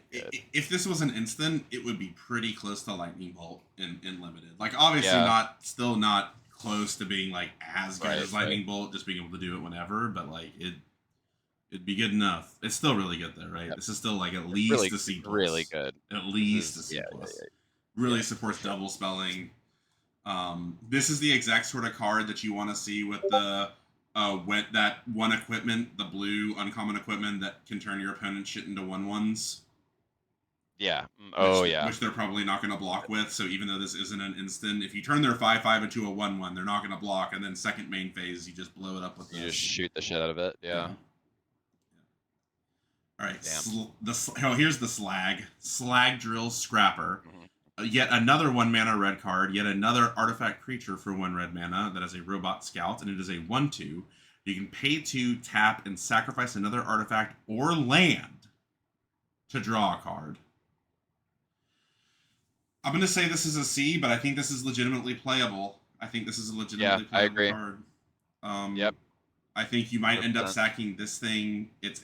This would be really good if it could sack itself. If this could sack Yeah, I itself, agree. I'd be tempted to say it was a C plus, but alas, it cannot. Yep.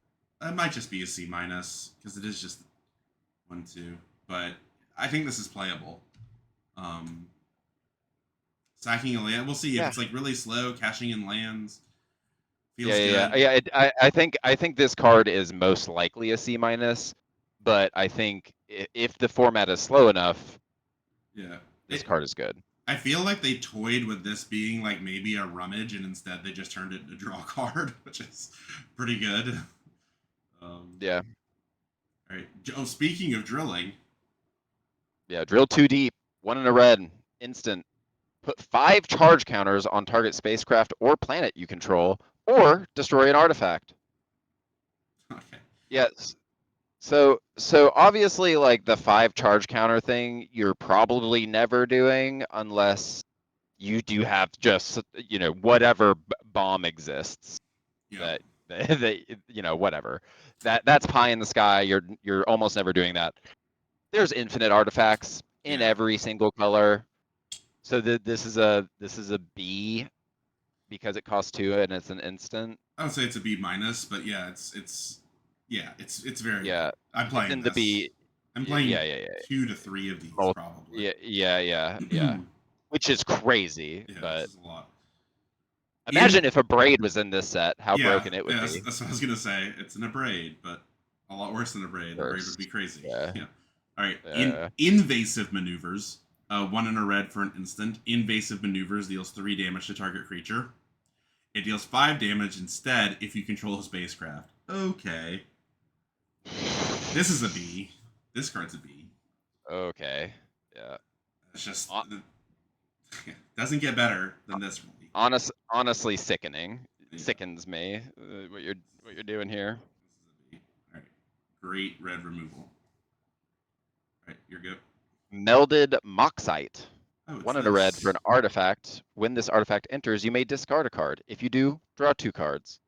Pay 3, sack this artifact, create a tap 2/2 colorless artifact creature token.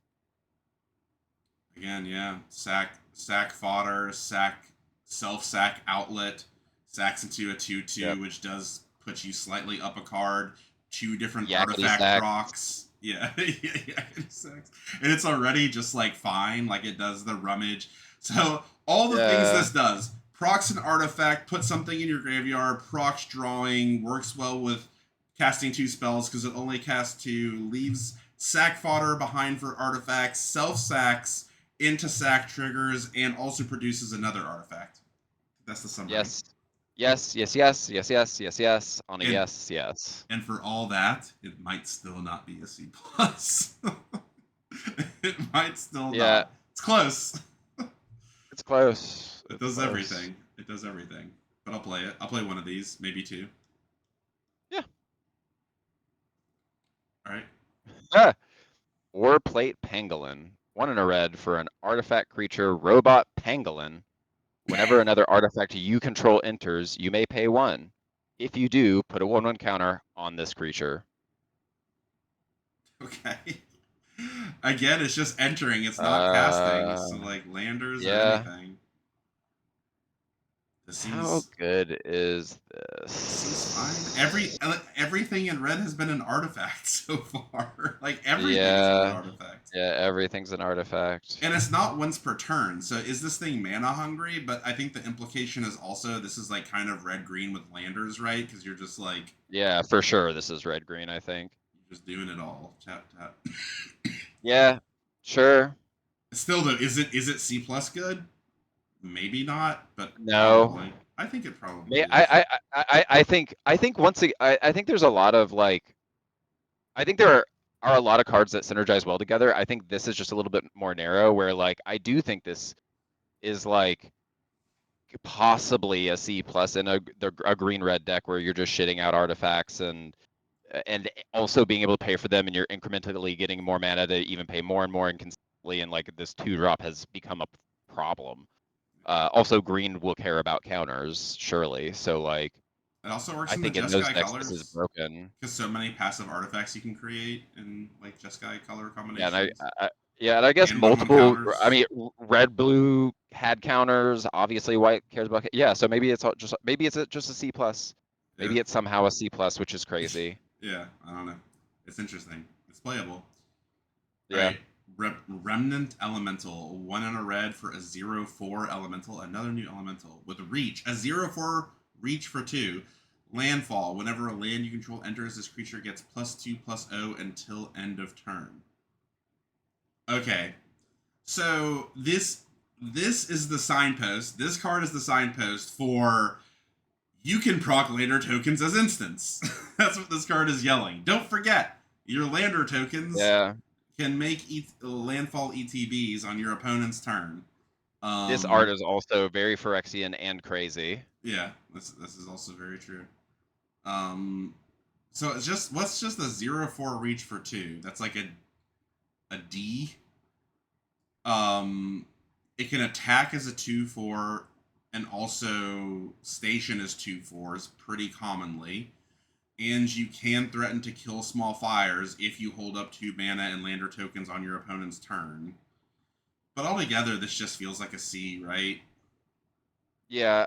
Yeah. I mean, it's just Maybe it's a like little I better think because it can be a I think it. 4/4. Yeah, I think it can be better in only a red green deck. Yeah, in Otherwise, red I'm not. green, aggressive red green beats.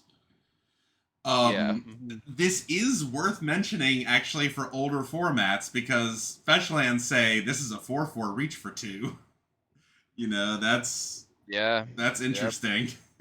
um, yeah, so yeah, I'm gonna guess it's like a C, maybe even a C plus if you like you said specifically red green landfall aggro. Interesting card. Okay. Rig for War. 1 in a red for an instant. Target creature gets +3/+0 and gains first strike and reach until the end of turn. I mean that's better text than normal, but I'm still not playing. It's a C minus. I'm not Yeah, playing it. I never play this, and I feel like I lose to this card like once per limited format. At some I point, I lose to this.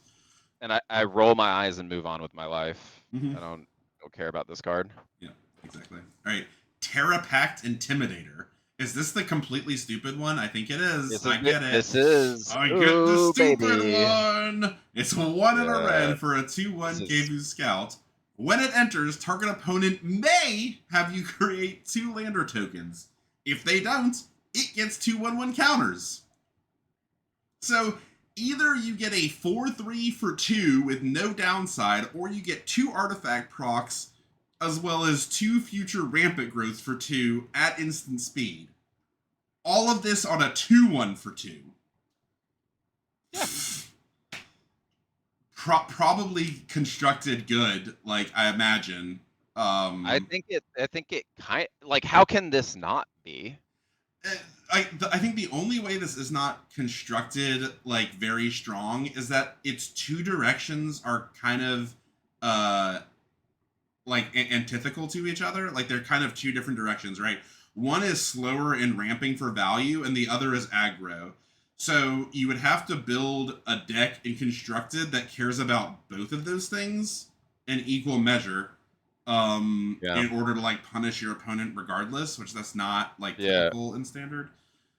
Yeah, we'd have to figure. Yeah. But in Look limited, into it. yeah, and limited, because like if you really want the 2 artifact procs, your opponent's never doing that. They're just like have a 4/3 and then I kill it, with something that deals 3 Yeah. damage for 1 red mana. But in limited, this is just nuts. Yeah, It's a I B mean, plus, I think. it's a B plus. It's It's a B always plus. it's always a 4/3, right?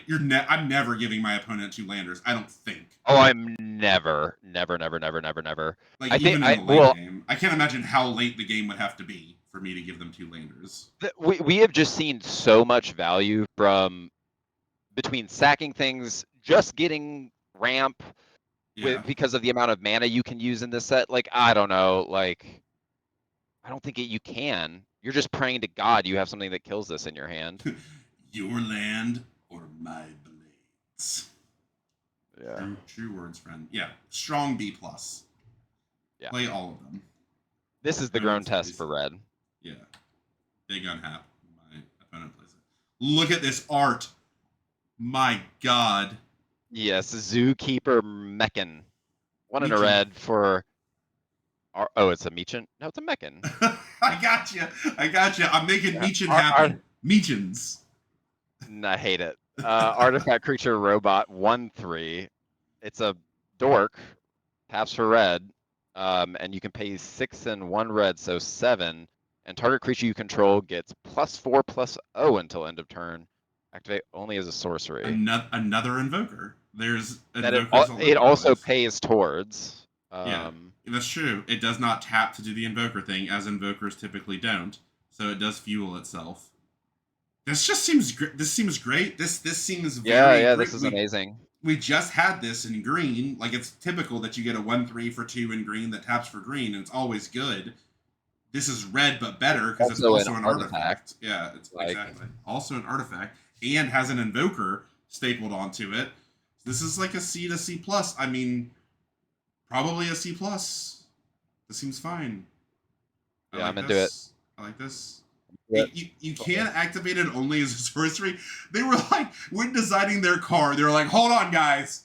Let's make sure it's not pushed. Only as a sorcery can it do the +4/+0. Because otherwise it would be too strong. The funny measure. Alright. Bombard. 2 in a red for an instant, 4 damage to target creature. The most meat and potatoes red removal spell. This is what you want to see at red in common. It's got awesome art. Love everything about it. Solid B minus, I'd say here. You think B minus? Yeah. Like I was gonna say C plus. Yeah, it's close. But it's an instant. At sorcery, this is like C plus for sure. Maybe on the downside of a C plus. Really? I'm not playing this as sorcery. I'm playing this as sorcery. 4 for 3. It's removal. Yeah, it's removal, I guess. Yeah. But yeah, at instant, it's definitely C plus B minus. All right, here you go. Cut Propulsion. 2 in a red for an instant. Another uncommon. Target creature deals damage to itself equal to its power. If that creature has flying, it deals twice that damage to itself instead. Weird. It's interesting.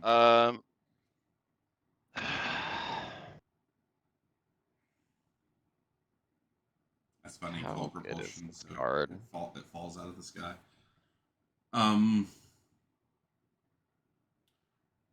I wish it cost 2. I mean, we've seen quite a bit of bigger butts, like especially on some of like the more Yeah, powerful things. They yeah, put it's been spacecraft and the butts all on of it. those basically have Well, flying. I was thinking of the signpost cards, right? A lot of them were 2/4s, or just generally had bigger butts. Yeah. And weren't flying. I'm still inclined to I guess say this. this is I pretty guess this. good. This. Yeah, I think this is. I no. I'm. I still think this is a C plus to B minus. Um, probably leaning towards B minus because it's Yeah, also. I mean, even with the butts, like it's a trick to some extent. yeah, Um, yeah. It's an instant, which definitely helps it quite a bit. Yeah, I agree. I like completely like agree. It's like a C plus to B minus. yeah, like if you attack in and had like, oh, that doesn't work. Yeah, Regardless, like C, yeah, C plus if to B they're just minus. absorbing a blow from a token, and then you're like, ah, surprise, it's actually dead. Like that's real upsetting. What do you? Like if you attacked in with a 2/2 token, and they were just like they block it with a creature, and then you're Uh, just like, eh. you mean even if the creature was like a 3/5? Because this just straight Yeah, up yeah, yeah, this just kills a creature, assuming its power and toughness are equal. yeah. That's you're right, of Yeah, course, which is on average true, yeah, I would say. yeah. All right, Frontline War Rager. Wait, that last one was me, right? This is you.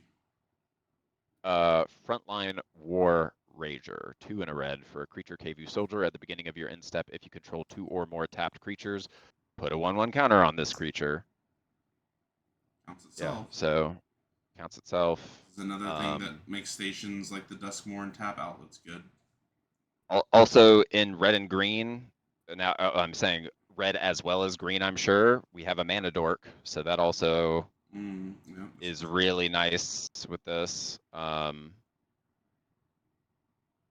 God forbid you played a 4/3 on turn 2 and now you're attacking in with it A that they 3/4. can't block. Oh, you mean the other one? The broken Kavu Yeah. Oh, yeah. 4/3. Yeah, this seems fine. Um, This seems like a C though. yeah, no, I'm just saying like I definitely can see a world where this actually is fine. Yeah, I And think if it's you have fine. a ton of stationing enabling, this thing is getting big. Yeah, still less stations than I thought at the But a lower C. rarities. But yeah, Yeah. all right, Caravan Turbo Drone. Uh, I would say that correctly this time. Cavaron Turbo Drone. 2 and a red for a 2/3 a common artifact creature. Everything is an artifact in red almost.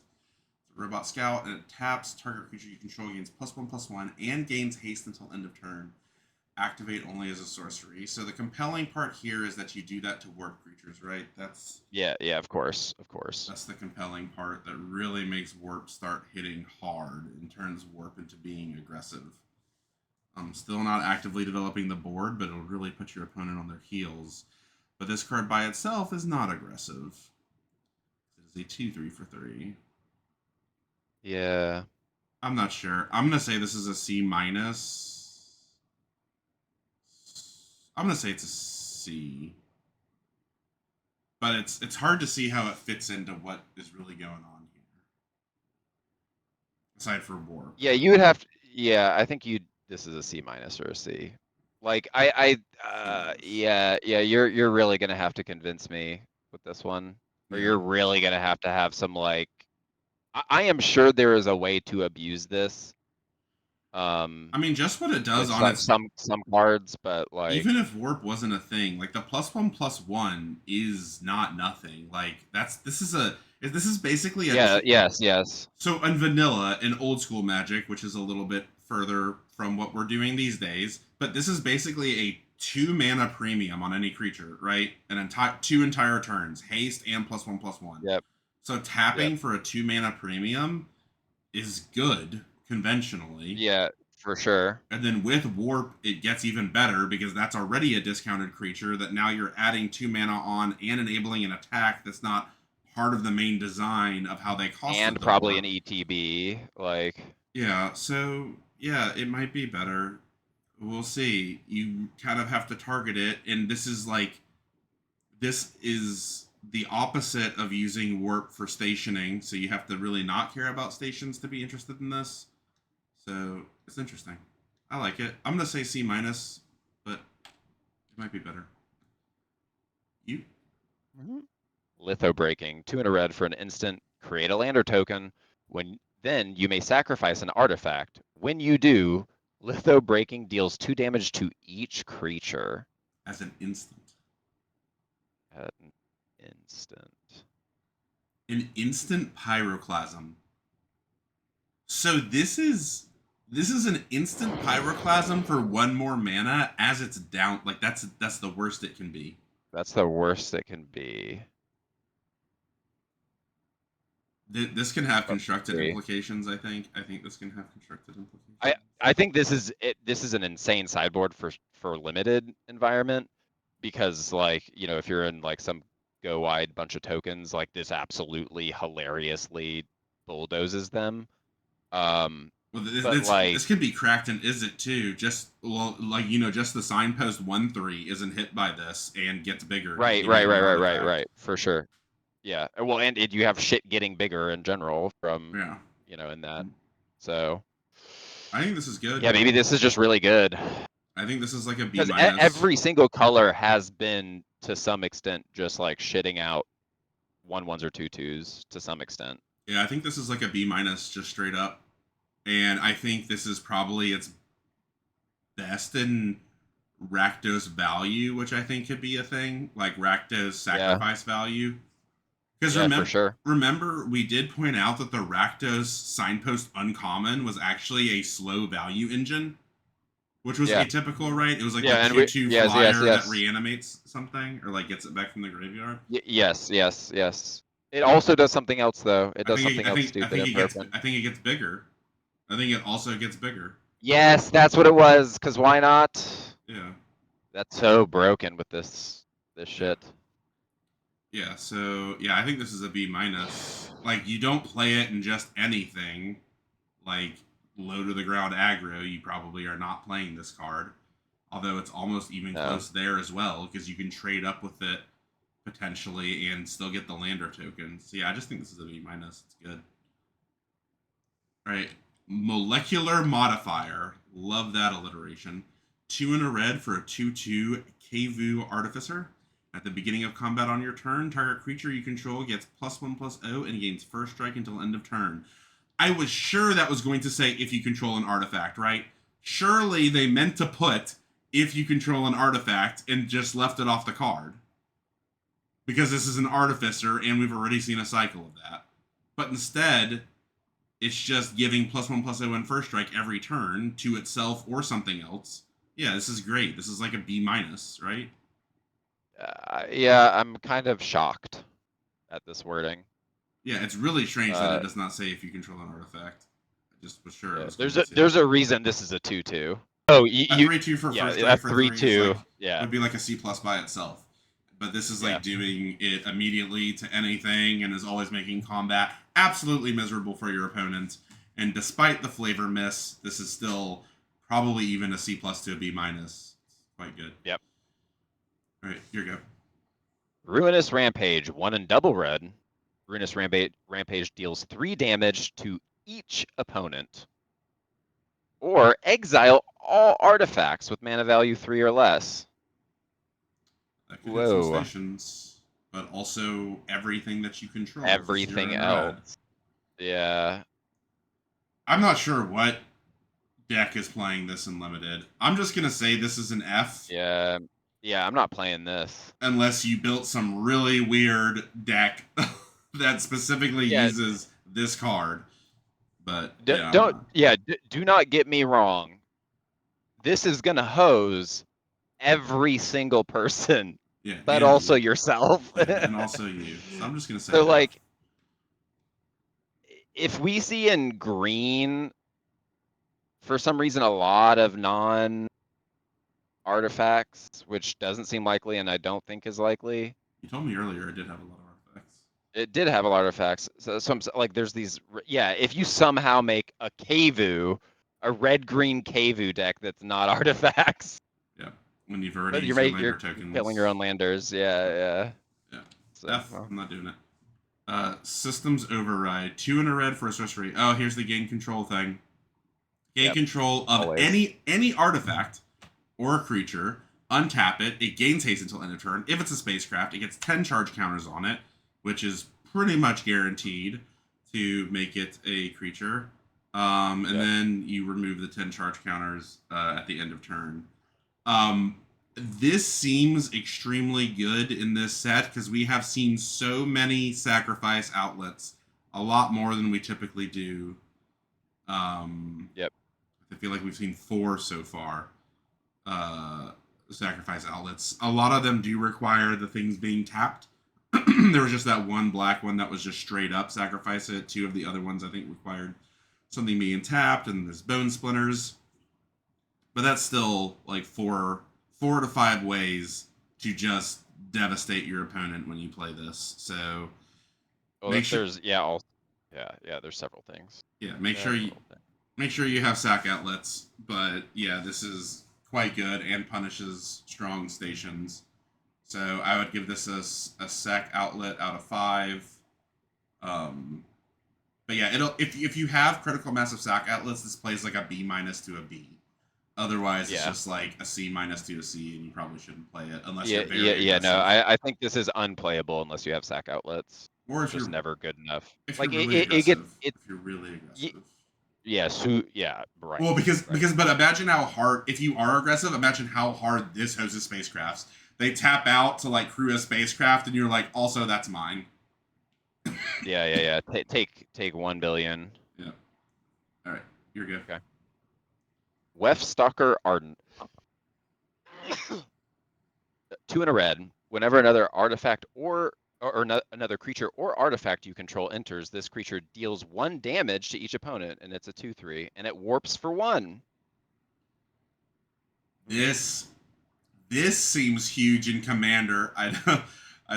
You know what's amazing, Gabe? I wanted to mention it earlier, but I forgot. You now play Limited so much, you don't mention Remember, you used to mention Commander first for like every card, even in our Limited reviews back in the day. Well, I had now context for that. Yeah. Now you never do because you have so much context. But no, but seriously though, in Commander, imagine how insane this is for warping because this is like a combo off Ender.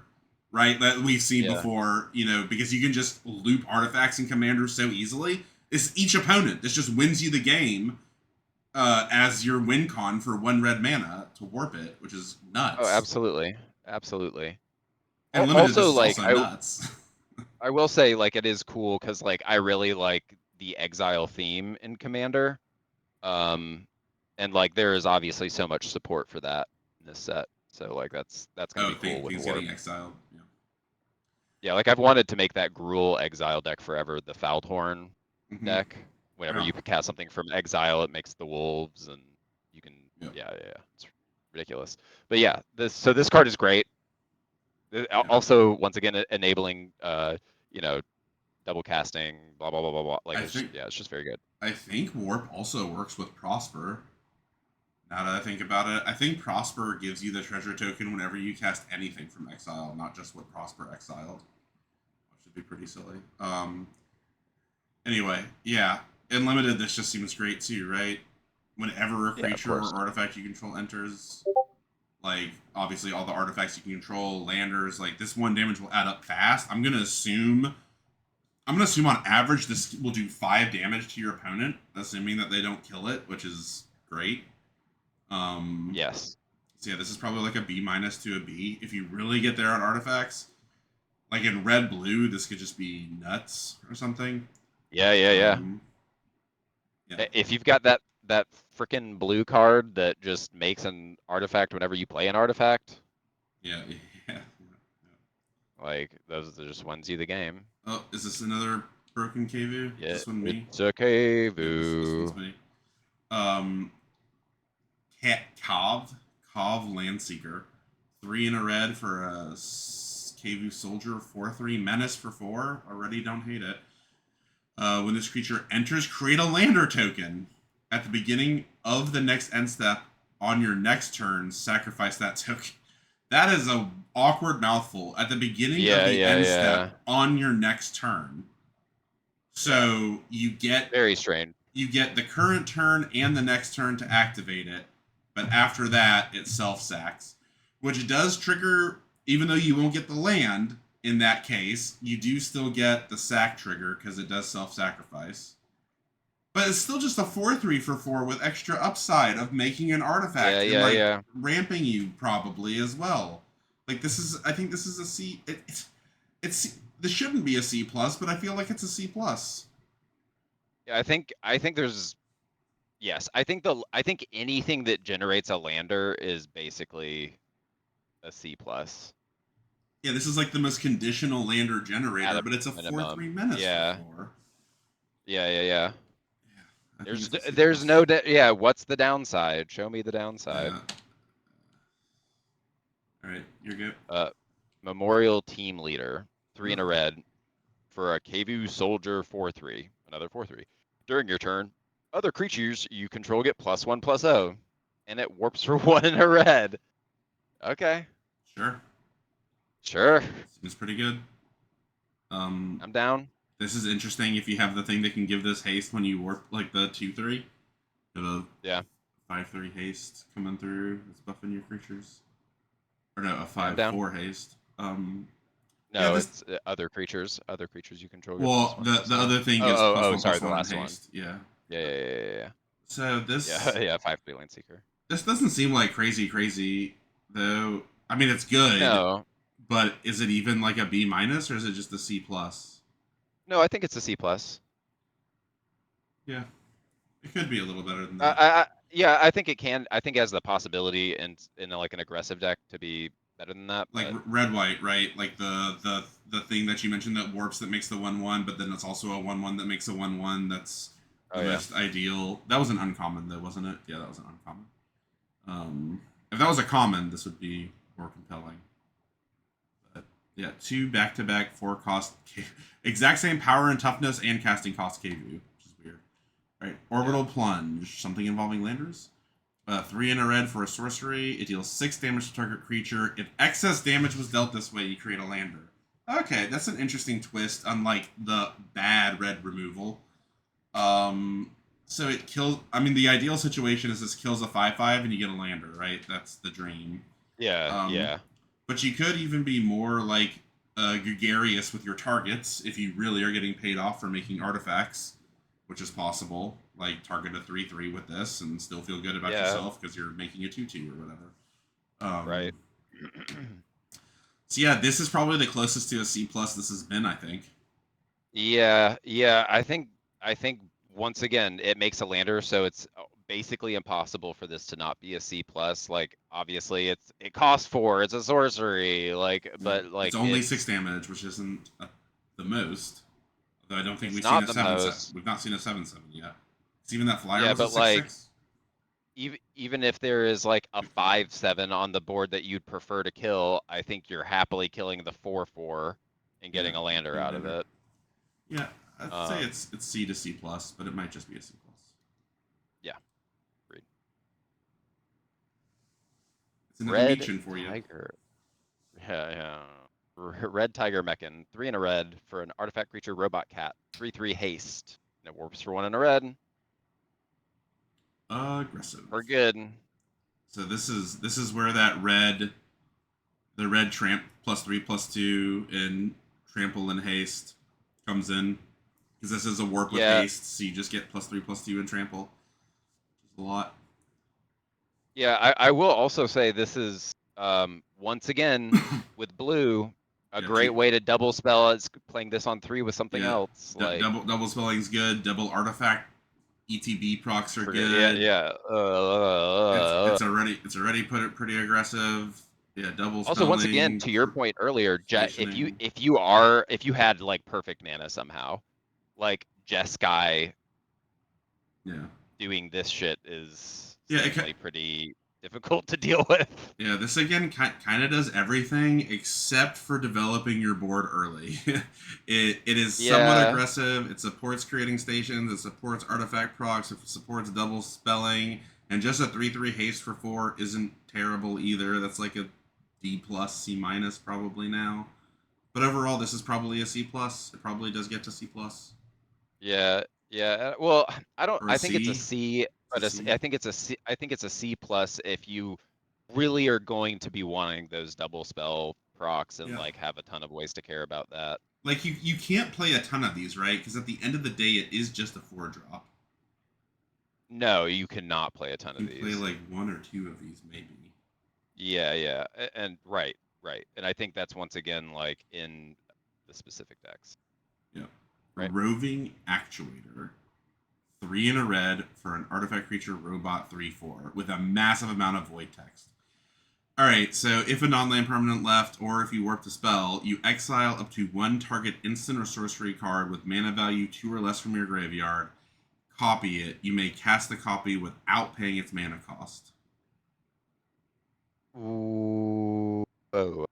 That's okay though. That's not that crazy. There is a lot of setup because you can't cheat this in any way. So like, it's an expensive double spell because you're into the range of needing to spend likely at least 6 mana this turn, and all you're getting for it is a free 2 cost, assuming you had one in your graveyard that is relevant at this time. This just feels safe and like there's a lot of setup, right? So you're like, turn 6 mana, I get a recast. Best case scenario is like the red 3 damage to anything that has void itself, right? Um, Something like that, or I guess there's also that 2 cost red instant, the uncommon that deals 3 or 5 depending if you have a space station. That would be the Yeah, yeah. best. Like yeah, if you specifically have that in your graveyard. Or the honestly, what would be super sick to hit is that draw 2, drain them for 2 in black, the uncommon. Yes, yeah, Because the if that, uncommon. Yeah, that'd be yeah, very yeah, good. that would be sick. These Because are like, all uncommons. I let mean, the let black uncommon that's -10/-10 because you already have void proc yeah, and necessarily. like if you there's plenty of things that are milling over and doing stuff, so I think that there's like a good chance you can It's just just get late. this to do.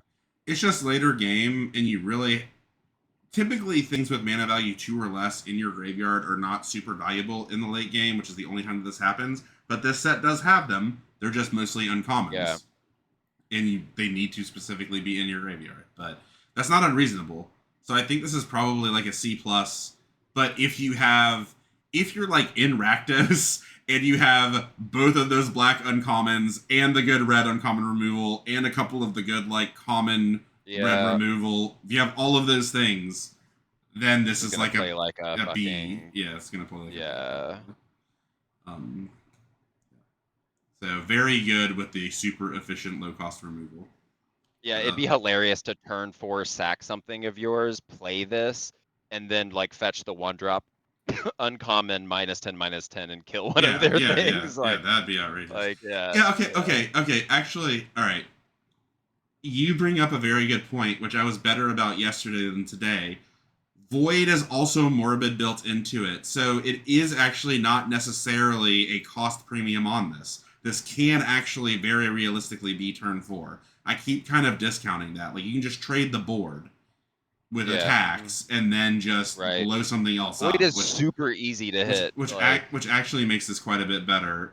Thinking that you yeah. can just force a board trade or otherwise do this for 0 mana. In which case, Yeah. yeah, Or then this is probably like a B minus downside actually, but you do still need yeah, yeah, yeah, yeah, yeah. that cheap removal in your graveyard, which you should be able to get in Rakdos especially. All Right. right, here we go. Debris Field Crusher, 4 and a red for an artifact spacecraft. When this spacecraft enters, it deals 3 damage to any target. And it's a 1/5 flyer that if you crew it for 8 or station it for 8, and this spacecraft gets 2+2/+0 until end of turn for every 1 in a red you pay into it. So So for I 4, this is yeah, you super shit on this card when super you shit first on saw it. super shit on this card, and I still, even though my opinion has changed, I still am going to moderately shit on this card because it's still 5 mana for 3 damage. That needs a lot more work to be anything else other than that. Yeah, I agree with you on this card. I mean, I still think like this card is playable. If you have those things that have the Duskmourn-ish, I want to be able to self-tap, like where we were Yeah, mentioning, like that could even be a yeah, positive aspect of spacecrafts, then maybe I'm into this. But I'm still just like right. playing one of these, and I'm still willing to admit that it might not be good.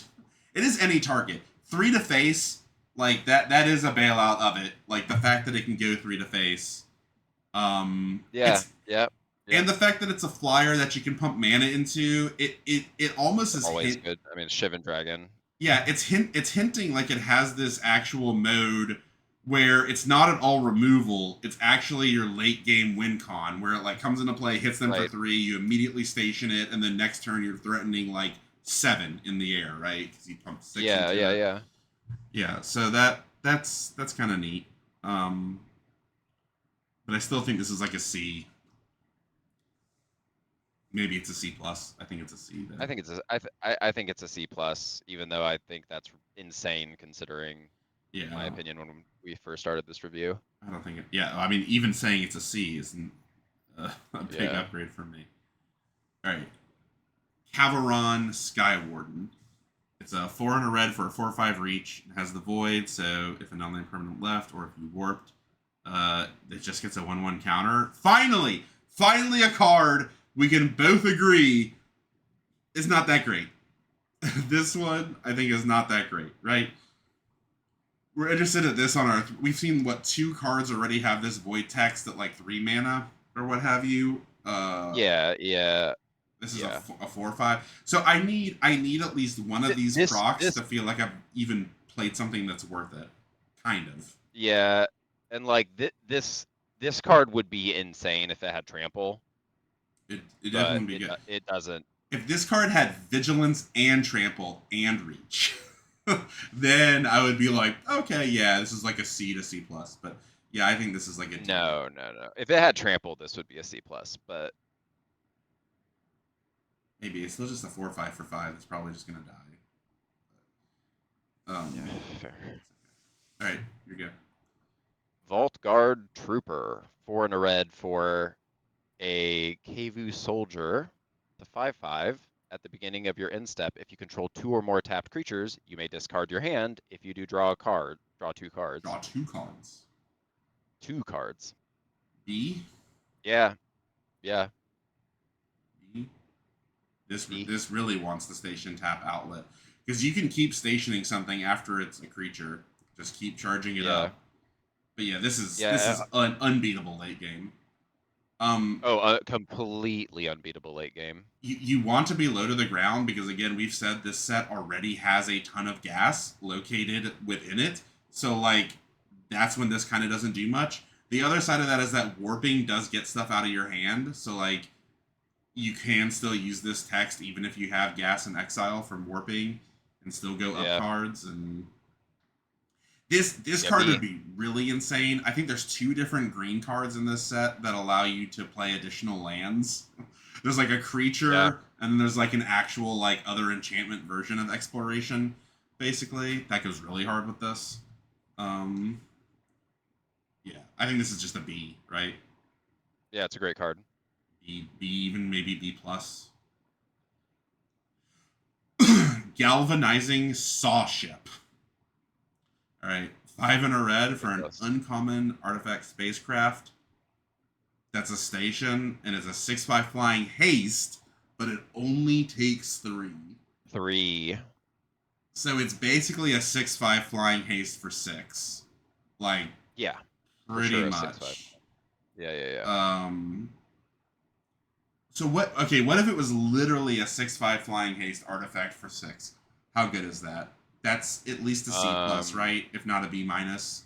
Like flying yeah, yeah, haste yeah. 6/5 is tough. And an artifact. That is tough. So it's not that good.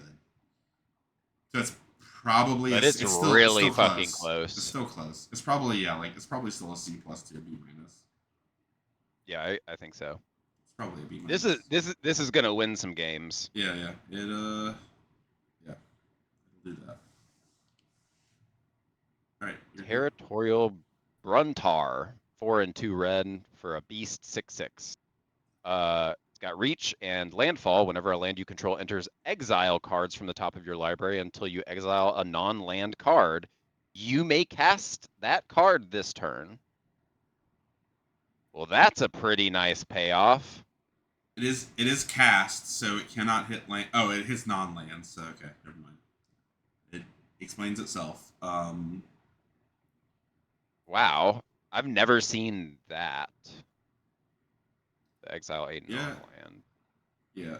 Which is why again it says cast instead of play because that's the only I discrepancy mean, is the lands. maybe you really are in blue green or red blue or God red green just to double ramp with all of those the possible landers throughout both colors and just playing this massive shit and the other Kavu and Yeah, this guy's not a yeah KV, which is kind of sad, but yeah, yeah I this wish he still seems was. like a B.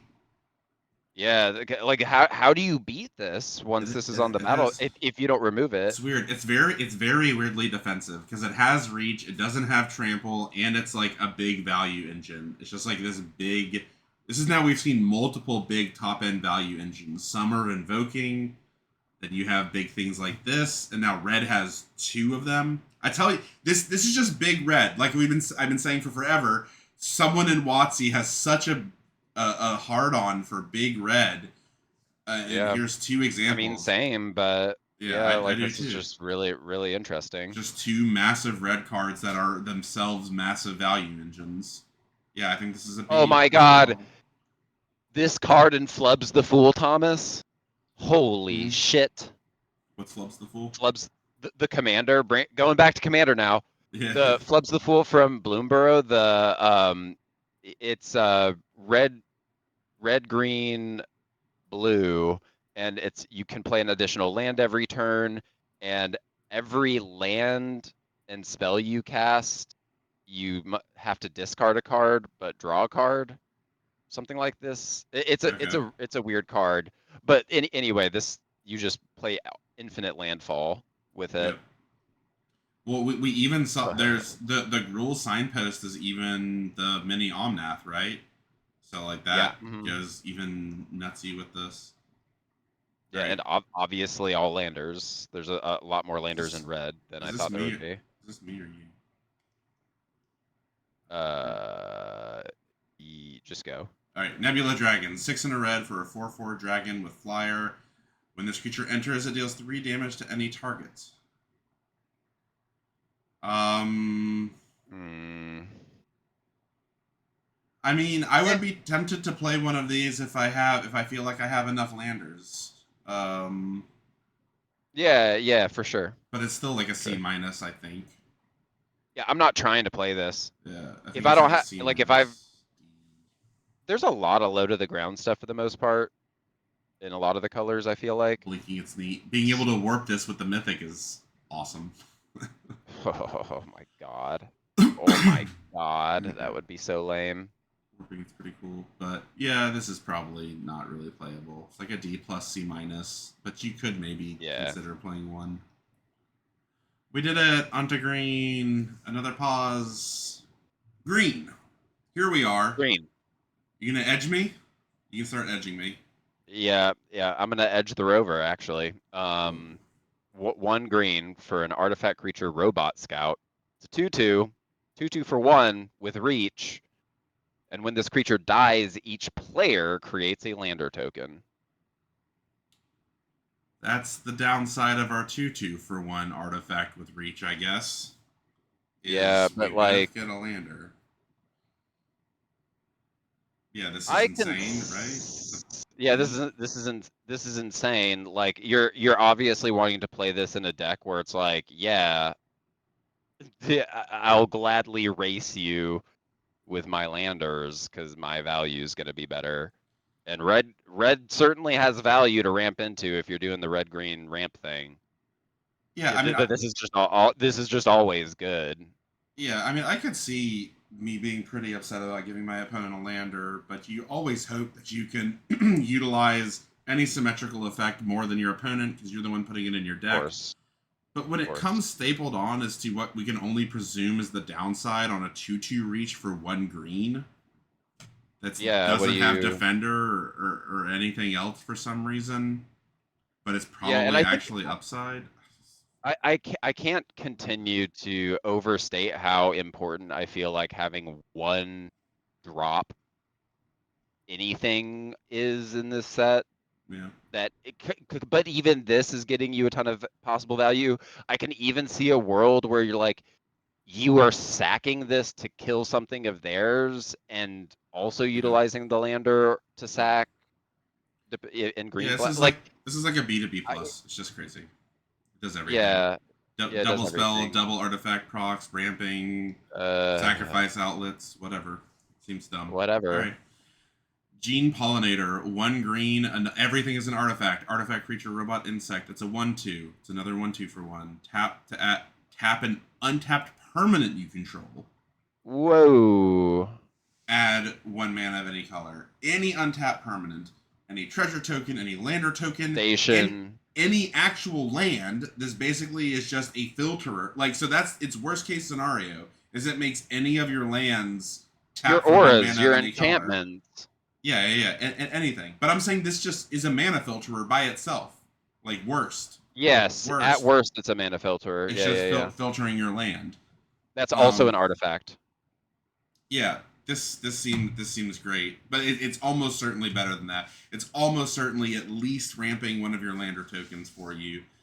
So I would actually have this as a C and maybe even a C plus. Yeah.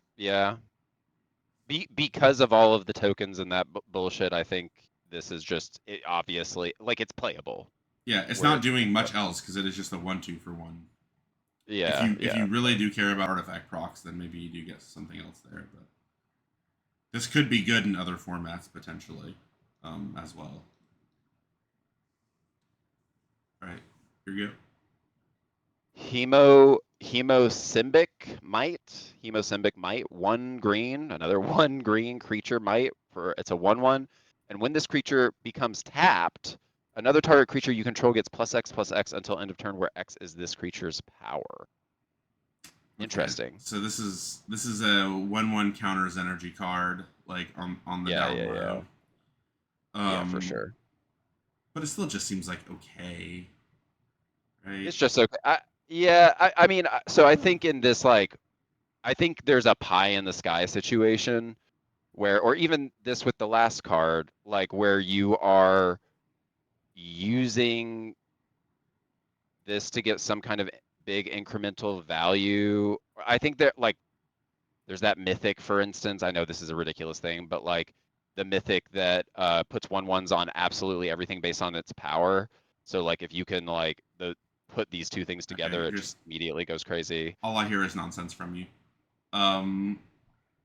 Yeah.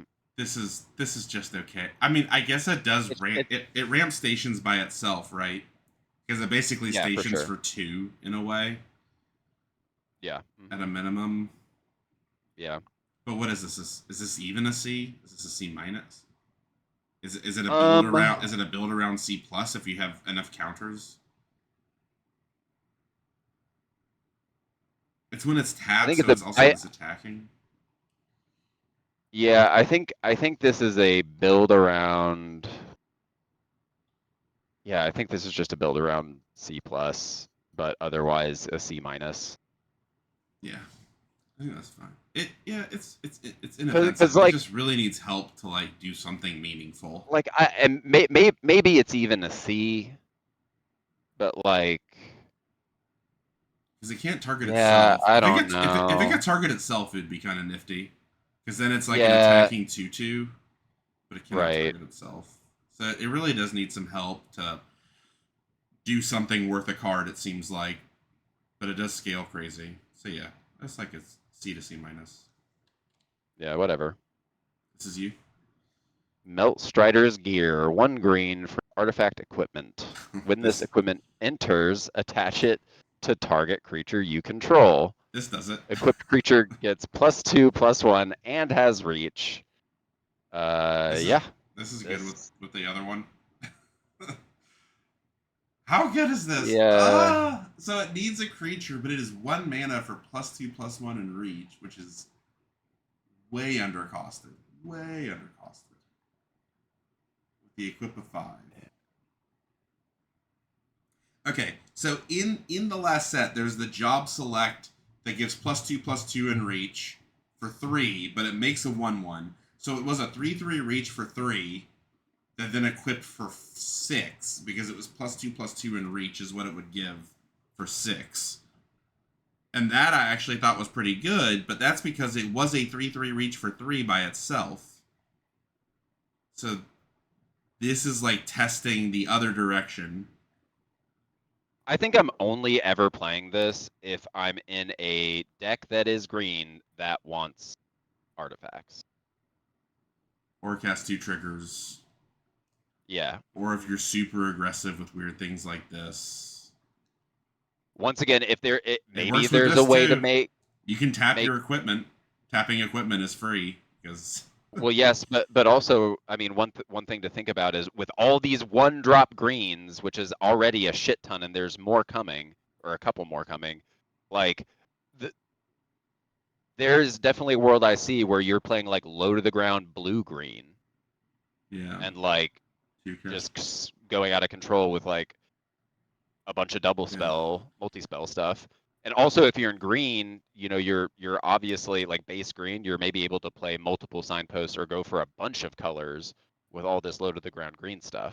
I feel like you're only taking this very late and then maybe playing it, but it's like a D plus. But maybe there is Oh yeah, some green I blue am aggro. almost never.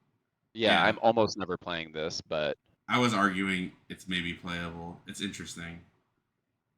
yeah, maybe. I mean, I'm not trying it it's like unless it's in a. so there's been like a green enchantment that's like +2/+2 in reach for 2 in a green enchant creature, and like no, I'd never play that. But this is basically that for 1 mana. I'm trying to argue myself into like this is maybe actually good. Oh, I will say too, this does immediately come down and It's so maybe cheap. like let's say turn 4 you play a 3-drop station and then play this, trigger double spells and immediately Yeah, tap immediately probably at screw least it. 5 towards the station. Yeah, You know, it maybe gets there. I still want to yeah, say it's a maybe. D plus, but I keep my Yeah, eye on it. All right, yeah, this one's you. agreed. Melt Strider's Resolve. 1 green for an enchantment aura. Enchanted creature enchant creature you control. When this aura enters, enchanted creature fights up to 1 target creature an opponent controls. Enchanted creature gets +0/+2 and can't be blocked by more than 1 creature. Nice. So it gives you a bigger butt to win a fight if you were, parity before then. Um, and having a bigger butt and only being able to be blocked by one thing is also pretty clutch. So like, as long as your thing is the biggest, this is a absolute beating. You know. Um, Yeah. like this is pretty good. I think this is like a B minus. It's just asking you to do the green thing, right? Like if you are playing the biggest creature or close to it, which green should be doing, then this is an absolute house. Like it's is straight up removal for 1 green basically, and then makes Yeah. combat very difficult on your opponent. Yeah. Yeah. So You it's a you can get blown out is the downside, but it's 1 oh, green. it's a C plus. It's a C plus for I think it's a B minus. I think it's a the B B minus. minus. Yeah. You just need to be careful when you play Also, it, as with any of these. But that's true of any fight effect. once how imagine the situation where turn 2 you drop that one the one that makes what gets 1/1 counters when you double spell. Turn turn 3 you attack in with it. They or you play this. They go to kill it and you counterspell it. Yeah, It gets that's the 1/1 true. counter. It comes in, it fights, then it hits Well, for 1 billion. again, just because we haven't referenced it for a while, this does feel like blue green beats. Again, that stupid 2/1, Yeah, like 2/1 yeah, on 2, 2/1 on 3, and this. So then the other one is a now it's a 3/4 that fights, and it stays being a 3/4 right. um, for 2 Yeah, mana, which and is unless crazy. they played something on 1 and we're holding up removal, they are fucked. Yeah, they're in trouble. So yeah, I think this is a B minus and could even be better. Yeah. Very good. All right. Sammy's Curiosity. 1 green sorcery. Oh, this. You gain 2 life. Yeah, there's a lot of 1-drop green cards. You gain 2 life. Create a lander token. Yeah, this is what you were talking about. So this is like. Yep. This is very close to better rampant growth. It's not really because like in Commander and stuff, you do want to be playing Llanowar Elves or Birds of Paradise on turn 1 instead of this.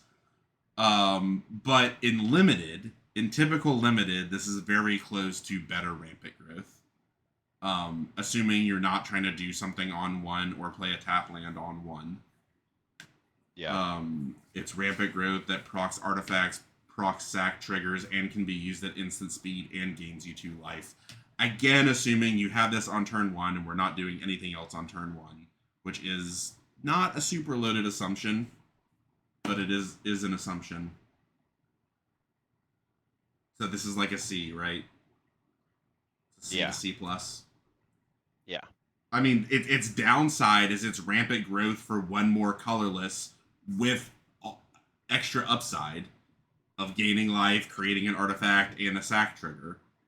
Yeah, I think I'm really gonna try to do like base green, just massive shit. Like play every single green card that makes a lander token, and everything like maybe green red, and then just big any other color stuff. I mean, green blue is now like green blue aggro is looking like it kind of slaps because it looks like it. We've seen the blue stuff that we said is aggressive. This green seems like it's ramping and pinging off. Like this goes absolutely crazy with the uncommon 5-drop payoff, right? Because you can use this to ramp into it early, and then every one of these you play is making a 2/2. Yeah. So yeah, I think this is out of hand. This is a C, but it's trending to a C plus, and you probably will play quite a few of these. Oh, absolutely. All right, you're good. Biosynthetic burst. Finally out of the 1-drops. Right. 1 and a green for an instant. Put a 1/1 counter on target creature you control. It gains reach, trample, and indestructible until end of turn, and untap it. It's a permanent counter. And it's a permanent counter. Yeah. This is great. It does cost 2. But it's a trick too. Yeah, but it's not. It ain't no whatever that one is. It ain't no plus I'm 1/+1 counter, hexproof and indestructible. It's certainly worse than that. But the fact that it untaps is pretty cool. Yeah, it's more defensive, but like the difference between 1 and 2 is so huge. So huge, the difference between 1 and 2. And you I agree, but... you get trample out of it. I would say trample is the biggest thing that you get. This is both more defensive because it untaps, and it's more aggressive because it gives trample, and it also gives reach, which is also more defensive.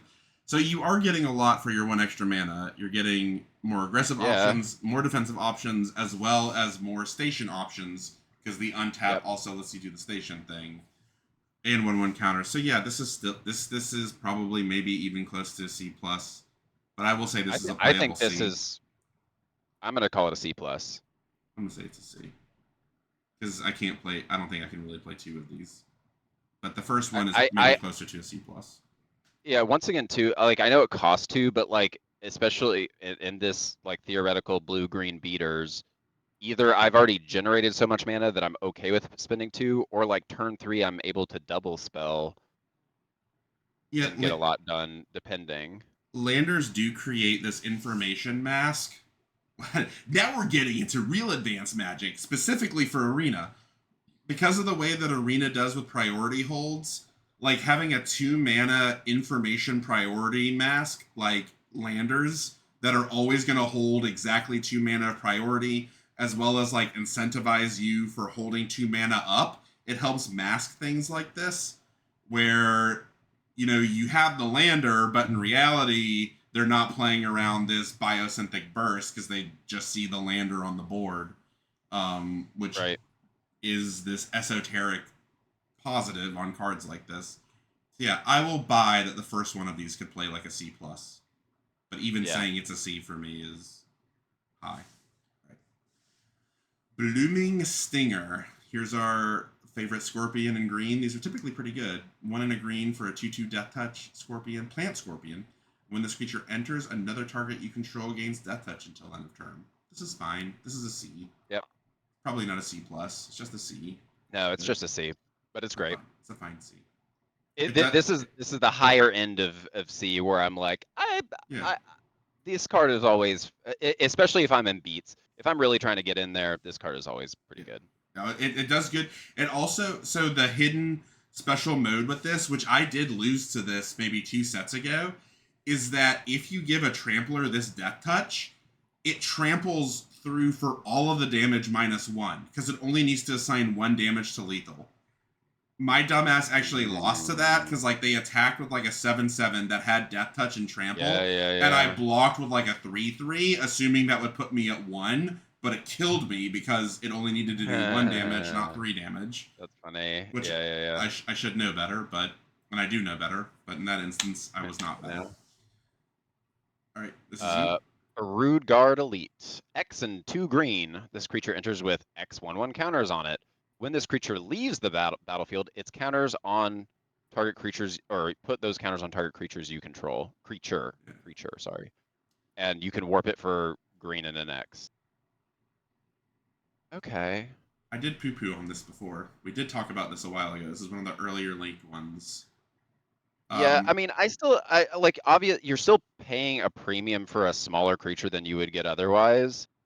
Like, I think I'm only ever playing. I think this card is unplayable unless you care about the 1/1 counters, are getting like more value off the 1/1 counters, or have a card that's like the 1-drop that's It's giving your other creatures value from one. Like, it's just. I'm higher on this after seeing so many 1-drops in green and red. Because like if this card I think does go hard with the 1-drop. If you do like 1-drop in green, the 2-drop station, for instance, like the 2/2 flyer at common, that's the station, right? The station's for 4, Yeah. and then on 3 you warp this. And so like you immediately get the 2/2 flyer because you'd already cranked the 1/1 into the flyer, or the 2/2 for 1 into the flyer. So then you just tap this and you immediately attack with the flyer, and then you make your 1/2 or 2/2 that you paid for 1, then a 3/3 because of this thing's warp counters. Like, or God forbid you put it on the flyer, and now that's a fucking 4/4 flyer for 2. Like, Or even let's say that you've like have super ramp, and like have just been like popping all your landers, and all of a sudden you're just like bunch of counters, next turn bunch more counters. Yeah. So I think it can be better, to your point. In both instances, it seems okay to be really slow at like some top end of just making basically 2 big things. But also, we've seen so many, again, specifically red green, and again really just green. Like if you have one of those really aggressive green run drops, like the stupid 2/2 reach for 1 green, like this on 3. 3 is very much the sweet spot for warping this. Like I'm not interested in skipping turn 4, but I could see skipping turn 3 to make my 1-drop or 2-drop better, like as good as a 4-drop or a 5-drop. Yeah. By warping this. So yeah, this is probably like in those instances, this will probably play like a B minus, like a strong C plus to a B minus. Also, what's really funny with this? The card that reduces the double spell by 2, and this being your second spell. that is true. Yeah, that is true. Blue. Yeah, this being reduced. Yeah, like if you pay 1 green to warp this, but basically get 2 1/1 counters out of it. Yeah, like, that's pretty silly. That's pretty sick. Yeah, that is very true. Yeah, this would be a silly warp if you do have that, specifically that one other blue uncommon, which is very good. So yeah, this card needs help. I think on the surface, this card is like a C minus, like with nothing else. But with all those energies, and we haven't even talked about the 1/1 counters energies, which we haven't seen a ton of, but there is some. Yeah, it is in white. Yeah, I mean, there's a ton of support for it in white. Yeah, but not like a huge amount of payoffs. I feel Well, like. there was payoffs in the signpost. Is that ridiculous 5 or 6 drop signpost? Yeah, whenever one or more creatures you control with 1/1 counters on them deal combat damage to a player, Yeah, draw a card. that's a card. And whenever it enters an attacks, put 1/1 counters on everything. Yeah, yeah, Like that one's that goes definitely good. crazy, but that's an uncommon. Inexpensive. So yeah, Yeah. this has a chance to play as good as a B minus because it's doing so many things, but it needs help.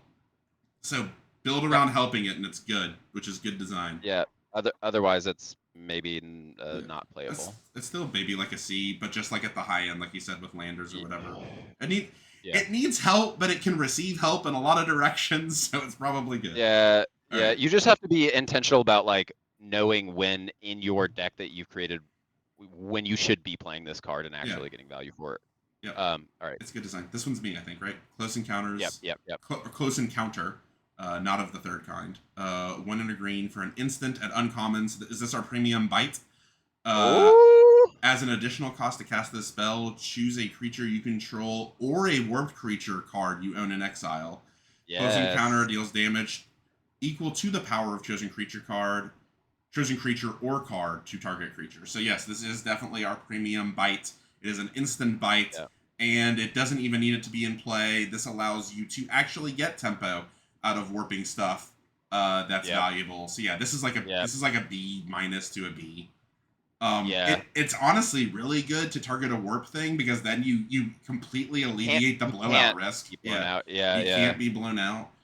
But it being an instant already significantly mitigates the blowout case. That's why these are so much better as instants, because you like wait for your opponent to tap out or attack, so it really limits it. But yeah, this is good. This is definitely getting closer to a B than these typically get. Agreed.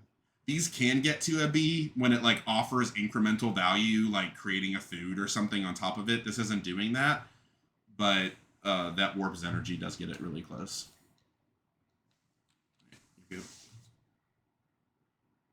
Imidian Terra Botanist, 1 and a green for an insect druid. Surely this is Eumidian, right? Oh, yeah, it would be. Eumidian. Terra Botanist, 1 and a green for an insect druid. It's a 2/3 with landfall, and whenever a land you control enters, you gain a life.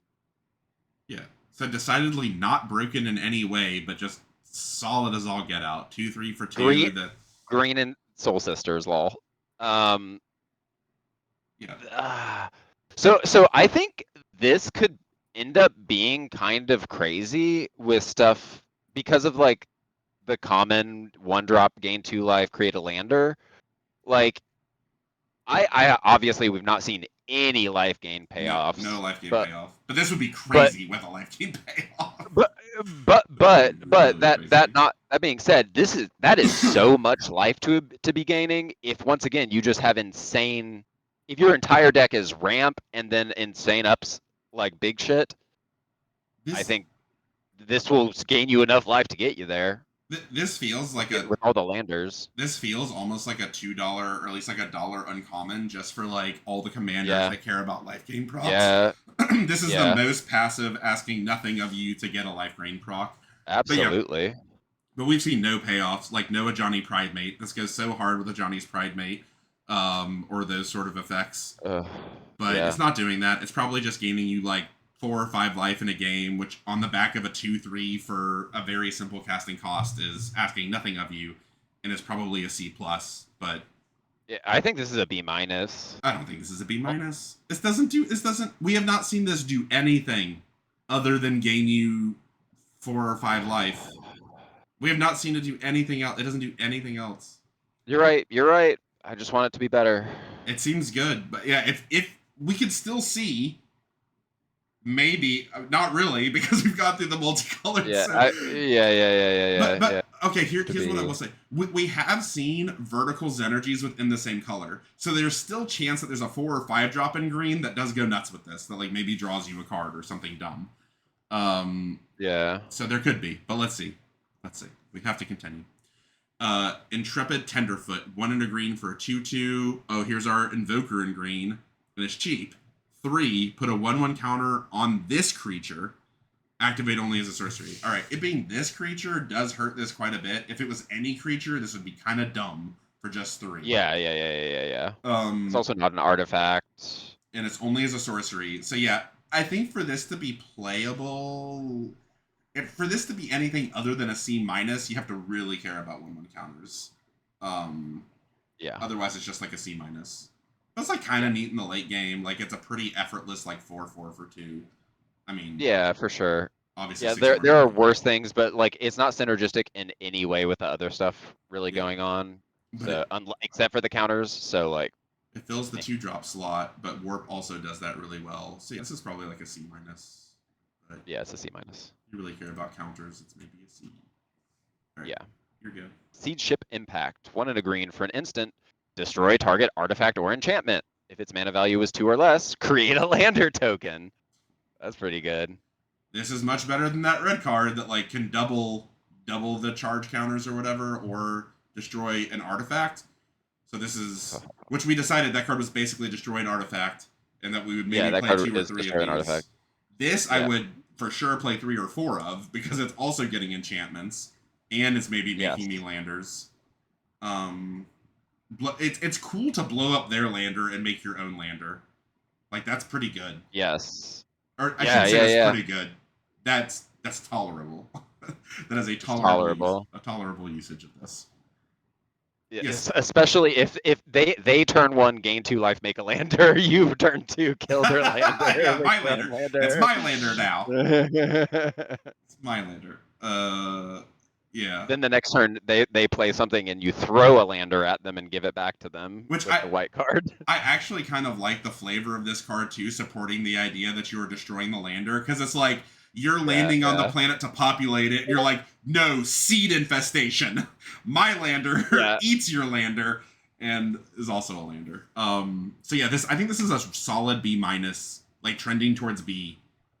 Because it's like it's like conditional removal with upside, but hardly conditional because there's so many artifacts and grabbing enchantments. It's just there's infinite artifacts. Like the only artifact you're upset to see is the blue one, which is very good and a common. But like the fact that this is also okay into landers, I would legit probably play 4 of these because it's okay into landers as well. Yeah, cool card, really cool. All right, diplomatic relations. This KV's not looking that diplomatic. 2 and a green for an instant. Target creature gets +1/+0 and gains vigilance until end of turn. It deals damage equal to its power to target creature an opponent controls. Fantastic.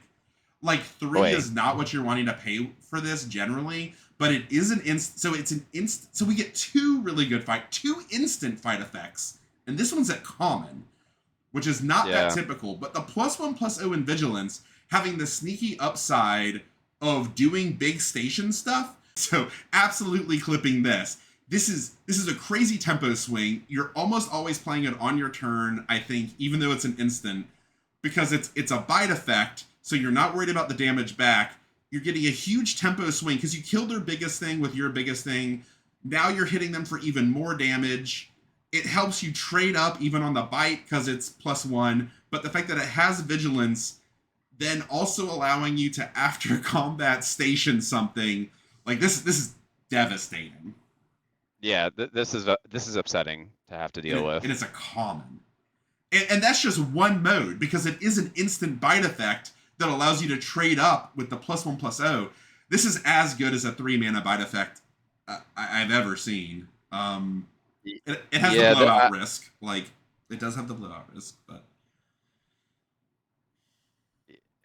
yeah, this card is very strong. It's very good. Like this can make like if your opponent like taps out and then swings out, like having this, because you're almost certainly killing 2 creatures very effectively with it. This is just a B minus, like. Yeah, this feels like a B minus for a common. Yeah. I mean, it's hard to say that because the blowout risk is real, but so is they're trying to play fair Magic, and me too, but then I play this, and now it's no longer fair because I like 2-for-1 them, hit them for 4, and station something. Yeah. Yeah. It's awful close to a B minus. Oh, speaking of Oh, close to a B minus. Galactic Wayfarer. Well, here it is. 2 and a green for a 3/3, and it makes a lander token when it enters. Simple as that. Fantastic. Again, close to a B minus. Can't say anything but good things about this kind Galactic Wayfarer. I mean, this is And its art's playing a amazing. bunch of these. Yeah, the art's amazing. Its art's fantastic. Yeah, this is. Yeah, this has to be again just like with this card. Like you play this on 3, it's already incremental value, Yeah. and then you're like, also I kill your 4-drop or whatever, and then hit you for 4, and then also station something for 4, and Yeah. I have this extra lander. Yeah, this is close to a B minus. Yep. Absolutely slapping green commons here. All right, Larval Scoutlander, 2 and a green for a 3/3 artifact spacecraft. When this spacecraft enters, you may sacrifice a land or lander. If you do, search your library for up to 2 basic land cards, put them into play tap, then shuffle. So it's royal. It's just straight up roiling growth as its downside. It's basic lands. It's not any land, which would be dumb. But that's already fine. Like I'm fine just even sacking the land for this. Because it's hella fixing. And then 7 is not unreasonable to get a 3/3 flyer out of it. As much as I like hating on spacecraft, this is like a B. I think this is a B. Yeah, I mean, this card's insane. Obviously, if you do sack the lander for this, it's ridiculous. It's ridiculous if you sack the lander. It's so easy to have a lander on 3. Yeah, because the lander is already going to cost you 2 to cash it in. So it's only charging you 1 more to double it. You could very easily turn 4 have 6 mana. Yeah. This card is a B, at least I think. Yeah, this card is a B. I think this card would be fixing close. is crazy. This card is at least I just squeaked a little bit. This card I think is at least even a C plus without it being able to be a 3/3 flyer. Like if it was just a sorcery, I think this would be close to a C plus. Probably would be a C plus, without being a 3/3 flyer, just a sorcery. So yeah, it's a B. Very good. Crazy. Yep. Your go. Melt Strider, you're Eulogist. Yep. Eulogist. Melt Strider Eulogist. 2 and a green for a creature insect soldier. It's a 3/3, and whenever a creature you control with a 1/1 counter on it dies, draw a card. Yeah, that's a payoff for 1/1 counters. That is a payoff. It's ridiculous. It's not asking a lot for you. It's a 3/3 for 3. For instance, also the the one that when it dies transfers counters. Yeah, and it sees itself. It sees itself, and there's that 1 in a white card that just comes into play with a 1/1 counter on it. To be a 2/2. Also, this set has a lot of weird fixing in it. Yeah, with landers in a way that like isn't typical. So like I feel like doing just white green counters seems great. Are you saying yes, like splashing black maybe for some of the sack outlets or something? I was going to even say that this goes really hard with the blue red signpost of just whenever you get an artifact, because then you're doing landers proc the art. So green's good at landers, which procs artifacts, which puts 1/1 counters with the red blue signpost, and none of that's white, but goes really heavy with this. Also, I want to say, if you're a Magic designer and you want to comment on this video for some reason to boost us, is this an Ender's Game reference by chance? Because this looks like the, what are they called, Formix or whatever from Ender's Game, and Ender is a eulogist, so it feels like an Ender's Game reference. No. But yeah, this is like a B, right? This is just a B. I mean, it's a build. It's a build around B. If you don't have any 1/1 counters, like it's a 3/3. Why are you playing this? Yeah, it's still a 3/3 for 3, which is like a C minus now. But I'm gonna guess that this is a build around B, and it's not like that I feel hard like to do it. Yeah, it's not that hard to do it, but like once again, like I was saying earlier, like I think that three cost that returns 3 value worth of cards from your graveyard to the battlefield and puts 1/1 counters on all of them. Yeah, that's true. Like That's good like with this random as stuff well. like that is gonna go so crazy with Yeah. cards like So this. this is like almost a hidden green white card or weirdly green red blue if you do the artifact Yeah. things. Oh no, you know it is actually again we hadn't referenced it for a while. The blue 2-drop that self puts counters Yes. on it for the Yes. oh man, that card is Yeah. nuts, dude. Please, That might be a B please. minus. Yeah. Kill my common 2-drop. I dare you. Yeah. I almost want to go. I want to go back at the end and just actually make a hot take of that card because it needs its own short. The blue 2-drop. Yeah. All right, this is you, I think. Shattered Wings. Seen this before. 2 and a Yep. green. Destroy target artifact, enchantment, or creature with flying. Surveil 1. This card is very good. It's a C plus, In right? this set specifically, it's a C plus. C It's the highest it plus. ever gets. Yeah, Yeah. it's a pretty good C plus at that. Literally cannot be better than how good it is. We'll main deck 2 of these and feel good about myself, which is atypical. All right. Yes and yes. Sky Stinger, 2 and a green for a 3/3 reach insect warrior. It's already pretty good. Whenever this creature blocks a creature with flying, this creature gains +5/+0 until end of turn. All right. Weirdly vanilla, no outside energies, but really hates flyers. It is indeed the Sky Stinger. This is probably like a C. This is a C, right? It's a 3/3 reach for 3. I think it's a C. It's an unexciting C. You want to say it's worse? You want to say it's a C minus? I think it's a C. I think it's a C. Yeah. It kills the 4/7 flyers. I know. I think it's a C minus. It's a C minus, and I won't hear anything else. I think it's a C. I'm not playing it. Okay. Yeah, it's not exciting. Thawbringer, 2 and a green for an insect scout 4/2. When this creature enters or dies, surveil 1. Yeah, we theorized that the stat line and cost were better for stations. Although I'm really interested to see how many stations we see at Colorless now. We know there's the 2/2 flyer. Yeah. Which is good with this, right? Because it's station 4. It immediately does it. It does it. And surveilling 1 is good, as we've seen for a myriad of reasons. White, blue, black all care about it. Being able to bring stuff back. Blue, getting artifact back. White, general reanimation. There's the station as well as you've mentioned several times, to get 3 mana value stuff back. And then obviously black has a myriad of reasons to care about it. So, yeah, this is better than this normally is, I would say. So this is a strong C, if not even getting close to a C+. Agreed. Which is rare. All right. Drix Fatemaker, 3 and a green for a 3/2 Drix Wizard. When this creature enters, put a 1/1 counter on target creature. All right. Each creature you control with a 1/1 counter has trample. All right. And it warps for 1 and a green. Probably not warping this all that much. But maybe sometimes later,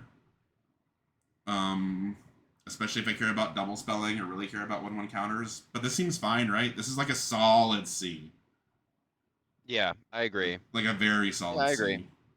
Yeah. Because it is itself a 3/4 trample for a 4/3 trample for 4. That's its worst. That's its absolute downside, with some additional counters energy built into it. So yeah, I think this is a really solid C. Yeah, but there are clearly things that are caring about these counters happening. So like, yeah, and double spelling and stuff. Spreading them out. This art's all amazing, by the way. This art is absolutely amazing. I love it. Oh yeah. You got the blues and the greens and the purples and the blacks. This art very is also Selesnya? Green, black, white. So Selesnya is just white green. Yeah. What is green, black, white? Right before you said it, I knew. It's not Abzan, is it? No, Abzan is red, white, black. Maybe it is Abzan. Oh, that's Mardu. I think it's Abzan. Yeah, it's Abzan. It's Abzan. Yeah. All right, you're good. Ice Cave Crasher, 3 and a green for a creature beast 4/4. It's got trample, and whenever a land you control enters the battlefield, this gets +1/+0 until end of turn. So C-. we have seen these falling off a lot. I'm a little higher on this because we have 2 really good bite effects, and especially the 3 mana one. Like, this is what I mean by the absolute beating, where you're like, destroy your biggest thing. Now I have a 5/4 Vigilance Trample attacking you. Maybe a 6/4 because this also has +1/+1 or +1/+0 because I played another creature or I played another land. Yeah, maybe this is good in like an aggressive deck. Yeah. But then like the landfall thing would insinuate, you know, You're token ramping. triggers. Ramping, which is fine, which is what this probably wants to do anyway.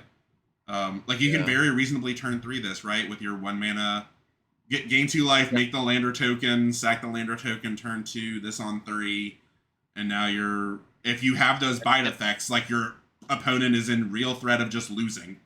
If you then very fast, very fast. If you have They better pray they can remove this. Yeah, they better. Yeah, which is why that the red removal common 3 to deal 4 is definitely matches up good against this. I still think this is just probably a C, but I wouldn't say it's a C minus. They have been trending down. So. All right, Siege Ship Agrarian. Got there. Yep. 3 and a green for a 3/3 insect scientist. Whenever this creature becomes tapped, create a lander token. Nuts. This is a starship payoff for sure. Holy Landfall. Fuck. Whenever a land you control enters, put a 1/1 counter on this creature. Why not? What? It doesn't need that, but okay. Yeah, this is a B plus. I think this is. I feel like every color has had an uncommon that's just been a B plus, and this feels like it here.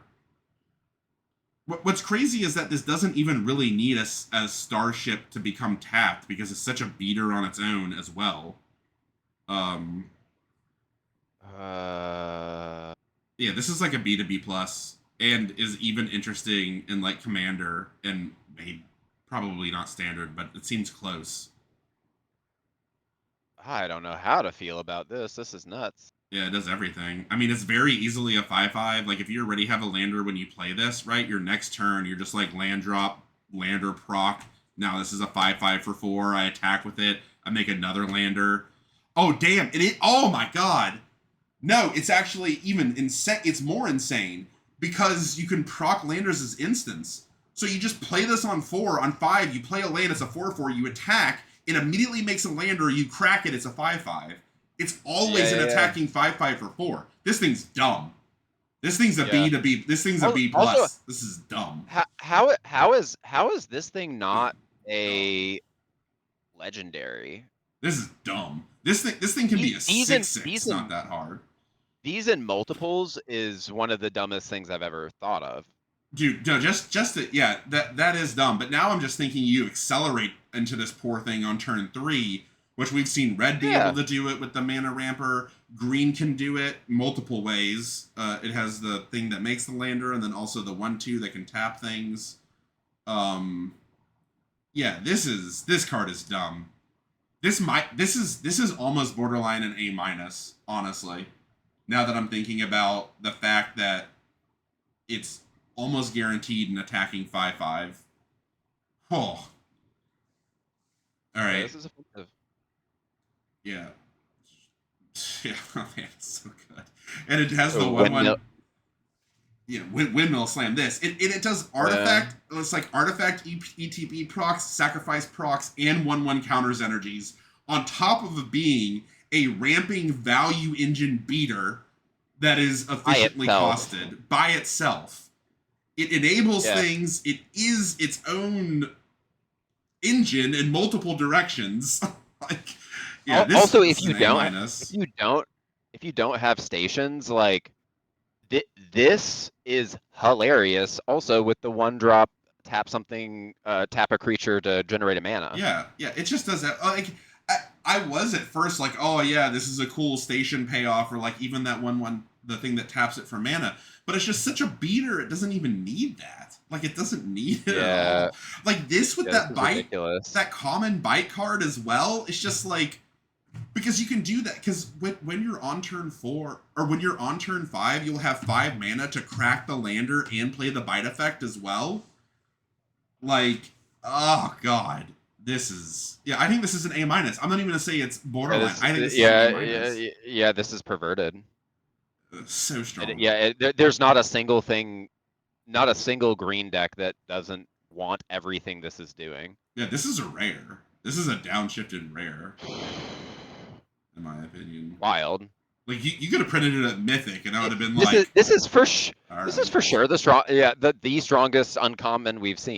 Yeah, And this is we're a not far from done. Like, This is the joke of Mythic Uncommon is maybe a little too literal fuck. with the agrarian. Man, those agrarians, knowledge isn't found but grown. Yeah, I got some knowledge Okay. for you. All right, here you go. Tapestry Warden, 3 and a green for a robot soldier 3/4. Has vigilance. Each creature you control with toughness greater than its power assigns combat damage equal to its toughness rather than its power. Yep. Each creature you control with toughness greater than its power, It is stations, the permanents, blah blah blah, stations. according to Yeah, its toughness. Yeah. it is Yeah. So this is good. So this I is mean, this is a 4/4 vigilance for 4 with additional upside. yeah. This is like a B Yeah. minus to a B, right? It's like Yeah. good. Yeah. It's also obviously good at stationing with it being vigilance. Also, like, you love to see 1/1 counters on this thing. So Yeah, even though it's not generating 1/1 counters, I mean, it's great in this that red sort of thing. uncommon 0/4 reach that you might be able to get actually, because maybe people don't really like that. You know, the one that had landfall +2/+0 or Yeah, whatever. yeah, Like that's yeah. obviously nuts here. Yeah, for sure. Yeah. So yeah, I think this is probably like a C plus B minus. Like this seems pretty good. Yep. All right, atmospheric greenhouse. I feel like we've seen art incredibly similar to this already, like the same ship. Yeah. 4 and a green for an artifact spacecraft. When the spacecraft enters, it's weird how all the spacecrafts have this special frame, right? Like I'm not sure we've ever seen Yeah, that it is. before. It is different. Yeah. Like there's not a normal frame for spacecrafts. It's weird that it just took me this long to really notice that. They're Anyway, all like pseudo borderless. yeah, this is a 4 and a green for a 5/4 flying trample, but you have to get to 8 to do that. But otherwise, when it enters, you put a 1/1 counter on each creature you control. I'm lower on this. Like, how many creatures? You have to have at least 3 creatures to feel any sort of okay about this, right?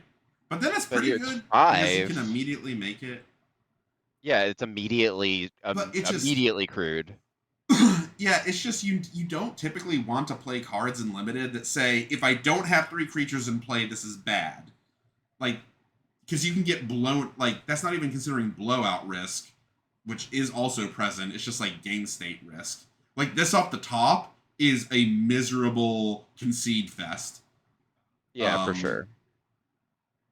I'm pretty low on this one, actually. I'm gonna like sure if you do But have 3 creatures or more, you're saying off the when you say off the top though, oftentimes off the top you're insinuating like a stalled board state. Of course, if you just have nothing on the board, then you're fucked. But like if you've got any sort of board state, we also have seen a billion token makers. It's good in Battle Cruiser.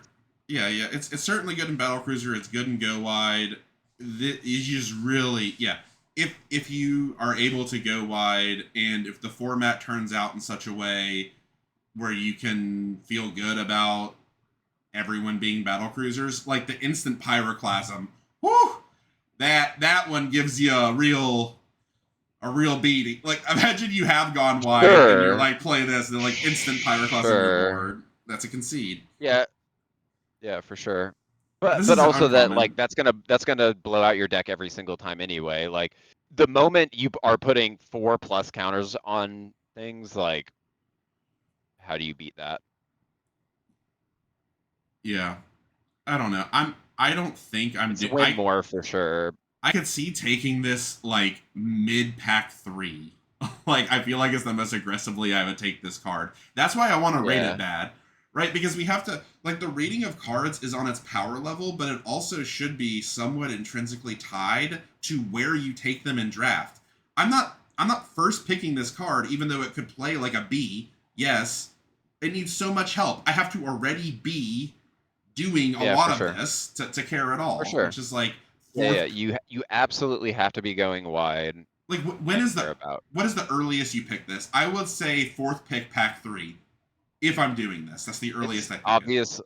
Obviously, like sure, but that I mean, yes, yeah. 4th, 5th pick. So it's strong, but like, have the deck already, please. So this card, I know this card. You're good. U Social Engineering, 3 and 2 green for an enchantment, 5 for landfall. Whenever a land enters the battlefield, create a 2/2 robot artifact creature token What? and warps for 1 and a green. Is Chocobo Raceway? What? It's Chocobo. It's better Chocobo Raceway because it's making artifacts, and you can warp it for the double spell, or just warp it and play a land, and then pop your sitting Token, around yeah. token. So generate two 2/2s. That's the turn 4 play, Crew some right? shit. Yeah. Like that's ridiculous. I will say that specific turn 4 application does make this, I think, quite good. Yeah. Being able to turn your turn 4 into ramping and getting 2/2s does slap, and then still having this later to maybe do things with artifacts that you care about or just helping you go wide. The failure case of this is making a 2/2 on turn 3, right? That's the worst case scenario, basically. Yeah. Or just playing it on 5 to skip your 5th turn, like your Chocobo Raceway. But that's not even terrible, because this does seem slow, and the Final Fantasy set did not have rampant growths laying around everywhere like this does, so this just seems better. I think this is a B. Yeah, I think this is a B. It's just very, very good. So much value. All right, Germinating Worm. Oh, just an old-fashioned worm. Love to see it. 4 and a green for a plant worm. 5/5. When it enters, you gain 2 life, and you can warp it for 1 and a green for a little bit of life gain and a lot of stationing. You have that worm really providing some station to your spaceship, which is a weird sort of flavor, awkward feeling there, but this seems fine. This is like a C, right? Yeah, it's a C. Like I think C-. I'm only inclined to play this if I really care about stationing, or like once again it's got 2 warp for double spelling. So like I mean, could you make I think the gain colossal 4 life 5/5. The Colossal Dreadmaw is the 6/6 trample for 6, which is always like okay, but then there's also the 6/6 gain 3 for 6, which has also been like C to C plus. This is probably better than that, because costing 1 less and still being a 5/5 and not being double green, while also having the extra warp. So this could be closest to a C plus. I think it's a solid C. It's a solid C. Yeah, it's assuming you're getting value on the warp, obviously. Yeah. You're good. Harmonious Grove Strider, 3 and 2 green, 5 for a ward 2. This creature's power and toughness are each equal to the number of lands you control. So, I mean, I think there's definitely a world where you are very much enjoying infinite ramp. Let's just instead, especially if your deck is built around it with all these landers and that 4-drop, obviously, like. Let's So, just I mean, assume that this is a 7/7 for 5 that you can probably get out on turn 4 that has ward 2. How good is that? Probably at least a C plus. I think it's a C plus. Yeah, I think this is a C plus because like it has the ward 2 is nice, but it has 0 evasion. We haven't seen really any ways to passively give trample. There's the thing that gives trample to things with 1/1 counters on it, the green common. That's it. Yeah, Because the red one requires it to be warped. Warped. Yeah. I mean, you could warp it with the mythic. Yeah. So yeah, this is probably. But that gives it haste anyway. Probably just a C plus. But it's big. Yeah. Cool. But it's big. Right. This card's cool. Pull through the vest. Amazing art as well. 3 and 2 green for a sorcery uncommon. Return up to 2 target non-land permanent cards from your graveyard to your hand. Then return up to 2 target land cards from your graveyard to the battlefield tapped. Oh boy, so we need all manner of juice in the graveyard here. I think this is all green, black, sack, mill stuff. Green blue can maybe do it a little bit too. Yeah. This is very, very slow. It's very slow. I feel like this is a card that's like red, green I feel like is going straight into just massive shit onto the battlefield, whereas this is, I just feel like It's green ramping some other color into I, just too much value. I don't think that we have seen enough self mill for this to be really good, to be Yeah, honest. Because how much yeah, better is, because like just 5 mana return 2 target permanents from your graveyard to your hand is like okay. If it's a really slow format, it's definitely better. In sealed, it's better. And this doesn't really feel much better than that. Like it's slightly better than that. So in sealed, I would say this is maybe a C plus, and it's probably just like a C in draft. But if the yeah. format turns out to I be think really it. slow, Yeah, I think it can't has. It could be a C plus in the right I'm just decks. saying we have already seen. I mean, getting the lands, I guess, is important because everything we've already seen just provides gas for days. So, like, am I really spending Yeah. 3 mana to then get yet more gas? So yeah, I don't know. It's okay. All right, you're good. Lash Whip Predator. 4 and 2 green. The spell costs 2 less to cast for your opponent if your opponent controls 3 or more creatures, and it's a 5/7 reach. Oh God, a 5/7 So reach for 4. yeah, a 5/7 reach for 4 is kind of nuts.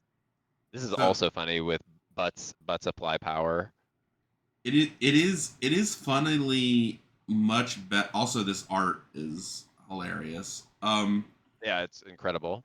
It is funnily only truly curved if you're on the draw, right? Because if your opponent just on its magic 2 drop, 3 drop, 4 drop, they do the thing, and then on your turn 4 you can play this for 4. Because even if you're on the play, that's not really, unless they go 1 drop, 2 drop, 3 drop, then you really punish them on turn 4 by playing this on the play. Yeah. I mean, I think this is a C plus, I think it's a but C. yeah, I think sometimes I think it's because it's not like synergistic with other shit that's going on. It's more just like a good slowdown thing. Like I think this is, it's a C plus in just generically ramping into big dumb shit. Like where Yeah, you can play this on turn 3 because you're ramping and they've played 2 things. yeah. I think it's probably just I think it's probably just a 3 drop. Like we've seen the 1/1 death touch for 1. That so we've seen a fight and 2 bite effects. We've seen a 1/1 death touch for 1. We know the other black 1 drop removal spell can also just kill this straight up. So I'm not even sure how good of an answer this is into Yeah, like some of the more sure. aggressive things because they might can just kill it for really cheap anyway. Yeah, but Um, that is an uncommon, the -10/-10 particularly. it is. There's the okay. You know what There's else? still plenty of Also, other good removal though. well, the blue one cost also hoses this -5 -0, and if it's dealt damage or becomes tapped, it dies. Like Yeah. that Oh also yeah. makes this do no damage. And I think prevent this it is. from I think it's just a C. stationing. Yeah, maybe you're right. Maybe It's a it's just a C. it's a tempting C. There's no way there's not better high end to have. Yeah, seems like it. Literally, the return 2 cards and ramp 2 lands is always better. Um, Yeah, they're probably close, but yeah, better. All right, Fungal Colossus, yep. 6 and a green for a 5/5. The spell costs X less to cast, where X is the number of differently named lands you control. Whoa. Wild. Um, wild. So it's like hidden sunburst ish. So let's just say 3. So it's a 5/5 for 4. That's not that exciting. This is a C. We I'm have sorry. This is not a C. This is not a C. I think this is you are, unless you just manage to draft like wild 5 color bullshit and you're like every time casting this for 1. I don't know. Like well, I well. Imagine you're doing the Towns deck, which I know yeah, isn't in this, yeah. but I don't know what I honestly don't know what the lands Same are. vibe. We should know if they have the full cycle of 10 common lands. If they have the full cycle of 10 common lands, and we have shocks or some amount of the shocks, I think 5 of the shocks probably. and maybe some other non-basic lands, like a couple different ones that can filter, or come into play tapped and then tap for any color or something like that. This Yeah, could yeah, maybe yeah. get there, because this could theoretically cost I like agree. this could cost 2. Like having Yeah, this would be. 5 different is not that hard, especially with Oh, landers. oh, oh. Oh, no, Landers no, too, oh, right? no. So what I was gonna launch off into is the fact that one thing, because of all of these landers, and like obviously getting to green the most landers, but even throughout the other colors, like I think there is going to be a real possibility to like bomb draft in the way that you did in Final Fantasy, and then just go base green Wooburg. You draft every single one of the lander, creating Yeah, like 1-drop sorceries that gain you life, and like any rampers of any kind in green, and then you just play huge yeah, value. And this is all the something you could bombs. definitely play in Yeah, that because because you'd have every land. because Like it'd be a 2 mana Bluebird 5/5. is a 2-color card, but most likely if you're doing that, you're gonna have that pretty quickly.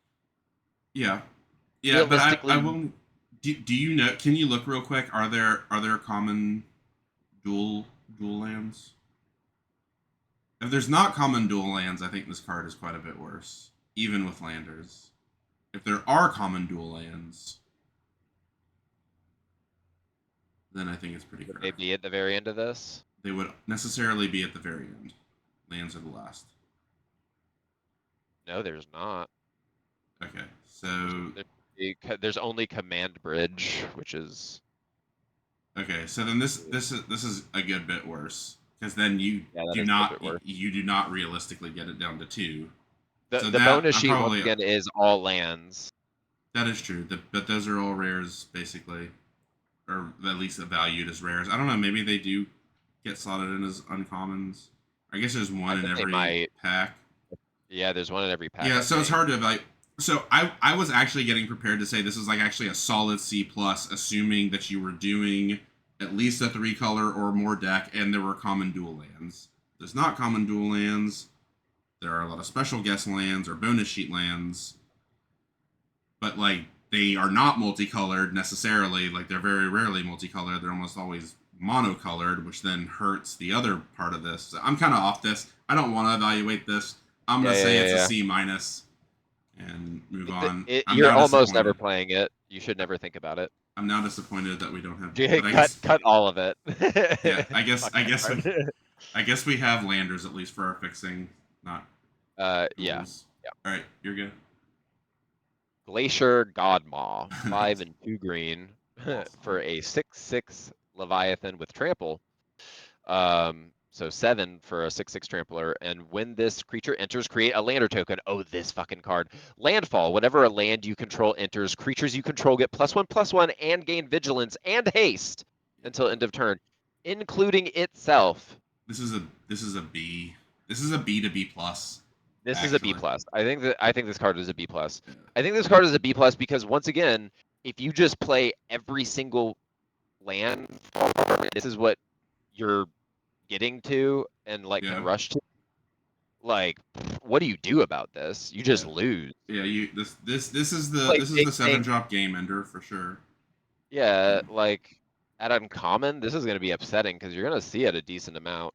And vigilance is huge on it. Like Yes, vigilance is huge. vigilance. And haste, like that makes the next turn such a threat. Like your opponent is if they cannot kill this, they are shivering in their This turn, boots for your the next turn. turn it.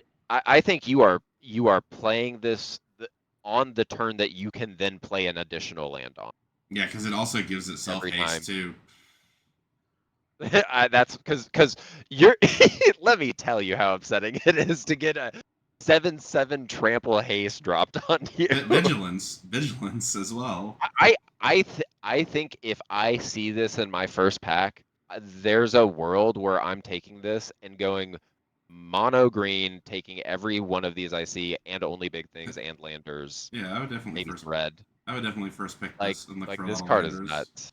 But I would even say, I mean, I'm actually pretty disappointed that we don't have common tools because, like, there could be some really cool, like, Abzan stuff that you could do where you have, like, the white and black, like, reanimation stuff and you, like, mill this in your Yeah. graveyard randomly, maybe, and get it back. And you have land. I mean, maybe landers are good enough that you can fix without Yeah, them, but that's what I'm saying. Where you like, I think a really heavy base green allows you to do some pretty crazy multicolored stuff that we've never been able to do before. It's a hell of a 7-drop. We did it. We finished green. Woo. We did get all of these. Maybe so close. We're certainly not. Oh, actually, yes. There's this really not that many artifacts. this thing just single-handedly. Really, there's not that many colorless artifacts. There's so many artifacts that were in the colors. All right. Yeah. Nutrient block. 1 mana, food, indestructible. 2 in tap, sacrifice this artifact. You gain 3 life. When this artifact is put into a graveyard from the battlefield, draw a card. I think this is actually pretty good because of just how many sack outlets we've seen. Yeah. Yeah, how many artifact triggers and how many sack outlets we've seen. Like, this goes really hard with the red-blue signpost, obviously. Yeah. Very good with that. Yeah, this is I mean, it's still just like a C, probably, but I could see being interested in playing 1 to 2 of these if I have all these energies. Oh, absolutely. Especially sacrificing. Like this with the bone shards. Whew. Yeah, I'm about it. Right. You're good. Thaumaton Torpedo. That is right, Thaumaton. 1 colorless artifact. Pay 6 and tap it. Sacrifice this artifact. Destroy target non-land permanent. This ability costs 3 less to activate if you attacked with a spacecraft this turn. So that text is basically irrelevant. No, it's not. No, it's not. No, it's not. It's not. But this is not helping you station things, and probably really not helping you do anything else. This is not. So the thing is like this is very marginally playable as like a D plus, and sometimes it will squeak above that or maybe like a D if there is some additional upside when it does cost the full 7 round trip. But this costing 4 round trip that any deck can play, assuming that you can crew a spacecraft, does make it interesting. I mean, crewing a spacecraft is hard, don't get me wrong. I don't know, it's probably still like a D+, but it's interesting. Yeah, it's bad and I don't want to think about it. It's normally not interesting at all. Oh my goodness. Crone Companion. The 2 mana 2/1 artifact creature dog. Whenever this creature becomes tapped, the goodest boy gives you 1 life. And you can pay 2 and tap, put target card from a graveyard on the bottom of its owner's library. So this is what can bail you out from self-milling. That's basically it. And it's a 2/1 that may gain you some life. It's like your quintessential D+. It's playable to drop if you have to. Yeah. If you're a stationing deck that somehow gets... If there's a rare mythic that actually has a single shit to give about gaining life. Yeah. Well, so here's a card we've mentioned a bunch. You can take it. Yes, the 2-drop colorless artifact spacecraft that surveils you when it enters and it crews for 4, and it's a 2/2 flyer. You crew it or station it. It's... We have seen... I think it's much better than I was expecting. Also, the surveilling feels great. Yeah. And some things.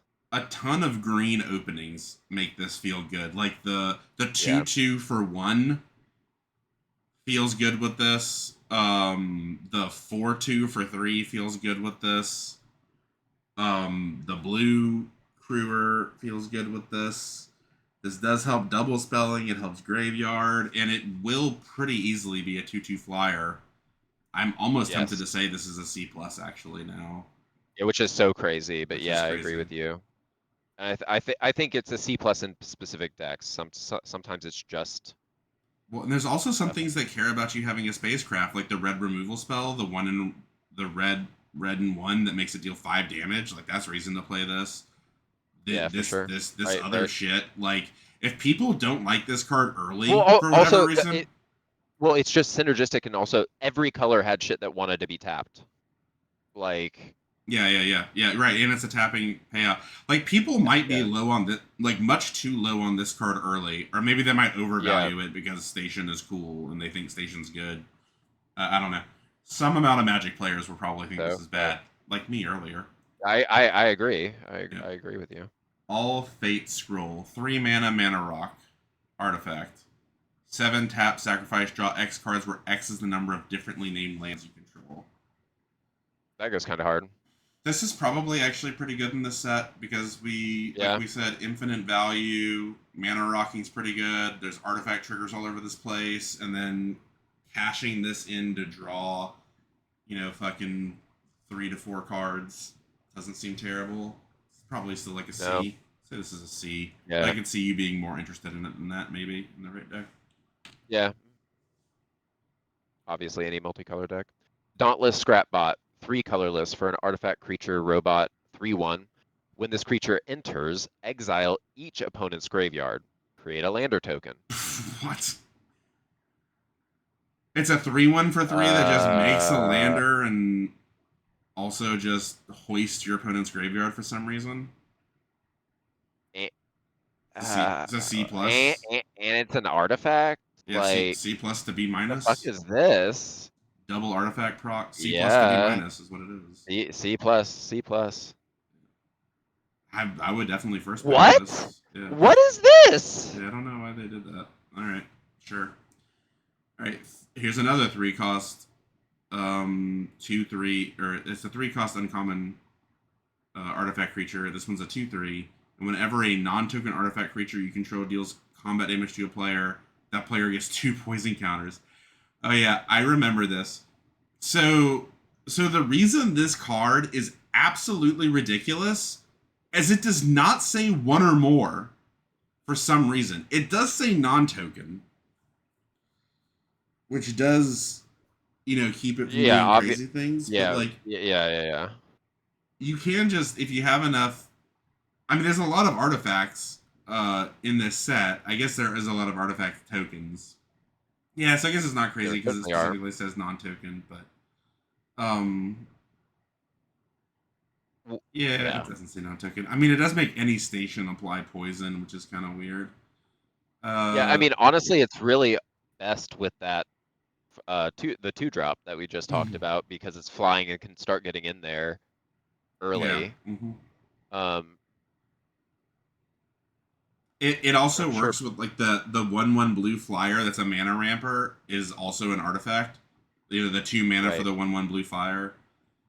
So weird that red and blue are have the 2 mana tappers, not green. I mean, green kind of does. You have to tap another permanent. I don't know. I'm still off of this. This is like a C minus probably, right? I'm not doing this. Yeah, I think this is only passable in very specific decks. Weird, silly stuff. Yeah, some silly stuff. Red, blue, maybe. Probably still not ideal. Yeah. You're good. Survey Mechan 4 for a flying hexproof 1/3. Pay 10. Sacrifice this creature. It deals 3 damage to any target. Target player draws 3 cards and gains 3 life. This ability costs X less to activate, where X is the number of differently named lands you control. I saw where that was going for a while. This card also, again, if we had a common set of tap lands. What is this? Would be really good. I don't think this is good.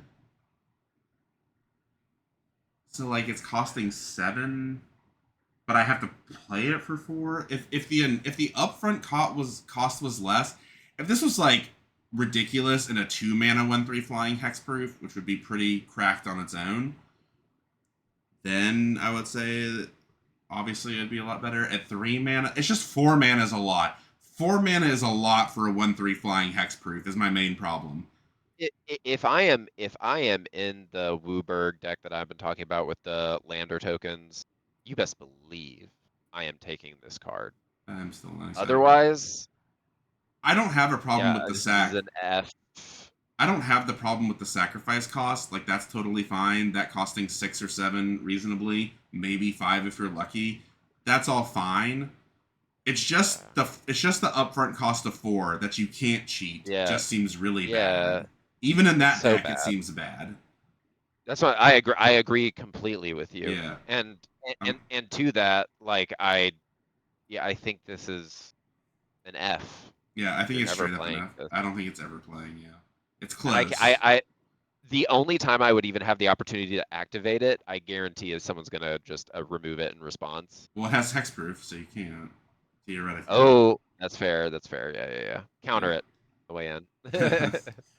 Yeah, I don't know. If you have a really slow stall out deck, then maybe. Yeah, the slowest and stalliest. It's not even like the payoff wins you the game. It just gives you even more gas, which doesn't seem to really be a problem. Yeah. Right. Yeah. Pinnacle Kill Ship. It's the Pinnacle. It's a 7 mana spacecraft. When it enters, it deals 10 damage to up to 1 target creature, and you may station it for 7 to make it a 7/7 flyer. Interesting. I think this card's good. I think this card's good, specifically in a lander deck. If you have a lot of ramp and landing. Yeah, I think But what if do you mean I'm good? doing that, like a C+ in those decks. If you're ramping a lot and just your whole I thing guess it is could be. ramping and playing bombs, like And you can this, crew it. th- I'll say yeah, this. this is you're playing Blue green. ramping into a bomb. Also, all the bombs for the most part. What? Blue green. Yeah, blue green. Yeah. Blue green and yeah, blue green. I think more blue green, even than red green. Or green red. I'd say it's significantly heavier blue green. Blue green can also fetch this with the tutor, which is kind of neat. Yep. I'm still probably only playing one of this, but blue green can Yeah. also sack this because it has like the. Doesn't it have the guy that when it taps you can sack an artifact to draw a card? So you can like play it, sack it, get it back with again the tutor card. I'm still only playing like one of these. Yeah, I mean it's obvious, it's crazy expensive and like it's only good if you have infinite mana basically because you're what? I was gonna say, you want to know something else that's funny? This is their take on Flame Tongue Kevu in this set. They have to do one every set. This is the Flame Tongue Especially Kevu the of one the with set. Kevus, they're like, we'll show you how to do it. Yeah, we'll make it an artifact spacecraft Flame Tongue Kevu.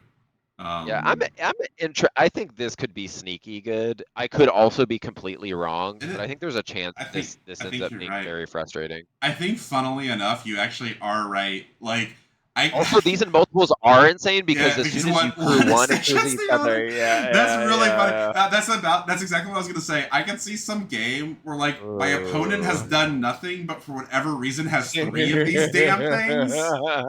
You know, like because the thing is you don't even have to station them immediately. Like imagine your opponent has done nothing but actually just like lander ramp. They're like gain 3 life, gain 2 life, make a lander ramp.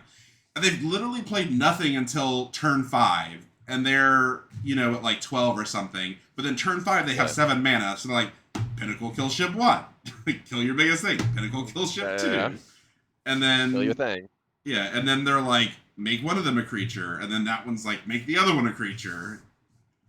Yeah, that would be very aggravating. Very aggravating way to lose. Yeah, you're right. It could be good. Oh, there's yet another one. There's one more. Bygone Colossus. It's a 9-drop. It's a 9/9, and it warps for 3. This is the Stationer. I very weirdly love this card. I can't put my finger on why, and I think it's bad. The art is incredible. I think this card is bad, but I think there is a pie in the sky where you are just playing like if there's some huge massive payoff, stations, and you're just like surprised it's stationed. Giving this haste is funny, which red can do 2 different ways: the thing that taps to do it, or the actual red combat trick, which would give this haste and trample, which would be pretty funny. So if you had both of those cards in your hand, and I think they are both uncommons, on turn 4, you can attack with a 12/11 trample haste, which is pretty funny. It does literally eat 2 cards, pretty much entirely. In other formats, blinking this is interesting. You can do it with the other white uncommon, right? The one that warps the blink. Because if you blink this, it forgets that it was warped. Yeah. Right? So I think that is legitimate. I mean, that is 2 uncommons but that is kind of legitimate in white. You just really have to be in green to then think you're ever playing this. Yeah. For 9. And just stationing with it is definitely not good enough to spend an entire card on. No, I agree. So I agree. it's like an F, right? Like this is an F. Right. Oh, yes, But absolutely. I just but like it. but on draft number 40 of the set, here I Yeah, you're like am. This is what I'm doing on draft 40. in Infiniramp. Yeah, that's what I'm saying. Like, Is the so there's bonus gonna sheet be a lot of lands. only lands? Yes. Okay. Well, we definitely have to look at this when we do the rares and mythics, but Yes. that There's a will lot. that definitely affect limited if you're guaranteed to get to pick some weird land every single time. But yeah, so Isn't it the Ancient reason Tomb in there? yeah, Ancient Tomb is in there. Strip Mine is in there. Which there so they mentioned this on the MTG call, or on the last stream that they did. Someone mentioned in a question that there's a green rare that allows you to play lands from your graveyard and allows you to play 2 lands a turn. So Strip Mine is the dumbest, hardest lock ever. Mm-hmm. Like it's a 2 land It's gonna happen. destruction lock. It's gonna happen.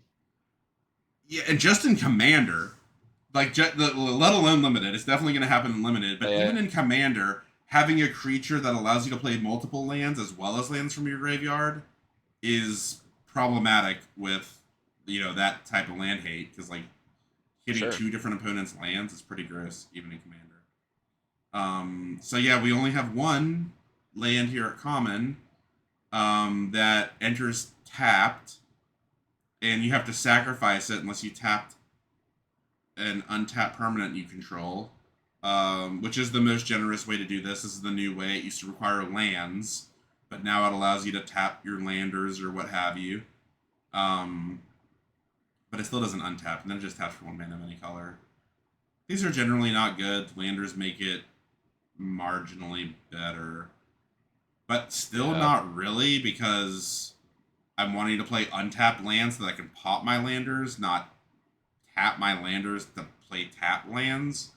And landers already make this obsolete. You're only doing this if you need like differently named landers or whatever, or differently named lands or something like that. Which we have seen here at the end, but I would still say this is worse than most of the times we see this.